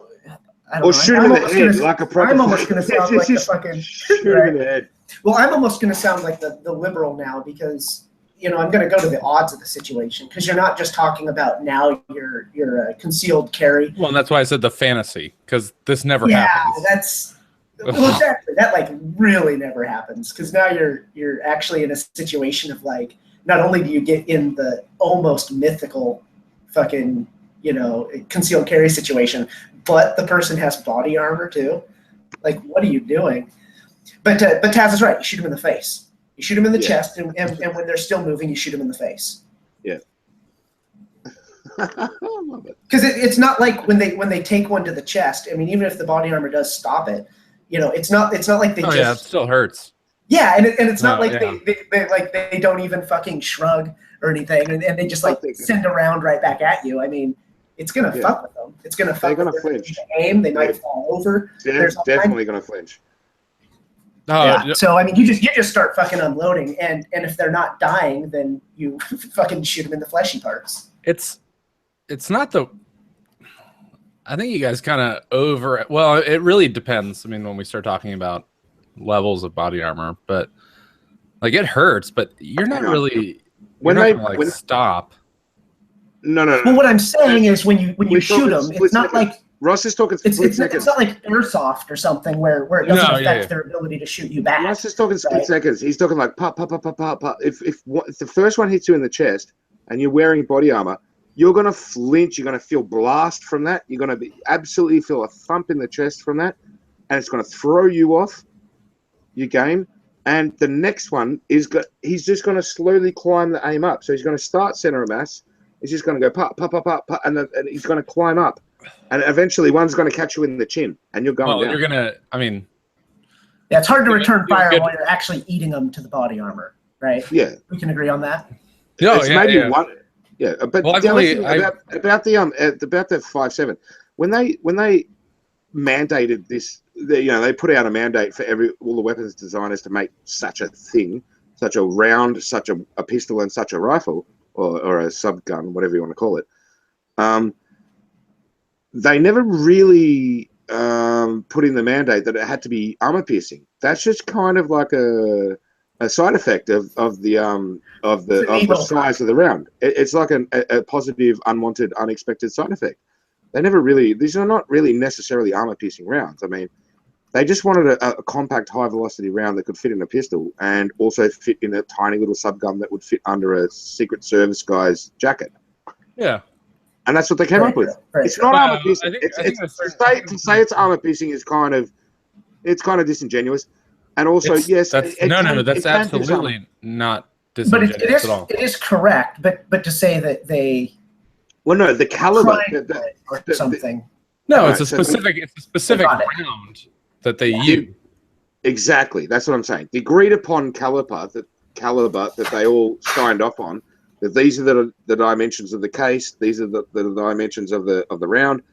That was all just agreed upon. And then, sure, if they want to add a little bit of a steel tip to it, or a little bit of this and a little bit, of course, it's going to be armor piercing. It's actually.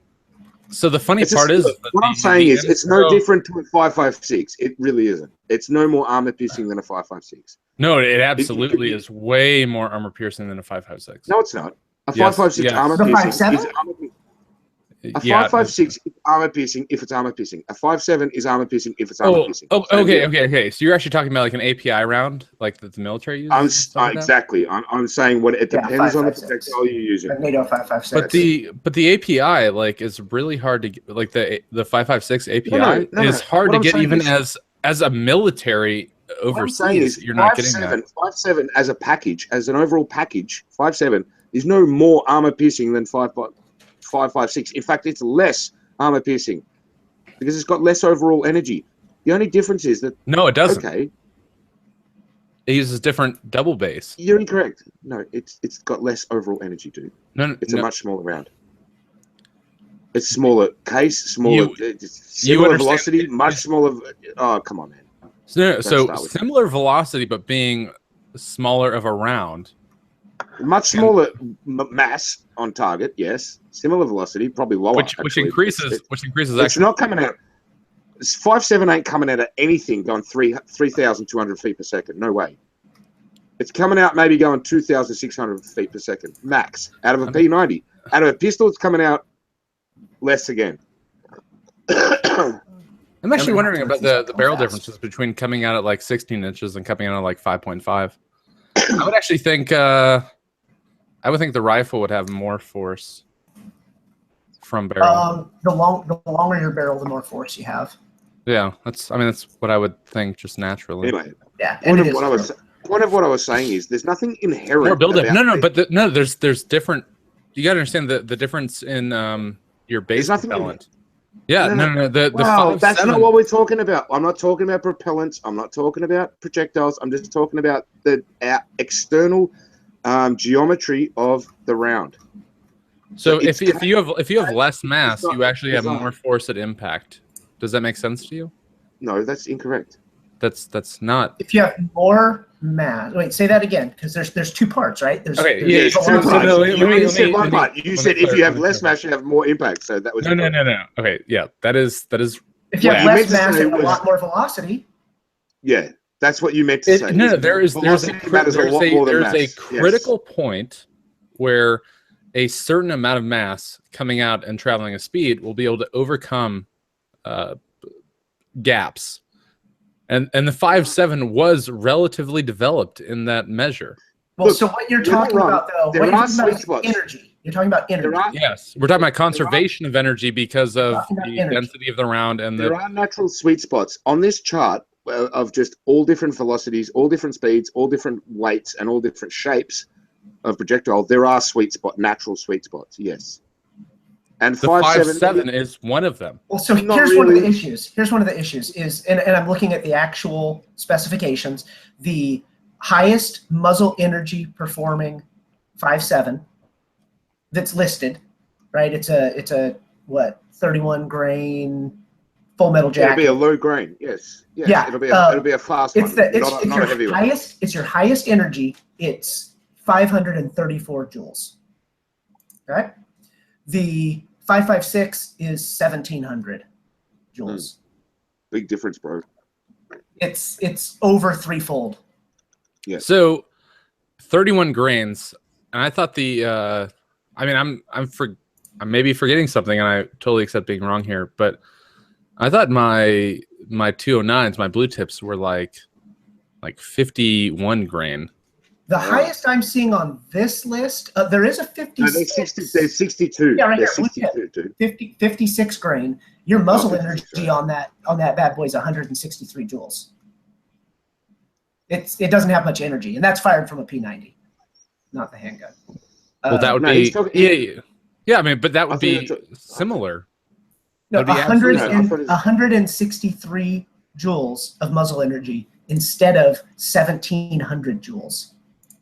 No, I think he was talking about his 5.56. What did you just say? No. I was talking about my P90, the actual.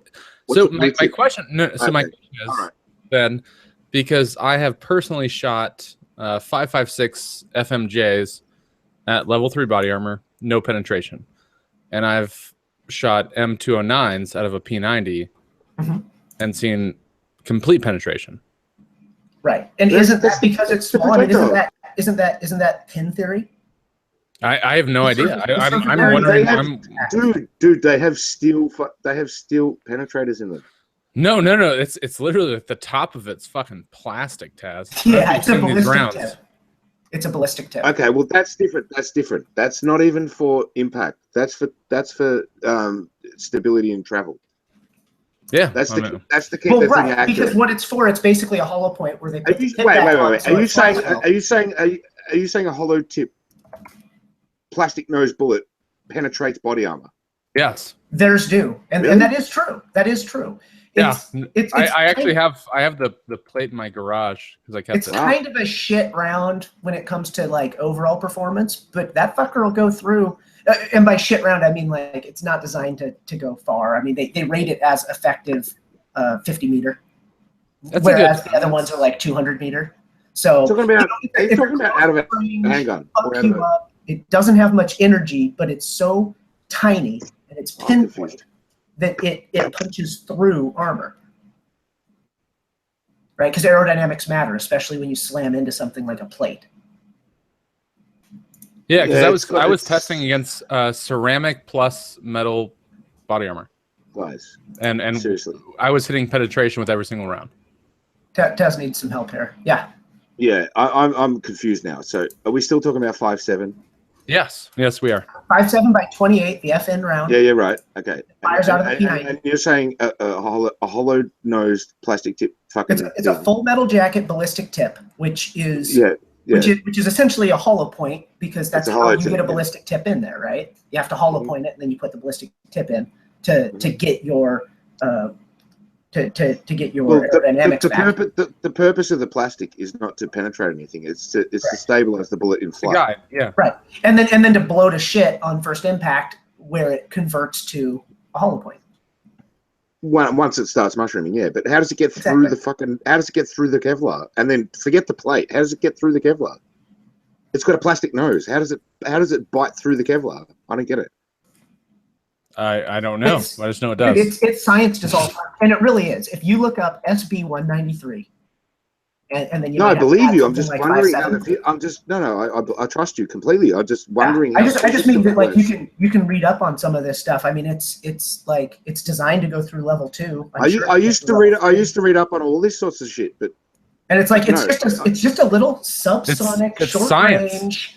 Yeah, and it's just the fucker is it's like subsonic.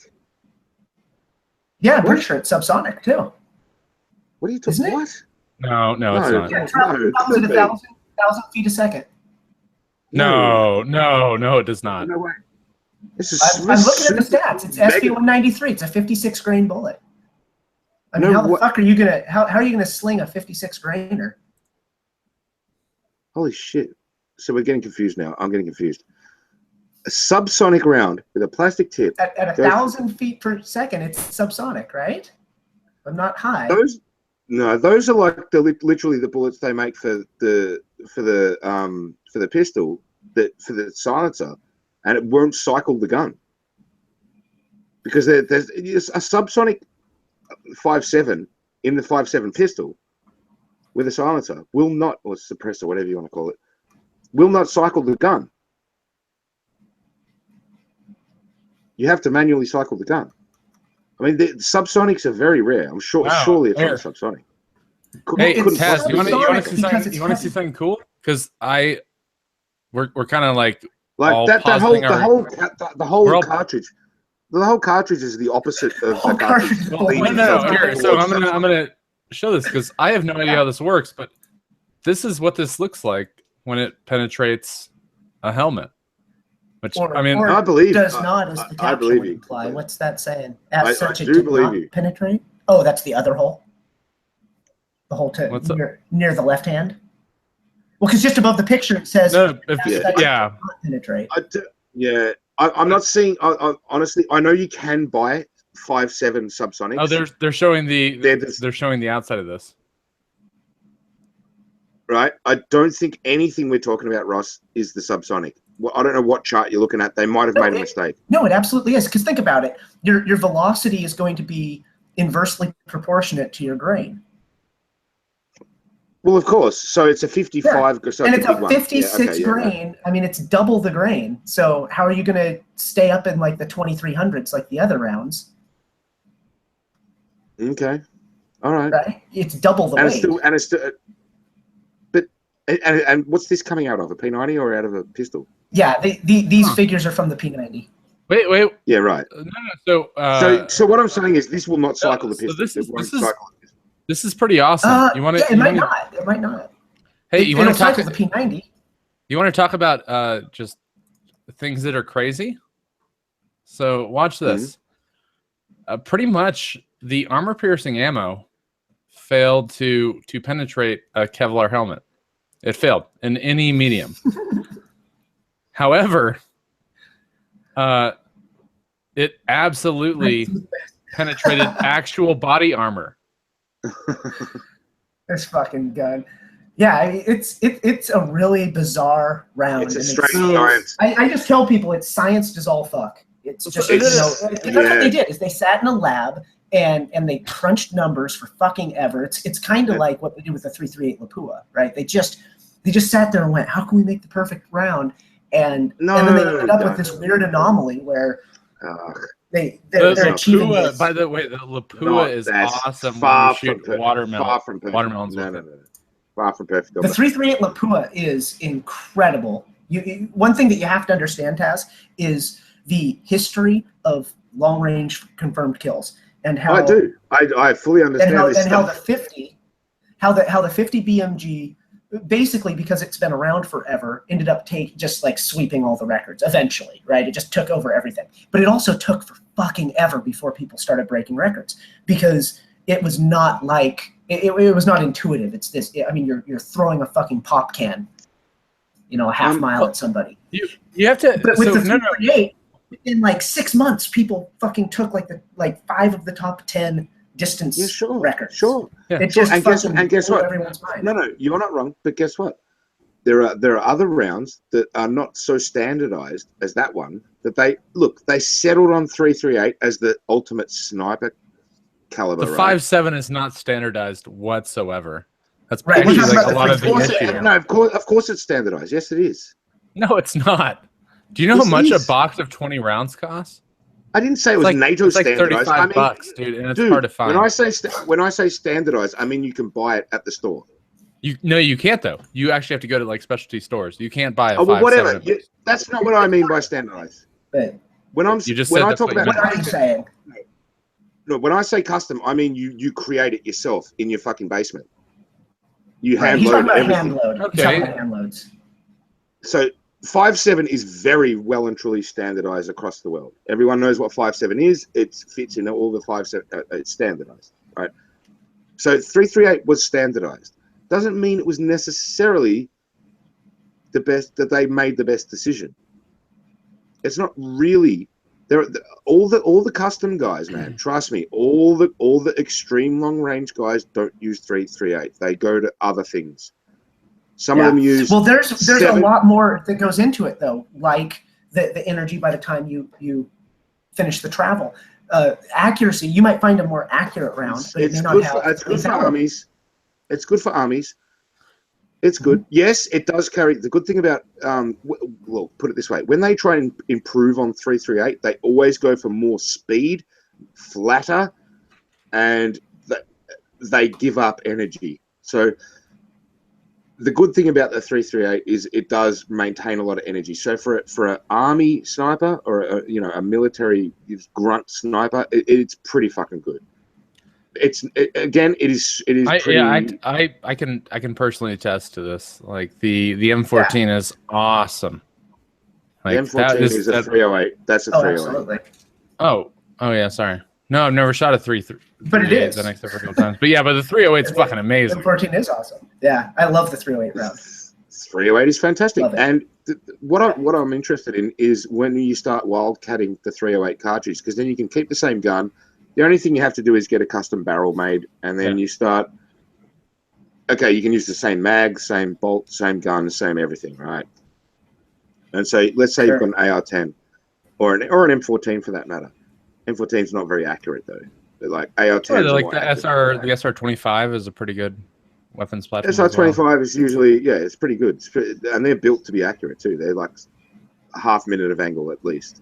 At most. I think it's actually a minute of angle weapon, but that's like still really accurate. A minute and a half is like just basic issue. AK-47 shoot a minute and a half. That's not true at all. There's no fucking minute and a half. Minute and a half is not impressive. Minute and a half is not impressive. A minute and a half is like really impressive. No, it's not. The M107. No, the M107. The precision world. The Barrett. World, that is not impressive. The Barrett. The Barrett M107 is a 3-minute. Do you understand 1,000 yards? At 1,000 yards, do you understand what a minute and a half? Yeah, that's a minute and a half. We're talking 45 inches. No, 45 inches. Okay, what's that in feet? 2 feet? No, 3 feet. Almost 4 feet. No, 12 inches in a feet. So. Yeah, so that's not accurate at all, dude. That's hit and miss. That's like spitting in the wind. No, and that's what I'm saying. Like that's the M107. That is the Barrett sniper rifle. I'm saying that's not a sniper rifle. That weapon is not. Well, it's an anti-ordnance rifle, but they absolutely snipe with it. Thank you. Yeah, correct, Ross. I have a lot of experience with the M107. Like a lot. It's great. Hey, it's an awesome weapon. It's a fucking cannon. I love the thing. I watch fucking videos of it just kicking off, going. I'm like, yeah, that's badass.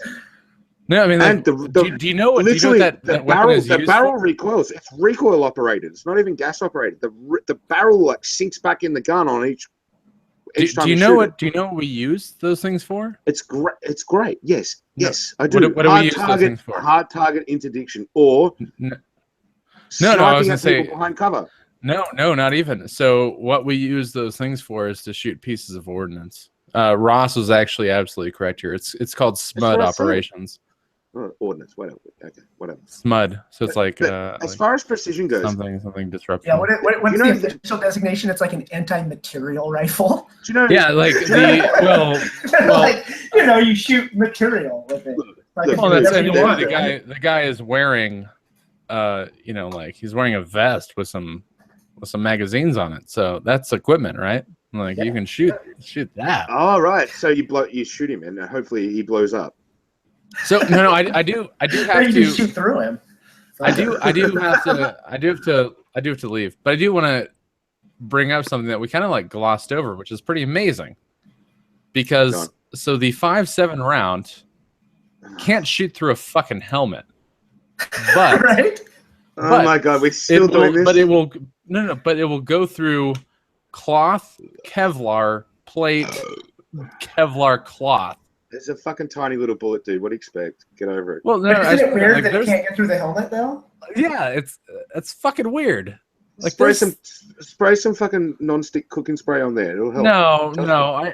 I want to put more. Kevlar uses friction. Kevlar slows bullets down by a method of friction, right? I want to put more faith where faith. Everyone knows this. When it comes anyone who these people did a good job. Anyone who played Siphon Filter growing up knows that Kevlar coated bullets burn through armor. God. We all know this. This is 100% guaranteed fact. No, isn't that crazy though? That like a bullet will act this one way, like it can't go through a fucking helmet, but it'll go through. Is interesting, very interesting. Yeah. That's all I wanted to leave with. I wonder if you got like a nice square hit though, because I mean you're hitting a domed target, and that little fucker, he doesn't have any energy. So I'm not gonna lie. So I'm not gonna lie. When I did my test, because I did this like in a farm in Kansas, so I had extra plates. I didn't have them with the Kevlar, so it was only the like the green plate. So there's ceramic plus plate, and there was no Kevlar interdiction or interaction whatsoever. So I did my test with two different plates, both the same, but you don't know what sort of status they were in prior to that, so it's not really a controlled experiment. Right. But I did them with a fully auto 5.56, pretty much a Vietnam era like M16. Right. And then I did them with a PS90. One plate on one plate on the other. I had zero penetration with like the M16, although most of it was updated, and I had every single penetration with the PS90.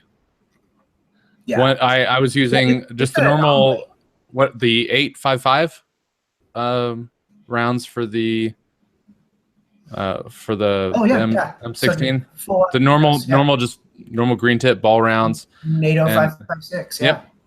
And I was using the armor piercing rounds for the PS90. So sounds right. I mean, I was like super impressed. I was just like, man, this is pretty awesome. Like, holy crap! It's impressive. Cool. It really is, and it's incredible that a round so small is able to do that, especially when you look at its ballistics and it's like you're small and you're kind of shitty. On paper, you're a 22 Magnum. And then you blow through a fucking Kevlar vest. The fuck is going on here? Yeah. But ballistically, it really is. It's a 22 mag. Just before I left, you said something, Ross, about getting a square shot. Now, if you look at the profile of the 5.7 at its nose, but hey guys, I'll see you later. Hey, Ross, I like you. We're not enemies or anything like that. Taz, cool. I love you forever, so we're good. Yeah, love you too. Good night, guys. Fantastic. We'll call it a night, Ross. I think 6 hours of hangouts is pretty good. might be enough. Yeah. I agree. And I think we lost What's a bunch of people when we. I think we. Has it only been like 2 hours on this hangout? No, it's at least 2 hours. Right. It's like 2 something. I don't know. Is this thing just fucked? Maybe this thing's just fucked. No, it just maxes out at 2. Oh, you can probably only go back 2 hours or something. More than 2 is the count. Yeah. I glanced over at the stream on the side. But I think the only goes back 2. We've definitely been going more than 2. Fuck. I think we started at 7 my time. It's 11:40 now. Yeah. Anyway, yeah, cool. Yeah, that 5.7's weird though, because it's this little fucking pin that'll just punch right through body armor like it's nothing, and then you look at it ballistically and you're like, you don't do a fucking thing. 163 joules. I mean, you'd think that like you could flex your abs and stop that shit, but and then a 5.56 next to it. Physics is really strange. 1,700 joules. Yeah. Yeah, and 223 is a poodle shooter. That's a little prairie dog gun. That's not a real gun. I mean, we use 223 in the military because people are squishy. Well, you don't have to humanely kill them. You just have to incapacitate them. You don't care if they stagger around dying for fucking 5 hours. No one gives a shit. Yeah. Right? Well, they do claim equal lethality to the 7.62. They do claim this.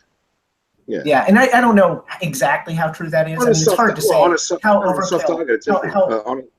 Yeah, like how overkill is a 7.62 with double its fucking energy and double its weight and shit. Like, no, but behind a brick wall, maybe you'll hit them with the 7.62. You probably won't with the 5.56. The original 5.56. I mean, the fireball.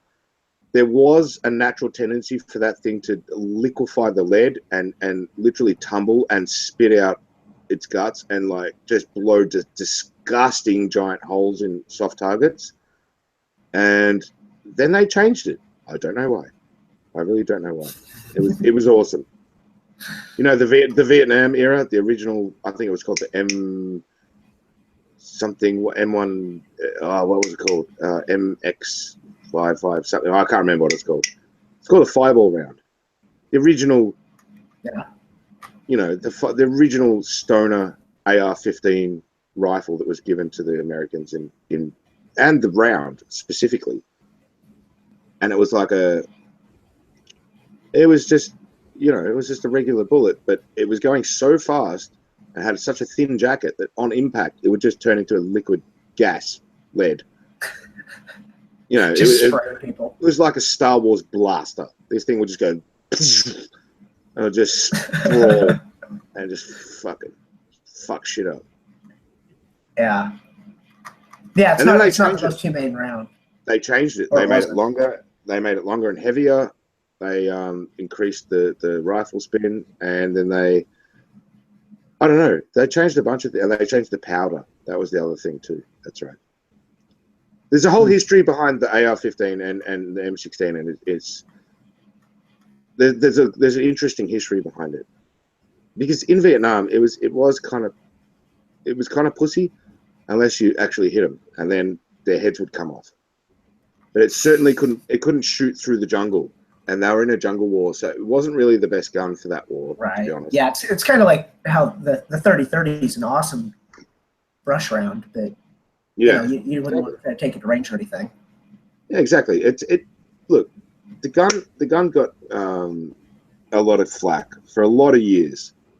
Mm-hmm. Like literally, like just fake news stories. Can we talk about this whole fucking gas blowback bullshit? Like, I mean, that's just not smart, honestly. Like, I've seen piston conversion kits. No. Direct impeachment's fine. It's fine. That wasn't the problem. I mean, yes, and there are. It is a problem because you're blowing all your crud back into the vital guts. Correct. It's just a bad design. AK had it figured out with the piston, and they make piston kits for ARs and whatnot that are really cool. Yes. Well. Yes. Everything you said. Yes. The AK came first, so piston. Mm-hmm. Driven systems were around way before direct gas impingement systems were around. Yep. Yes. And they just want to snow filter or some shit. Yes. And they just want to snow filter or some shit.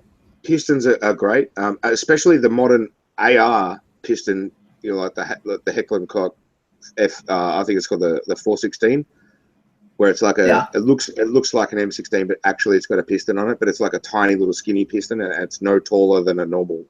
Yeah, because that's all you need. I mean, the entire idea is, hey, let's use a mechanical means down by the fragile guts instead of actually blowing your fucking unburnt gunpowder and shit down in here. Well, from my understanding, a lot of the guys who do all these different custom rifles, especially the guys who do really precision stuff, and they make precision gas guns, you know, like semi-automatic sniper rifles, like proper sniper rifles with ridiculous heavy barrels and like tight tolerances, and the whole thing is custom made.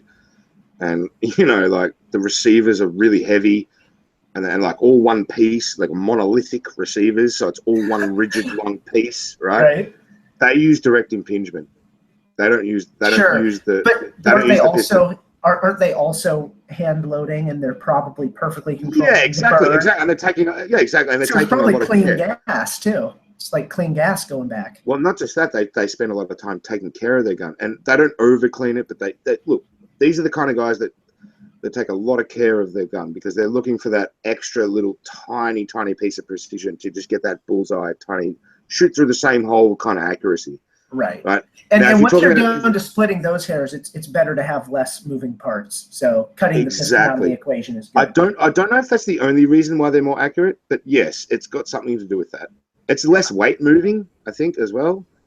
Sure. I think it's just. I mean, you don't want a physical object, you know, adding to the reverberation or anything like that.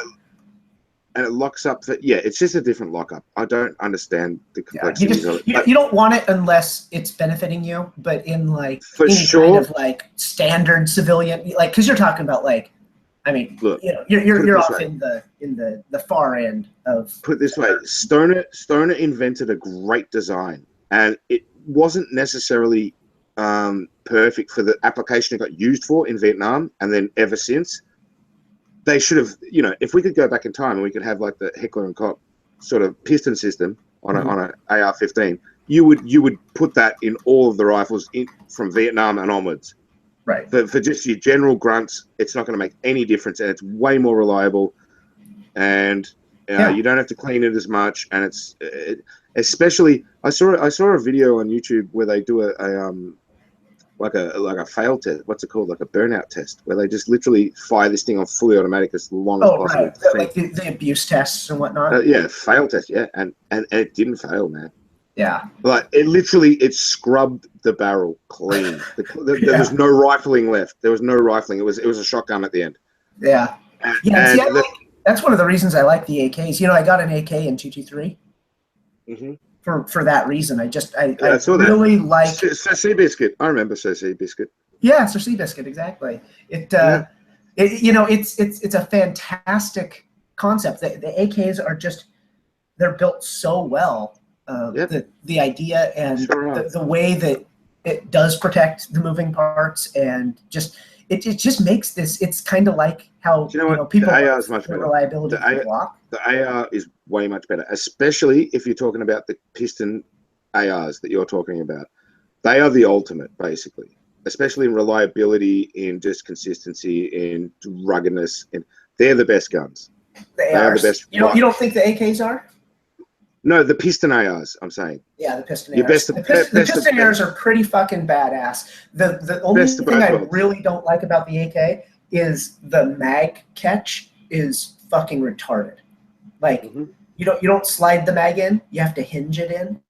And the whole thing's ridiculous. That's a mess. The whole thing's ridiculous. But I did find no charging handle. The charging handle attached to the bolt. That's pretty fucking stupid. There's a lot wrong with the AK, but it was perfect for what it was designed for. It was designed for the Russian idiot-proof gun. It's perfect. And the idea that like it's just unbreakable. You know, like, it's never going to quit fucking working. You never have to clean it. Yeah, for you, I'd be looking at a Heckler & Koch 416, which is piston operated. It's got the charging handle of an AR. It looks like an AR. That it exactly handles like an AR. The only difference is that instead of a tube, you've got a piston. And the other good thing is that you don't have to have the stock. They can be stockless. Unlike an AR, a traditional AR cannot be stockless because it's got the thingy, the buffer thing in the tube. Yeah. In the stock, which is like fundamentally part of how it operates. But the HK14 does not. The 630 is a really cool HK as well. It's a 223. It's more like a hunting rifle, but it's fucking awesome. I really like that. I fired my bosses, and then I was like, "Fuck, I think I want to get one of these." And then I saw how much they go for, and I'm like, "Fuck, I'm never gonna be able to get one of these." Yeah, man, I gotta move to America. Spendy. What am I gonna do? Like literally, any ladies out there that want to fucking just hook up with me, and we'll do like a marriage of convenience. Yeah. I'll come over there. I'll support my wife. I'll do all of that stuff. And if you're hot, I mean, I'll even fuck you if you're good looking. I don't even care. But if you're not, that's fine. We're just like, that's not even important. I'll get my citizenship and then I'll start getting my guns. Start buying my AR-15s, bro. Yeah, well, maybe somebody will take you up on it. Either that or, head to Somalia and then apply for refugee status. Either that. The only other thing is for me to like get involved in trying to change the attitude in Australia about guns, and maybe we could get some of the gun laws reversed. And we could maybe campaign for some slight reversals of the gun laws. We can't have anything that self-loads at all. Ever. Doesn't matter what the gun it is. I can't have a Ruger 22 pistol because it self-loads. Can't have it. Actually, no. I think I'm wrong about that. I think you can have handguns, but you can't have them. Oh, I don't know what the deal is. It's like so restrictive. It's only for pistol shooting clubs, sports clubs and stuff. Like Olympic kind of pistol. Yeah, you can technically have semi-automatic pistols, but you can't just have a Glock just for home defense. You absolutely cannot have that. Yeah, I'm not sure how. It's like Class C. It's like ABC. It's the highest class of license you can have is a self-loading. Right. They're just shitting their pants over the fact that you might have this gun capability. You might have this.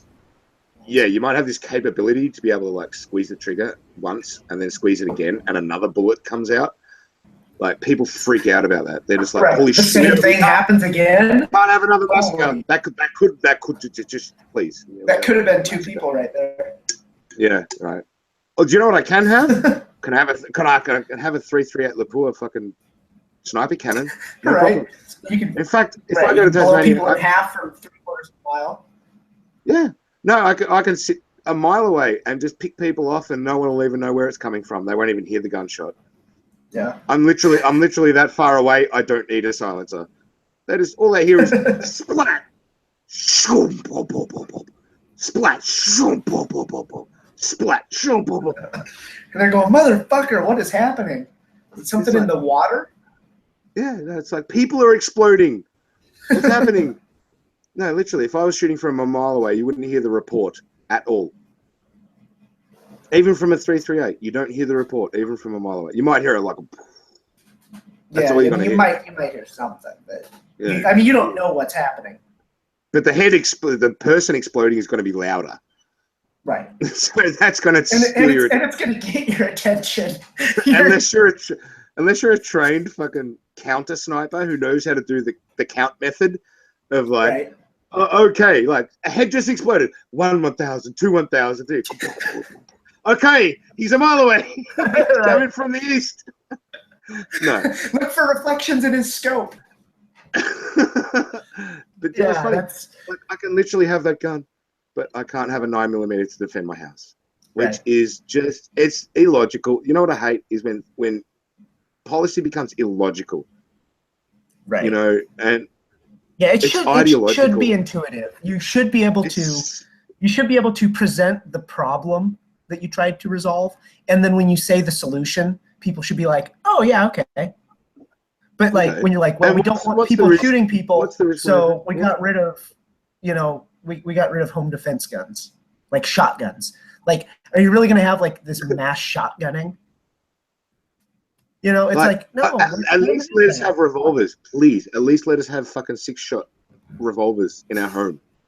You can't go on a mass shooting spree with a snub-nosed 38. Right. Or like make it like classic cowboy guns, so you can't even like moon clip that shit. You gotta like each round. Yeah. Single. Like, come on, I can get 6 off, and then I'm sitting here for like 2 minutes, fucking trying to get the brass out of this goddamn cylinder. Fuck brass. No, we're talking like muzzle loading 6-shooters, man. Black powder 6-shooters. No, we can't even have that, dude, because it's a repeater. David absolutely disagrees. Do you know what? Actually, I think we probably could. We probably could have that. I'm not too sure about the laws here in Australia. Shotguns are absolutely what I would use if I wanted to kill a lot of people. Well, that could be true, but the point is, the law, the ban that they went with was like, we've got to get rid of anything that self-loads because we don't want people dying. But like Taz was just talking about, you could be a very effective mass shooter with, you know, bolt action rifle. And if you care about home defense, something like a shotgun is actually, you know, considered pretty favorable. I mean, again, the intuition of the law. There should be some intuition. You should be able to say, here's the problem, here's what we're trying to prevent, so here's what we're doing. And when you get to the here's what we're doing, people shouldn't sit there scratching their head. It should make some sense. And fundamentally, I think it's really important to state this. This is not about just we all love guns because they're so alluring and they're so magnificent, fascinating, which they are. Let's be honest, they are. But so are V8 engines and muscle cars and lots of other things turn me on as well. Yeah. And I'm allowed to have all of those other things. David's being hard. But that's not really the issue. The issue is really individual rights and the right to defend yourself from you know, a threat. Sure. This life is tough, and there are bad guys out there, and they will try and do you harm, and they'll try and invade your home, and they'll try and rape your daughter, and they'll try and steal your shit, and they'll try and kill you and harm you, and you should be able to stop them in any society, any you know, decent civilized society. If you deny the citizens that right, you're not really a civilized society, in my opinion. I think that's fundamentally the difference between Europe and the United States.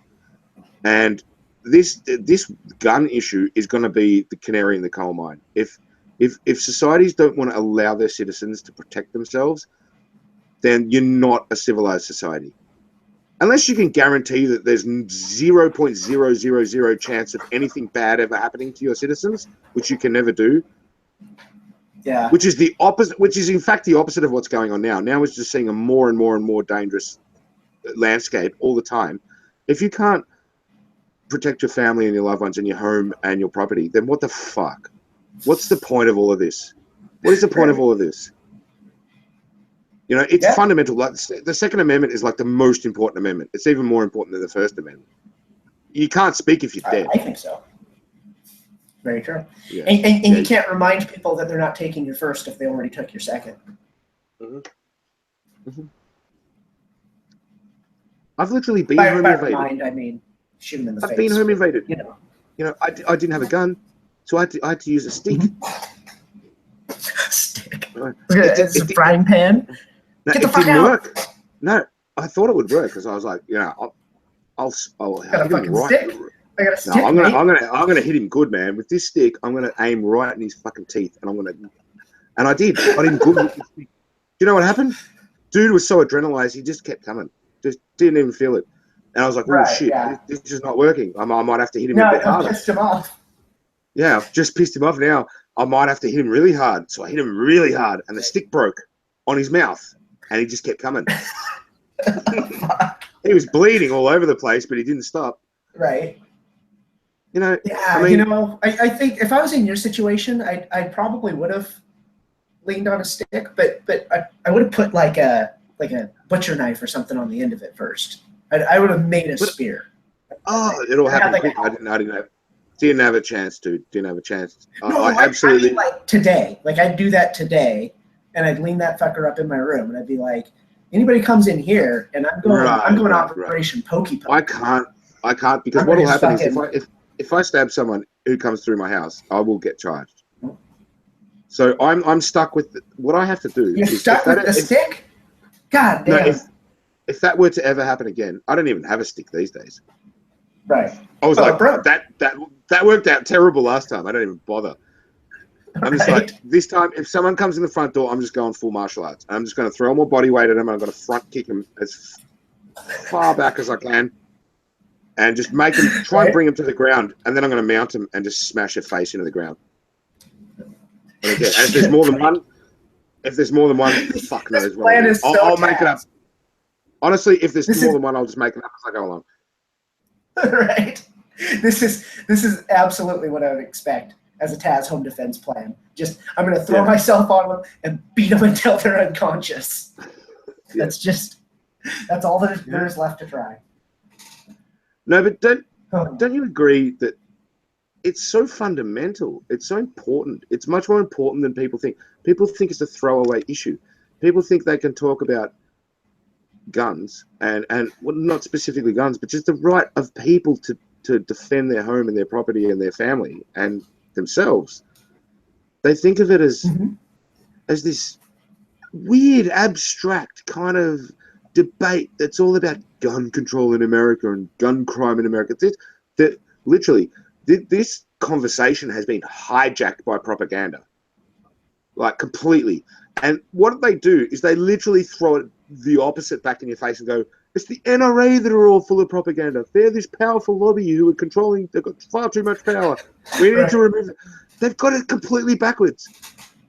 All we want is the right for everyone, doesn't matter who you are, just to be able to defend yourself from the bad guys. Just like the cops would do if they were there. If the cops were next door and they saw someone breaking into your house, they would come and they would shoot the guys. But they're not always going to be there. So if that's acceptable for a society, to have a police force that can shoot seriously deranged people, people who are posing a serious threat, if the cops are allowed to shoot people, why aren't citizens allowed to do it inside their own home? Or even on the street for that matter, but specifically inside their own home. Yeah, no, I absolutely agree. I've described it before as phoning in your gun. Like, if you can call in your gun and it's okay to shoot someone, then can't we just expedite the process? Can't we just leave it here? And if I need it, I won't call you and ask you to bring it by. Because really, we're just a half step away, right? Like if the police showed up and tossed you the gun, then there'd be no difference. You're just waiting for it to be delivered. That's a great example. I love that. Yeah. So it's not about the part where you shoot somebody. It's about well, I don't know about leaving that gun in your house. And maybe that's why I'm more of an advocate for regulation and training and licensing and stuff, because I understand what everyone's gripe is. And everyone's gripe is they just don't want every old fucking Joe Schmo to be able to get an assault rifle. Some crazy asshole that's mentally ill and. Not even that. No. Do you know what? Not even that. I don't think anyone really believes that, because that guy's going to get the gun anyway. What most people are worried about is just casual Joe who doesn't know what the fuck he's doing. He's the guy that occasionally prangs his car because he's not very careful. He's just a total. He's not very alert. He's not the smartest dude in the world. And now he's got an AR-15 assault rifle machine gun. Right. And he has no idea what he's doing. Yeah, no, I'm big. I'm big on training. And I think we've talked about this before. I'm big on training. We have. But yes. but I don't like necessarily. Licensing is where it gets tricky, because then it's like, who licenses you? How does that work? How is it going to be manipulated? The people that don't want you to have guns, how are they going to abuse it? All that stuff. What I do like the idea of is to push that into our education system and say, hey, this is part of being an American, especially in America, right? This is part of being an American, just like how we teach you not to yell fire in a crowded theater, even though that's a First Amendment, fucking piss off.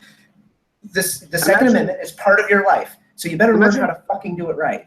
Imagine part of education, of high school education, was instead of all of this theoretical nonsense that people learn and the history and the this and the that, imagine that they taught some business management, some basic like household financial skills, or just day-to-day like maths methods, we used to call it. I used to actually go to a class called maths methods, which was more like real life applications of maths, more percentages than quadratic equations. Do you know what I mean? So you'd have that, right. And then you'd have like driver education, and you would have like shooters education as well. These would just be like standard issue fucking courses in people growing up. They would be high school courses. Taz, do you realize that the majority of American constitutional fundamentalists would shoot you on spot for saying something like that? Yeah, I do. I do realize that they're very strict about this in America, and I get it. And if push came to shove, I'd just side with them. I'd side with them completely. I would. No, but well, I mean, I have two questions. So, number one, what is so bad about having people before they buy their first gun attend a mandatory training class? Well, I guess the problem is who pays for it is the only real problem I can foresee. They do. I mean, if they pay for it themselves, and if it's just like a driver's license and you have to pay for it yourself, I don't see the problem. I think that's pretty cool. But in the Second Amendment guys, they're fundamentalists. They're like, no, my 6-year-old son can have an AR-15, and that's the end of it. Yeah, and they do impose some. They do impose some. No, there's a huge issue in America, and I understand both sides. I completely do. I do too. Yeah. The idea that there are people on both sides, just like the SJWs and the anti-SJWs, which are both fucking complete morons mostly.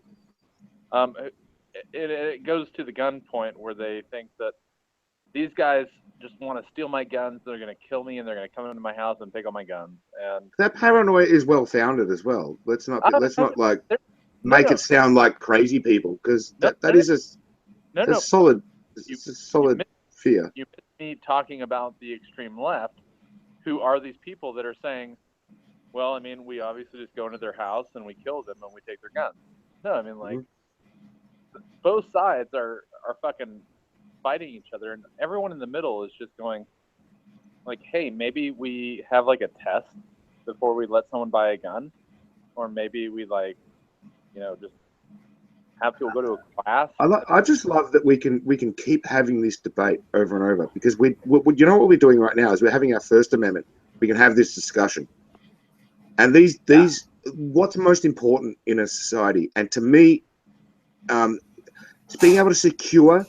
There's no point having the ability to work and gather wealth and buy a house and raise a family. There's no point having that right if it can all be taken away from you in a split second by a psychopath, and you have no legal repercussion to stop him.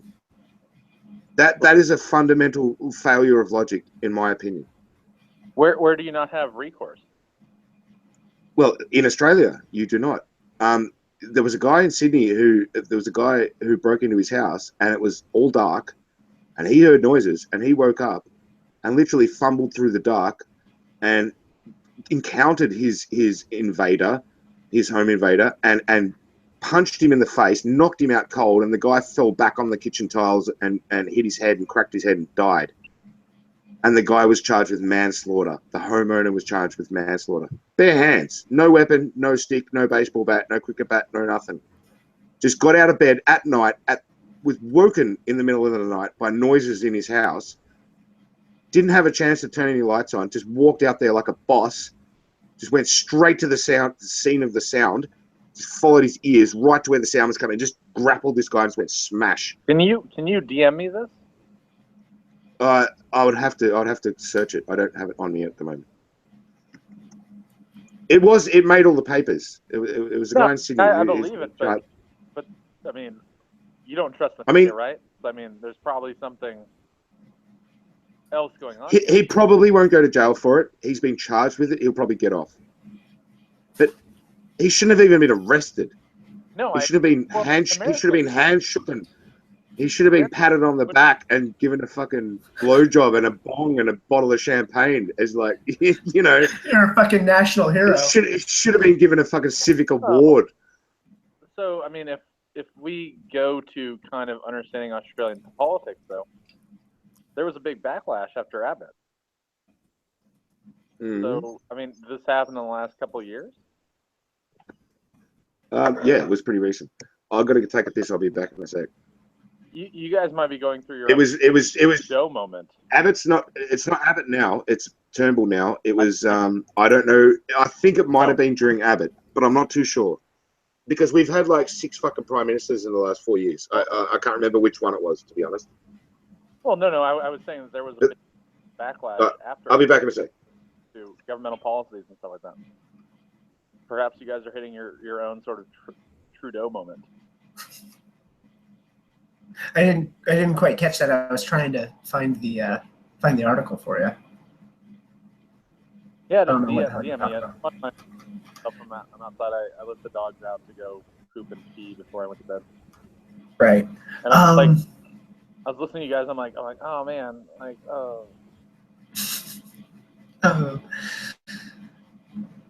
don't know if this is the guy. This one was updated like a year ago, and it's talking about how he's still in custody. But apparently, it happened quite a while ago.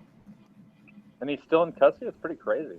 Yeah, I don't know. I'm trying to figure out if that's what this is. They're not talking about how he died. Yeah, I mean, in America, this person would have been free like a long time ago. And we could all acknowledge that. Yeah. One of the big issues is that when we talk about individual cases and stuff like that, we lack nuance. We don't talk about what country and what sort of, because there's like blasphemy laws going on in Canada now, which is absolutely dog shit. I totally agree. Like, let's fight against Canadian blasphemy laws. But these things aren't happening in America, you know what I mean? So it's dumb to try to talk about something through the context of an American lens when you're addressing Canadian issues. Oh, this is a different one. It might still be interesting, but it's different. This is like a couple guys detained a burglar. Yeah, guy broke in, tried to steal. 2 people caught him, detained him. Police showed up, and then the detainee passed out, slipped into a coma, and died. And they're charging him with murder. Was it drugs? Did they? No, let's see, life support. Blah, blah, blah, blah. He had facial injuries. God, I mean, what? This is a different one. But did you hear about this? Like these 2 guys, Batterham and something. Is it just him? Mother of a man who died after being involved in a fight in a Newcastle home. Are you trying to look up the thing I was talking about? Yeah. Is it Ben Batterham? Yeah. Don't know. No idea. Apparently this guy, like, he got into some kind of altercation. No, the story I heard during a home was literally a burglary. random home. The one I heard was a home invasion. The person wasn't known to the homeowner. Yeah, that's what this is as well. Yep. And was he charged with murder? Did the guy die? The guy died. It's weird. It's like did he punch him with his bare hands and he hit his head on the ground? That's the story. That's the one. That sounds like it might be this one. That's it. Yeah. Yeah, and at first they charged him with. See if I can find it again. There's a bunch of updates. I mean, to it. How ridiculous can law become when? I mean, this shouldn't go any further than the police arriving at the scene and realizing what has happened and realizing immediately that this guy is the victim and he's successfully defended himself and there should be no charges laid at all. Yeah, and see, what's crazy is apparently he beat the shit out of him or beat him around a bit and then somehow detained him while the police showed up. The police show up and then the suspect loses consciousness. They take him to the hospital and then he dies. That's possible. And that's possible. So they charge him. They charge the homeowner with recklessly inflicting grievous bodily harm and then upgrade it to murder. That's not necessarily. That may not be the one I'm thinking of. Newcastle is right next to Sydney. That might be the one I'm thinking of.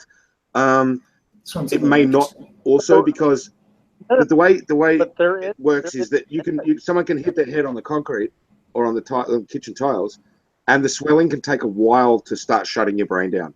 Right. You know, you can have a nice whack to the back of the skull, and you can still be conscious for the next half an hour, and then you slip. So then you slip, here, though, and you never come back again. Sorry, go, David. I can't hear you very well, David, either, by the way. Sorry. There is precedence here, though, when we talk about comparative law to the U.S. So, I mean, a lot of even police officers will tell you that, no, like, you kill the guy, and if he falls outside of your door, you know, you drag him. I know, right? It's so stupid. So I do kind of understand the idea that, like, it would have been a lot better if they just killed him. Do you know what? I think technology can cure a lot of it. Well, logic, we could fix all of these things with what we've got now, with just a little bit of common sense. But just to pander to the pussies out there, we could implement some rules to make them happy, just to keep them happy, so that we can all have that right to defend ourselves. If we keep them happy, then we can defend ourselves. Like maybe we could say, okay, everyone has to be just to have a fundamental basic training and a licensing. Or I know the Second Amendment guys won't like that, but I'm an Aussie. Like I've got no rights. Like, you know, whatever. So you just want to move in the right direction. I'm coming from a different place. So, but also like maybe if we had like in modern technology, we could have like cams on guns. Like as part of the laser mount, you could have like a little cam that as soon as you pick the thing up, it starts recording. It doesn't need much space. It doesn't need much, you know, it's just like on a loop. Right. And then whenever it's just like a security cam. As soon as you fire the thing, it just starts recording like from 10 seconds or 20, a minute earlier. And then it starts archiving. And then you could have like evidence in court, which would be helpful. The issue is, though, is that the Second Amendment fundamentalists, which is really like who we're fighting. I'm not fighting you guys. Like, I think people should own guns. You know what I mean? Like, I'm not disagreeing with you guys, but the issue is that the people that you're really fighting don't want any sort of, you know, registration. They don't want any sort of training. They don't want any sort of thing. I'm not really fighting those guys either, to be honest. Like, I know. Well, I am. Like, I want to. I'm fighting the ban all guns guys, and I'm trying to compromise. I'm trying to give them some security measures to keep them happy, so that we can all still have that fundamental ability to be able to defend ourselves. Right. Like if I could have a camera. But being like, you kinda, this right. No. Let me interject real quick, Ross. Do you understand that when things are kept black and white, that eventually the black or the white will win? Oh my God. Not you. Sorry, I was just reading the chat. Sorry, go ahead, Dave. No, there's a really bad issue here that if we don't kind of come to compromise, eventually one side will win. Like, and we're gonna hit like Australia level. We'll just be like guns. I think the truth will prevail. Always, the truth must prevail. And if the truth doesn't prevail and the other side wins, we're going to keep on fighting, because the truth must prevail. The numbers are in. Ross has done the numbers on this so many times, and he'll debate anyone on this earth about lawful gun ownership and the results. Okay, we can. Almost no one comes to harm by decent, law-abiding American citizens who own guns. Almost no one. Sure. But what does happen? Tons and tons and tons of victimizations are prevented, and that metric is never factored in. Hey, Ross. Yes. Where do all these illegal guns come from? Well, I mean, they come from a lot of places. I mean, they come from the factory, if you want to start there. But, I mean, are you talking about, like, how does it first become an illegal gun? Like, it was a legal gun, and then it became an illegal gun? Exactly, yeah. I mean, again, you have a lot of sources, but... let's go to the largest one. I think the largest. There's two things. There are illegal transfers of firearms, and the second is that there are mentally disabled people who own guns, and those guns are stolen. That's what happened here. We had a schizophrenic guy who had an AR-15 and shitloads of mags, and he apparently killed 30 people. So that's... No, so when we talk about things and going back to, like, I think, Jesus, my dogs are going crazy. Going back to, like, your argument with Alex, which I think Alex performed terribly, hugely. But when we start talking about gun reform and stuff like that, you got to realize one of this guy's first prerogatives in his first 30 days was to remove this idea that someone that is on Social Security for being disabled mentally and cannot handle his own finances, and this flags the NCIS that, this is something that's worth overturning. No, fuck no. That is absolutely something that we should have. I'd need to see a source on that. I'm completely ignorant on the subject. Really easy to look up. And if you want to look at my timeline, give me something. Yeah. I'll look it up right now. I can. But that was one of his prerogatives, and that's insane. Like a bill, a name, what? So they have to be on Social Security. Let's see. Literally, if you just Google Social Security guns NCIS, you'll probably find exactly what we're talking about. I apologize, but I'm on my. Oh yeah, no, that's cool. That's cool. Okay, so we've got a couple things here. Might it be? Let's see, dates, all the news. Roll back the Obama rule on background checks for gun ownership. Could that be it? Probably. Yeah. House strikes down Obama-era regulation that blocked gun sales to mentally ill. Yep. Okay. Well, first off, that's the House. Correct. Fair enough. Good point. Thank you. So I guess we're done. Yeah. I mean, like, where's Trump? Let's see. Let's see if Trump is named. No. I absolutely willing to. His name is in the article. It appears one time. Well, let's see. There's no. Actually, can I concede a really large point to you? I'd love it. Because we need to talk in better terms. Overall, both sides.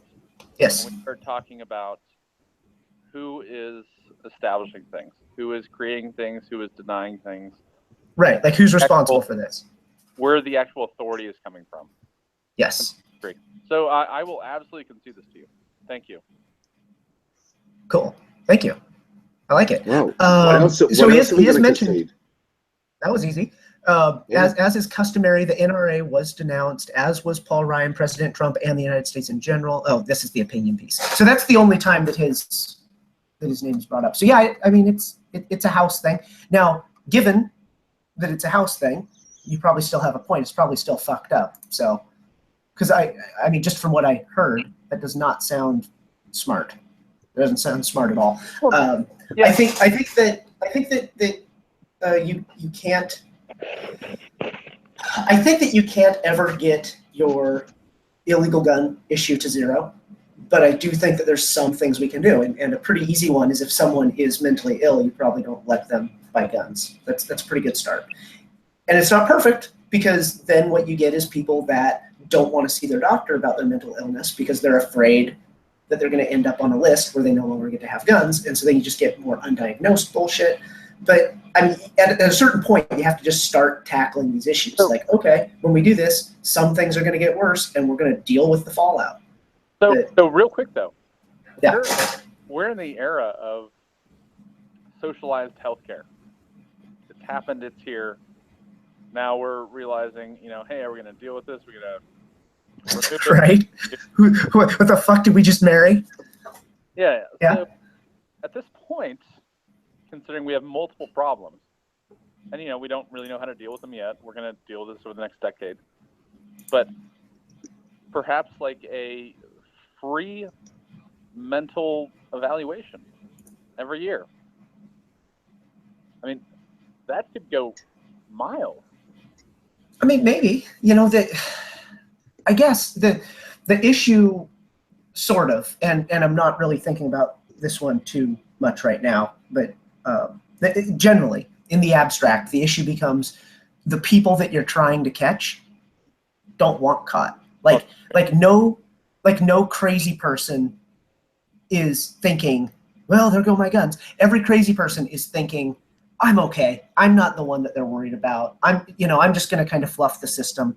It's the same kind of thing with like tax avoidance. They're like, I understand the spirit of this tax. I don't need to pay this. I totally agree with you. Yeah, so you got to find a way to stick them because you can't carrot that. The issue is though that I think, and everyone would agree, we'd be like, mentally ill people don't need to have guns. I think that's not a crazy right. Sort of, you're not way off the fucking spectrum to say that. But the issue is like, if you're talking properly mentally ill, yeah, absolutely not. Yeah, they also shouldn't be driving cars. I mean, if they I also agree with Kaz. Like driving a car is the metric for me. If you can't drive a car, you can't own a gun. Well, and yeah, and equal. If you look at like in America, someone hits, I think it's like 65 or it's 70, you have a mandatory eye exam. And at that point, like if you fail that eye exam, we go, hey, can't drive a car. Like, right, exactly. We understand the damage you could do, and it's very slight. Like how many people, elderly people killed in cars? Probably not that many. Probably 20,000 a year. I mean, let's put that number out there. It's too many. But yeah, whatever the number is, it's too many, and we can work on it. Now, can we also understand that the people who are committing mass shootings, the people who are killing people in the streets every day, these people are A, either criminals, or B, mentally insane. Most of them. Most of them are gangbangers. I mean, 99% of them are gangbangers. No, and I actually have a great plan. I have a hugely great plan for fixing that issue as well. So the recidivism rate for firearms is around 70%. Recidivism. That's a word I do not know. So guns are being used in a crime like multiple times. All right. Yeah. Okay. Yeah. So in California, hilariously enough, if you go race your car, I think as you remove illegal guns and as you keep imprisoning all the bad guys, that rate will probably increase. So that's a bad metric. It's not a good stat because what'll happen is, take somewhere like Australia where guns are much harder to come by. You'll find that of all the shootings, of all the illegal shootings that happen, and we don't get a lot. Most of them are like drive-bys on a house, and they just put a few rounds through the house, or they'll ambush someone and they'll send them a message by kneecapping them. There's not a ton of murders, but just shootings. We'll call them shootings. Most of them are repeat. The same gun gets used multiple times because there's not many guns going around. Uh-huh. So people literally share the guns amongst themselves. Well, so Taz, in America, they'll literally be like, "Can I borrow that gat, bro?" Yeah, like I want to go shoot that guy. Can I see your piece real quick? Yeah, exactly. Let me though. So in America, the evidence eventually gets turned over back to someone if it's like stolen, which helps the recidivism rates. So what'll happen is that a woman will legally own a gun, right? Her cousin will go do a shooting. He goes to jail. That gun gets returned to her. Well, then rightfully so. It should. It's her gun. It was stolen from her. Did she file a stolen gun report? No. A stolen property report? No, not at all. Well, she has to declare that was taken by force. She should have it locked up, or at least in her.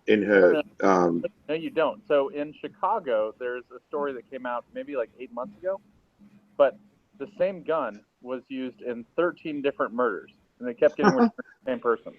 Fuck. Okay, well, clearly that's an issue, right? Like that's let's take out some low-hanging fruit here. Auntie owns the gun, and she's got 17 fucking little nigger nephews, and she's letting them all borrow her gun, obviously. Yeah, pretty much.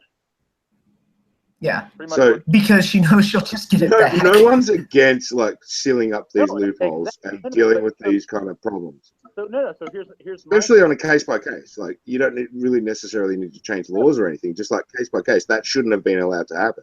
Well, no. Number one, well, and this is what goes to what people don't like when you start talking about like the right and like the 2A fundamentalists. Number one, when a gun is used in the crime, smelt that motherfucker. Well, I don't like that if my gun's stolen. I mean, if I report it stolen, this is what I would think, and this is kind of off the cuff, and it's probably not great, which is something that Trump should say before he talks his shit.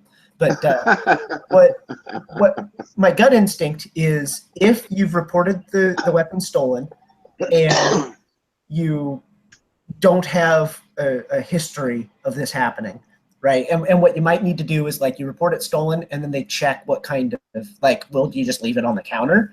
Do you leave it on the fucking dashboard of your car and somebody just smashed a window? Or is this fucking thing like inside a gun safe and you had a home invasion and you lost 5 guns or whatever it was?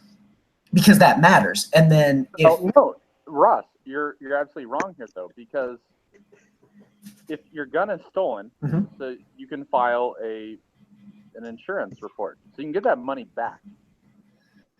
You can file an insurance report, but now you're talking about something totally different, though. No, but my point is that so you can already, as a homeowner, through insurance, say, "Hey, I've had X dollars stolen from me. Here's the proof. Here's the police report."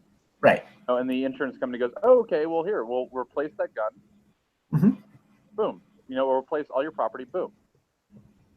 No, the issue is that when guns are used in murders, these guns should be absolutely smelted down. Absolutely not. I mean, okay, so I see where you're going with that line of reasoning, though. But here's the thing: your premiums also go up. I mean, ultimately, you pay for those fucking guns again. Like if you have a couple guns turn up missing, and they're like, "Oh, okay. Oh, they were really nice." You say they were. Oh, yeah. It wasn't just a shitty fucking para ordnance 1911. It was a Kimber. Okay, that's going to cost it. Your premiums go up. What's hilarious is I own a para ordnance 1911. Yeah, they're good guns, but they're also not expensive. We were literally talking about those before you came back. Oh. So the issue is you end up paying for that anyway, so it's not like, oh, God, you get to double dip, because you don't want to put in homeowners insurance claims. You don't want to. I mean, sometimes you need to because it is a burden. Why not?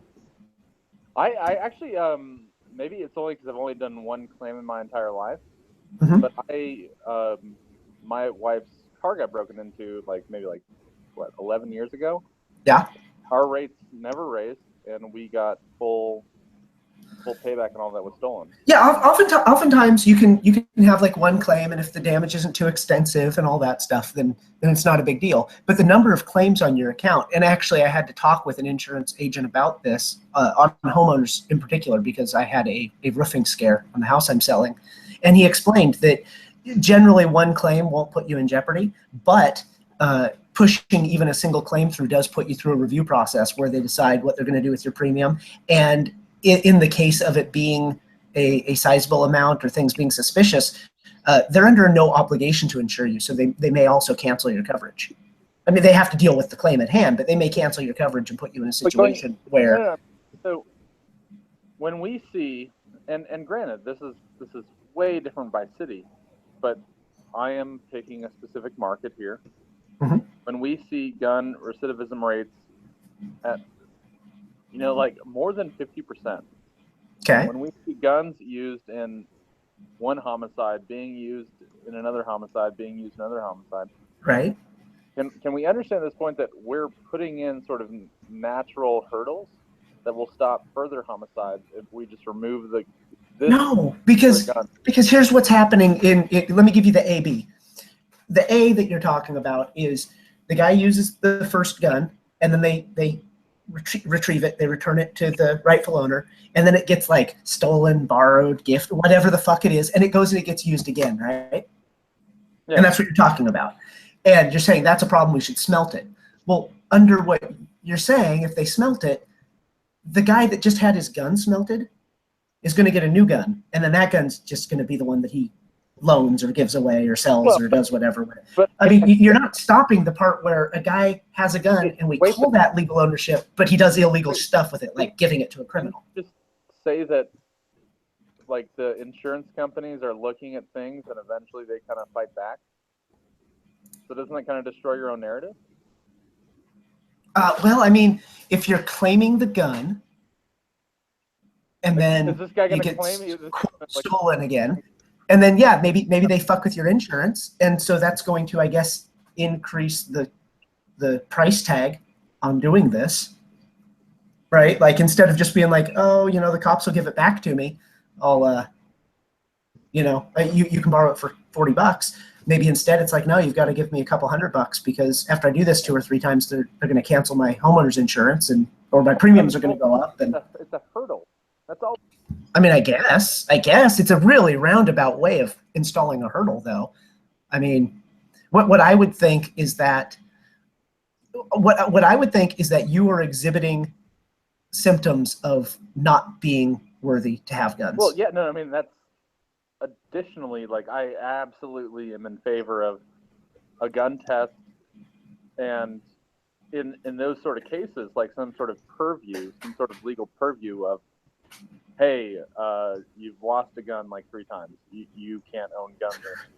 Right. I mean, I don't even know if I'd let it get to 3. It's like if you report your gun stolen, what they should probably do when they recover it is, if they recover it, is they should bring it back. They shouldn't have you go to them. They should have an officer drive it out to you. And as part of getting that gun back, you should inspect your situation. And there should already be a report about how it was stolen so they know what your situation was like. Like, was it in a safe? Was it lying on the counter? Because if it's lying on the counter, then why the fuck are we going to give it back to you? This is retarded. Like, those things should happen. And I guess, yeah, smelt it if they're not being responsible. But what I'm concerned with is you're talking about taking guns that could very well be a part of history, right? Like these could be classic, valuable, sentimentally valuable. I mean, not half anymore, but a quarter of my guns have huge sentimental value to me than my late fathers. The smelt thing is an option. I mean, what do we do with cars involved in racing in California? Is they sell them at police auctions. I'm totally fine with that idea too. Yeah, but if it's stolen and then raced, you give it back to the person. You don't go, oh, sorry. Correct, but I'm gonna smelt your fucking car now, but it's okay. You can go buy a new one. That car is quote unquote stolen like 3 times, and it's been used for racing. You know. Well, that's what I'm saying. You're now describing a runoff situation where I think we address it more at the core. I don't think that, because what you're saying is if you're street racing, they take your shit and they auction it. Hey, that's good. And if you're running around shooting someone, then yeah, they should probably smelt your gun. You're running around shooting someone with your gun. In addition to the other punishments, they should probably take your fucking gun away. And if you want to melt it or sell it at auction or whatever you want to do with it, that's great. Where the analogy fails is we're talking about a stolen gun. And at least some of the time, it's actually stolen. It's not just a criminal person saying it's stolen. So can we kind of throw investigative assets that way and determine whether or not it is stolen? That's what I'm suggesting. Yeah, like part of the theft should involve an investigation as to like what the fuck's going on here. How do you lose a gun? Like, because it's one thing if like your door was kicked off the fucking hinges and they took thousands of dollars of stuff and your gun, but that's not what's happening. When your nephew took a gun, that was not locked up in a safe, and he went out and shot a bunch of people. I would think probably 1 strike. I mean, if you're not securing the gun, I think that's the kind of thing where you say, hey, look, you had the individual freedom to be a dumbass about storing your gun, and it's biting you in the ass now. Ross, though, can you make that a criminal offense? Can you grasp that even these concessions that we've made back and forth over the last 20 minutes are completely ungraspable by the larger Second Amendment community? I think they might be more attainable than well, I don't know if they're more attainable than you realize, but they're more attainable than many people realize. I don't think it's that far There's no gone. way that a lot of these Second Amendment people Mhm. would ever jump on this sort of bandwagon. It just won't happen. And that's the issue, is that how do you communicate to people that we want to make people safer, and we also want to ensure fair Second Amendment rights to the people that, that should be able to have it.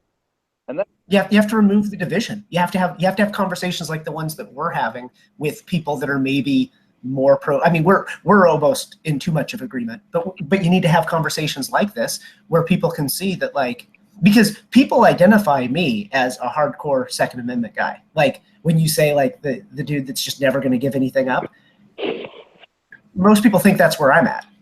Oh no, I definitely wouldn't. No, well, because as we've talked, you've realized that I'm not that fucking crazy, but most people think I am, because as soon as they hear the defense of the Second Amendment, they're like, oh, so you're that. It's kind of that black and white thing you talked about earlier. If it's got to be black or white, then it's just going to be, super polarized, and nothing in the middle is ever going to get done because everybody's talking all or nothing. Let me explain to you a conversation I had about a month ago. So I was talking with someone who said that mentally incapacitated felons should be allowed to own guns because the reason for the Second Amendment in the first place is to overthrow the government, and at any point that the government needed overthrowing, mentally incapacitated felons would be the primary force of people that would actually overthrow the government. I like it. He's way fucking wrong, but he's close to something that makes sense, right? Like there is a foundational belief that the Second Amendment is founded on distrust of the government and the idea that we did have to overthrow a government of sorts once before, and having guns was a really good way to do that, and we don't want to lose that. So, and that works when you then get into things like registries. It's like, I don't want to register my guns because part of the reason I have them is I might need to go to war with you, and I don't want you to know what I have. And that should make sense. And we got to find a different way, because I'm not going to tell my potential enemy what my tools are. So is there any, so as a person in the military, I mean, is there any illusion that a civilian populace could really take over the government at this point? Like, I honestly... Well, the issue isn't, or the question isn't if me and my neighbor are going to be able to overthrow your fire team. It's that the armed resistance resonates, or would resonate, with your fire team. Like, here's the basic grand argument, right? Like this is the big picture one, and I'll simplify it way down, is the people that you work with and around who work in the armory are suddenly going to have all kinds of silly little mishaps. They're going to forget firing pins, and they're going to, things are just going to be all fucked up, and supply lines aren't going to be where they need to be on time. And basically, if a commander-in-chief was trying to push to go after the civilians, suddenly the military would just be really, like, humorously incompetent. Like, things just wouldn't get done right, and ammo wouldn't be where it needs to be, and it'd be sorry, we're not ready, shit's all fucked up, we don't know. And we would basically look like buffoons, because that's how you would resist. That's how you, in the military, being told to shoot me, and you're going, but he's just following the Constitution. He's not why would I kill Americans that just want me to leave them alone? Well, I mean, that's how you would resist. You become incompetent. Well, because you don't want to actively resist and go to jail or be killed. Well, I think the joke here, though, is that I don't think a POTUS would ever say to shoot the civilian populace. I think what would... Well, but it comes from him, right? Like he's pushing things in that direction, and then he has subordinates that are loyal to his cause. But somewhere down the chain, you get to the people that go, that guy reminds me of my brother, or like, I'm bombing the town of the fucking place that I went to, I went to basic with guys from here. I don't want to kill their families. It's things like that. Well, and so eventually we hit people that don't want to do it. I much more see a different scenario where the people have like small uprisings where it's not top down, it's bottom up, where the government is forced to respond to people that are willing to shoot the military, and the military like comes in, they're like, hey, let's all calm down, and then people start shooting the military guys. The military guys are like, oh, fuck you! You just shot my brother and stuff like that. Right. I don't think that that's where it would go, because I think that there's a really tight bond overall. I know you're in a pocket, kind of, but I think it's a bit of an anomaly. I think that overall you have a really tight camaraderie between the gun-loving right and the armed forces. Like, I don't think it's a coincidence that you have warriors in the military, and it's your farm boys and your warrior civilians that tend to go into the military. I mean, these are coming from the same realms of thought. It's not like our military is staffed with a bunch of fucking, vegan Greenpeacers. Like, they come from the culture where, like, yeah, of course you're supposed to have guns. Of course you need to defend yourself. Of course, if there's a home invasion, you're going to shoot the guy. Like, all these things are no-brainers. And I think that cuts both ways. The military would look at an armed resistance of civilians and go, these are our friends. We've never met them, but they're our friends. They're our brothers too. And I think the civilians would be saying the same thing. I think it's threatening David's identification now. That's his. He's an army guy, but he's also a lefty, so he kind of doesn't fit your narrative, Ross. Yeah, and that's what I'm saying. He's kind of in an anomaly there. But I also think, David, wouldn't you if you were? I'm not though. So, like, I mean, I grew up for half my life in Alabama. Backwoods. Yeah, we know you're a Southern boy. We know that. Well, I don't. I've hunted pretty much everywhere I've been except for here. But you got to understand, there's a little bit of a cultural shift. I mean, so this election was the largest displacement between Republican and Democrat. It's the largest schism we've ever seen. Yeah, it's the largest times military for sure we've ever seen. And for me, and I only speak for me. But what was the extreme? Was it extreme on both sides that created this vast gap, or was one side going extremely in the wrong direction of things, and the other side was kind of, stagnant, kind of stationary? For me, really, what it was is that being in the military and seeing how we handled Islamism, like, I really under Obama, and especially. Right, he was totally pro. Well, he was openly, vocally pro Islamism. Now, he might have done other things. He might have droned a bunch of fucking jihadis behind closed doors, but that's not the point. The message he sent out to the masses was, I quote, "The future shall not or must not belong to those who slander the Prophet of Islam." End quote. Sure, which is genius, because the guy is just killing everything. It's masterful misdirection. I love that. It's sneaky bastard. Is he a Jew? Is he a black fucking Jew? What's going on there? Because that's some sneaky shit. You're playing chess, and I really like that. I did not like his foreign policy after Hillary left her position as the head of the Secretary of State. I think he got a lot more soft. And that's one of the reasons why when Hillary, ran for president, oh man, we're finally going to get David actually tough on Islam. David, everyone liked Obama when he was running the first time, but now in hindsight, do you agree that all the information has come out now that he was a Saul Alinsky communist? It was a Rules for Radical protege who was anti-American, anti the free Western world.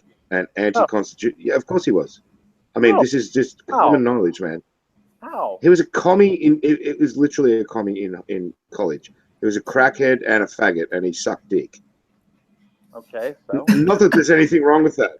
There's nothing wrong with that. I mean, I used to do drugs. I've never sucked dick, but I've had my dick sucked while I'm doing drugs. So there's nothing wrong with that.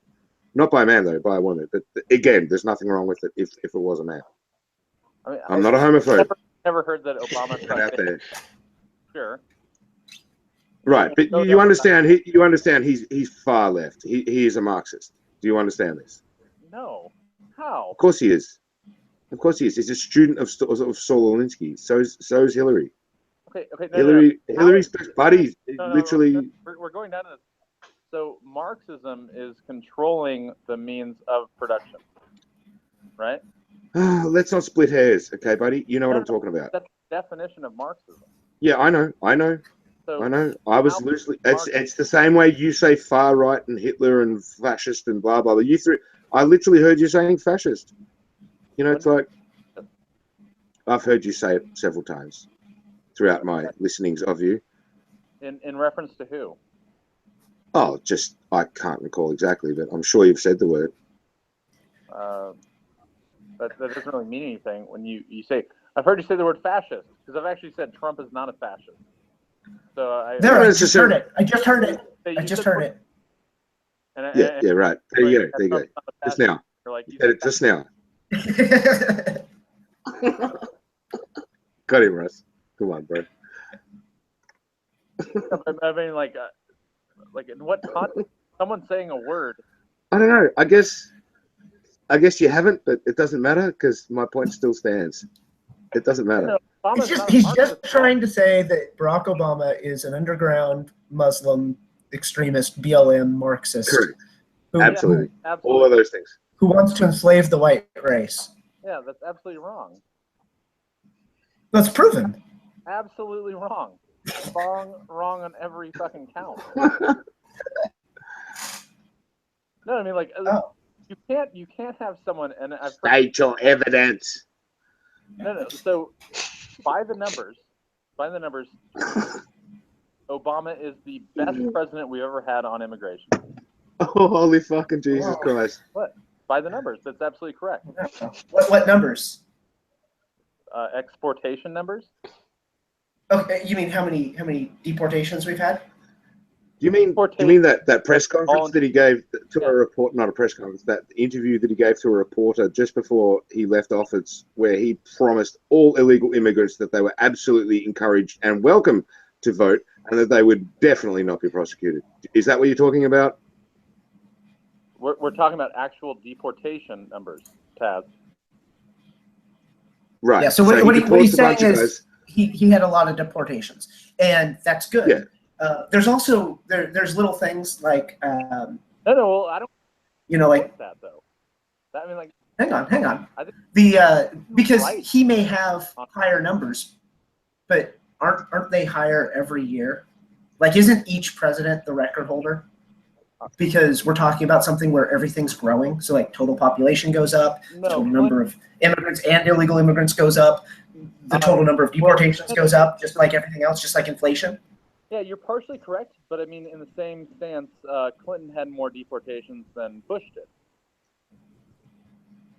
Okay, so Bush was shit, but was Bush the anomaly? What's up? Wasn't Bush just the anomaly?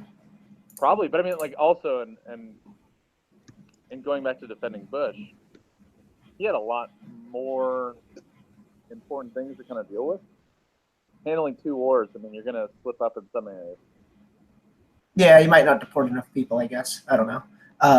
I just feel like, and this should have been pointed out by Katz. I mean, I can defend it, but he should have gone down the road that the Dow Jones is at record highs. But when you look, it's supposed to because it doesn't control for inflation. Well, so yeah, no. So you should be going up, but then the argument goes it's going up a lot more than it normally would. Same thing with deportations, though. It's like over time it should go up. Well, I was screaming in the chat when you guys were talking about the Dow Jones index. Number one, because yes, numbers aren't controlled for inflation. Number two, you have the most corporatist president ever to take office. Of course the Dow Jones is going to rally. Yeah. Like, I mean, which is good. I mean, well, I mean, here's my ideal vision of the world is we would continue to have open and free elections most of the time. And then every, I don't know, 12, 16, 24 years, we just ram a businessman in there. And we just have him fix this shit, because the problem with government is they don't have a concept of what it is to earn the money. To actually have something of value that's worth the money, you get the money the right way, and then you have to deal with like, okay, I only have this much. What am I going to spend it on? How am I going to make my business grow with a finite resource? They're just used to like, fuck, we'll just build whatever we need, and if we need more money, we'll just go get more money. That doesn't work. That. You need somebody to bring the reins in. I like it, Russ. I like it. That's good. Real quick, because my phone is about to die and I'm about to go upstairs and go to bed. But yeah. I have a question for you. So going into tax plans, because I have a severe issue with the fact that the tax code is as tall as I am. Right. It's a conspiracy. Opinion. You're only going to get probably about 30 seconds before my phone dies. But okay. Imagine a tax plan in which the first 40,000 of your dollars was untaxed. Yep, I'm sold. And after that, there was a set rate from $40,001 to majillions, whatever amount the top earner is in the U.S. as set rate. 0 loopholes. Go ahead, David. Yeah. No, I mean, as soon as you said from 0 to 40,000, yeah, absolutely. I could even see a couple stages. So your first $40,000, you pay no tax. From $40,000 to $80,000, you're in one simple bracket for that money, and then the money that you make above that is in maybe one more bracket. You wouldn't want to make it too complex, and you wouldn't ever want to have it get so much that it disincentivizes high earners. But I also think that the wealthy do just fine with the notion of like, okay, after $200,000, I start paying a 50% or whatever it is, and maybe 50 is too much, but that's for economists and fucking politicians to figure out. I'd be all for it though. I'd be all for it, like a 3-stage progressive tax, and then you just streamline the fuck out of everything else. Oh, because done. I think that the government owes people to ensure a minimum standard of living for its citizens. I absolutely think that. Okay. But I also think that there's a huge issue when it comes to people in the middle, like upper class, and also like the lower, higher class. Okay. To kind of jumping out there and getting successful, because I understand that there's small companies out there that are paying like 37% effective tax rate, and then people that are making maybe a few million more have the ability to hire like a small army of lawyers to hunt through the tax code and find every single sort of loophole. Hey David, you know like when you're working out how resistance be to strength, do you ever think that maybe we shouldn't structure our society in such a way to make it easier for everyone? Maybe we should actually literally make it either neutral, or in fact, if we really cared about the survival of the species, we make it harder, and only those that can tough it out and get strong would rise to the top, and that would be those people would breed. And I know it sounds like eugenics, but I'm just like throwing it out there. Well, I just like the idea of that in the context of tax code. So we're like, we're making taxes really fucking hard to weed out the weak. I mean, if you can't break through and like get promoted and just get ahead, if you can't figure out how this fucking tax system works, you don't get laid. My thing is, I want to remove about 11,000 pages from the tax code. I want the tax code of America to be sure, but I mean, I'm literally saying if you can't work through that, if you can't work out your tax code and get ahead in life, then the current tax code is so dumb. There's so many. No, it was intended to be a quagmire. That's why it was written that way. We all know that. It was written so that the people in the know, in that clique of knowledge, the tax accountants and the financial guys, they can understand it, because even they don't understand it, but they've written it in to favor themselves. We know that. We should be removing largesse, though. I mean, that's an app. Like, normal people, when you go do your tax, that you're never going to get all the breaks. You're gonna go to a tax company. You're gonna give them all your receipts, and they're going to do their best. But nothing like the big, rich, amazingly rich guys. They get all the breaks because they've got amazing tax attorneys. And there's that, but also like I'm saying literally like put resistance into society so that only the strong survive. Not just with tax. I'm like saying with everything. Well, I'm fine with eugenics in a certain sense. Like absolutely. I mean, like if you're fat, literally, we're gonna put ankle weights on you so that you have to walk, and you can't have a car. You have to walk everywhere. I think we need to have.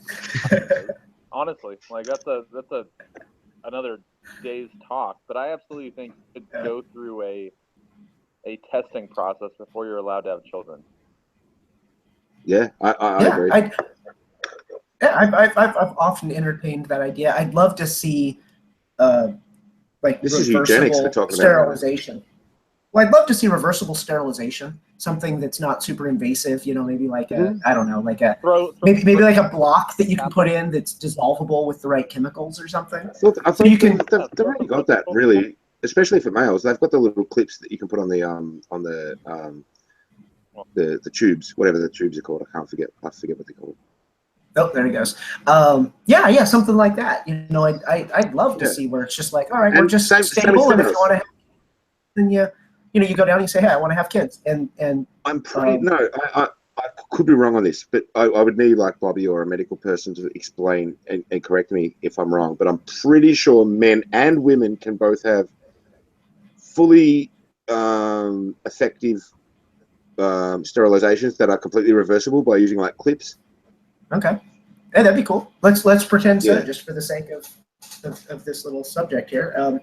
Yeah, I mean, I'd love to see it. I run into the same problem with like how and who's going to license, and very authoritarian. How would they do it? I like it. Yeah, but that's my kind. Yeah, it's my kind of authoritarianism.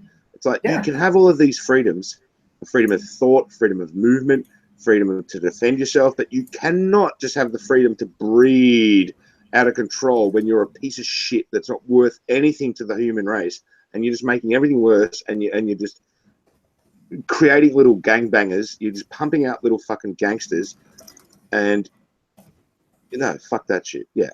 Yeah, I mean, and I'd like to see let's start simple and basic. Like, okay, can you afford to have a kid? Oh, you can't? Well, what the fuck are we talking about? Don't have a goddamn kid. It can't be fully authoritarian. It'd be good if there was like a department of oh god, how can I describe this without saying Planned Parenthood? The Department of Life Future Planning,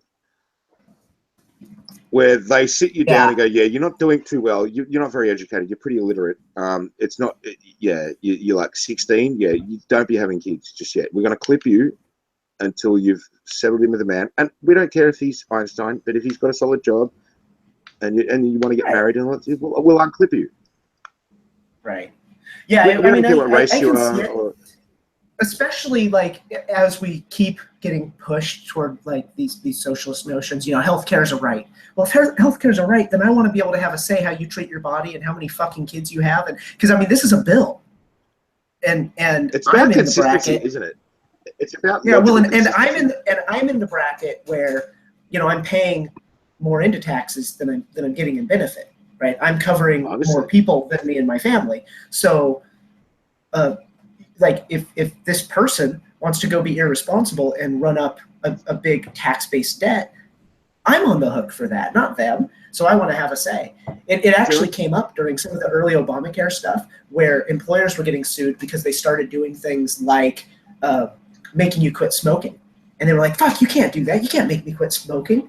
And they're like, the fuck I can't. I have to pay your insurance. And your insurance is going fucking crazy. And the insurance company said, it's because you're all a bunch of fucking smokers. Stop smoking. I think technology will help a lot of these issues just in little ways. Like the vape that I'm sucking on right now. That's a piece of technology that didn't exist 5 years ago, and it is helping smokers to lead a healthier life and to get off the It's and I'm a huge advocate of the You're vaping? Yeah, right now I am. Yeah. Nice. Yeah, and yeah, I was talking with Erin about that like 2 weeks ago or something. I said, I hope you vape, and she was like, oh, it won't work. There's not enough nicotine, and I don't know enough about it, but it's like, dude, I don't care if you have to suck that thing like a crackhead's dick.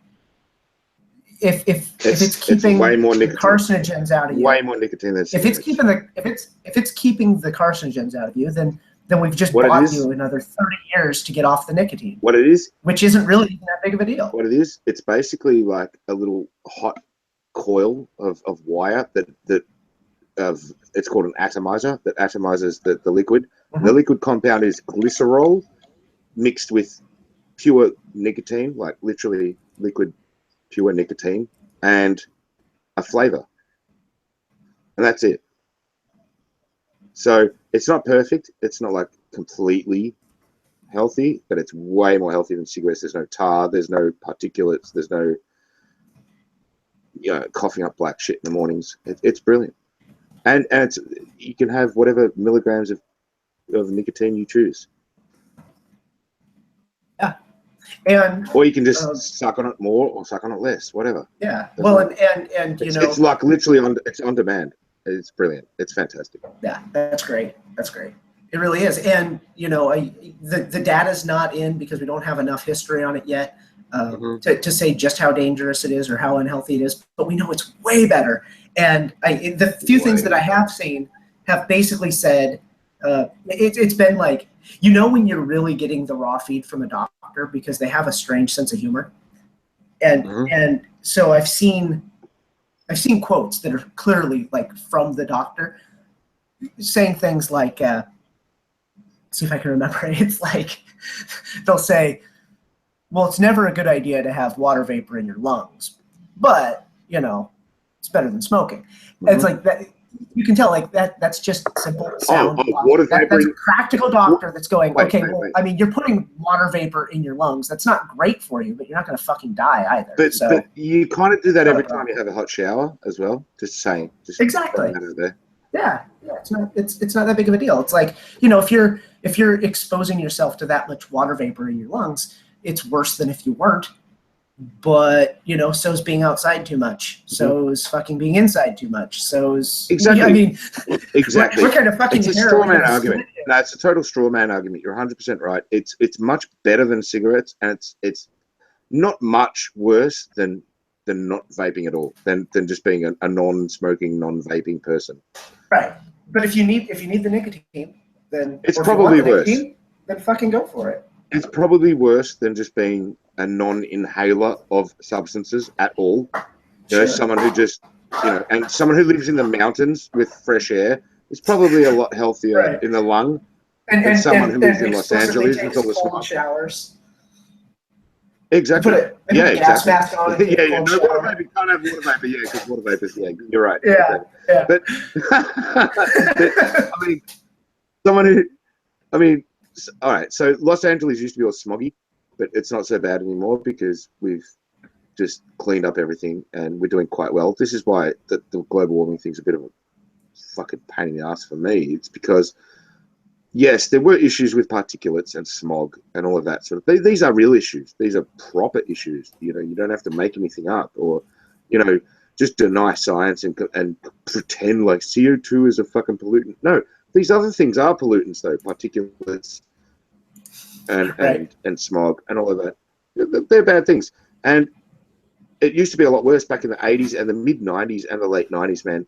Like literally, if it was a still day over Los Angeles and you took a photo from like the hills surrounding the city, you would just see like this fucking brown haze over the whole city.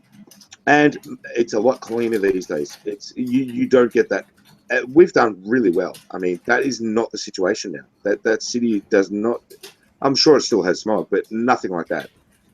And now we're seeing that same phenomenon in Beijing and in other places that are 20, 30 years behind us technologically. And the whole global warming thing, they want to sort of, I guess they want to hold us back and let them catch up or something. I don't know what the fuck's going on. It's really weird because they're not going to stop. They're like Beijing is like Los Angeles in the 80s and 90s. lots of smog, right? But that's because they don't have clean coal. They've got like power stations, but they're not. They don't have scrubbers. They're just pouring out steam and particulates, and that's the smog. It's steam and particulates. This once you scrub everything and you're only pumping out CO2, man, it's odorless. It's invisible. It just helps plants grow.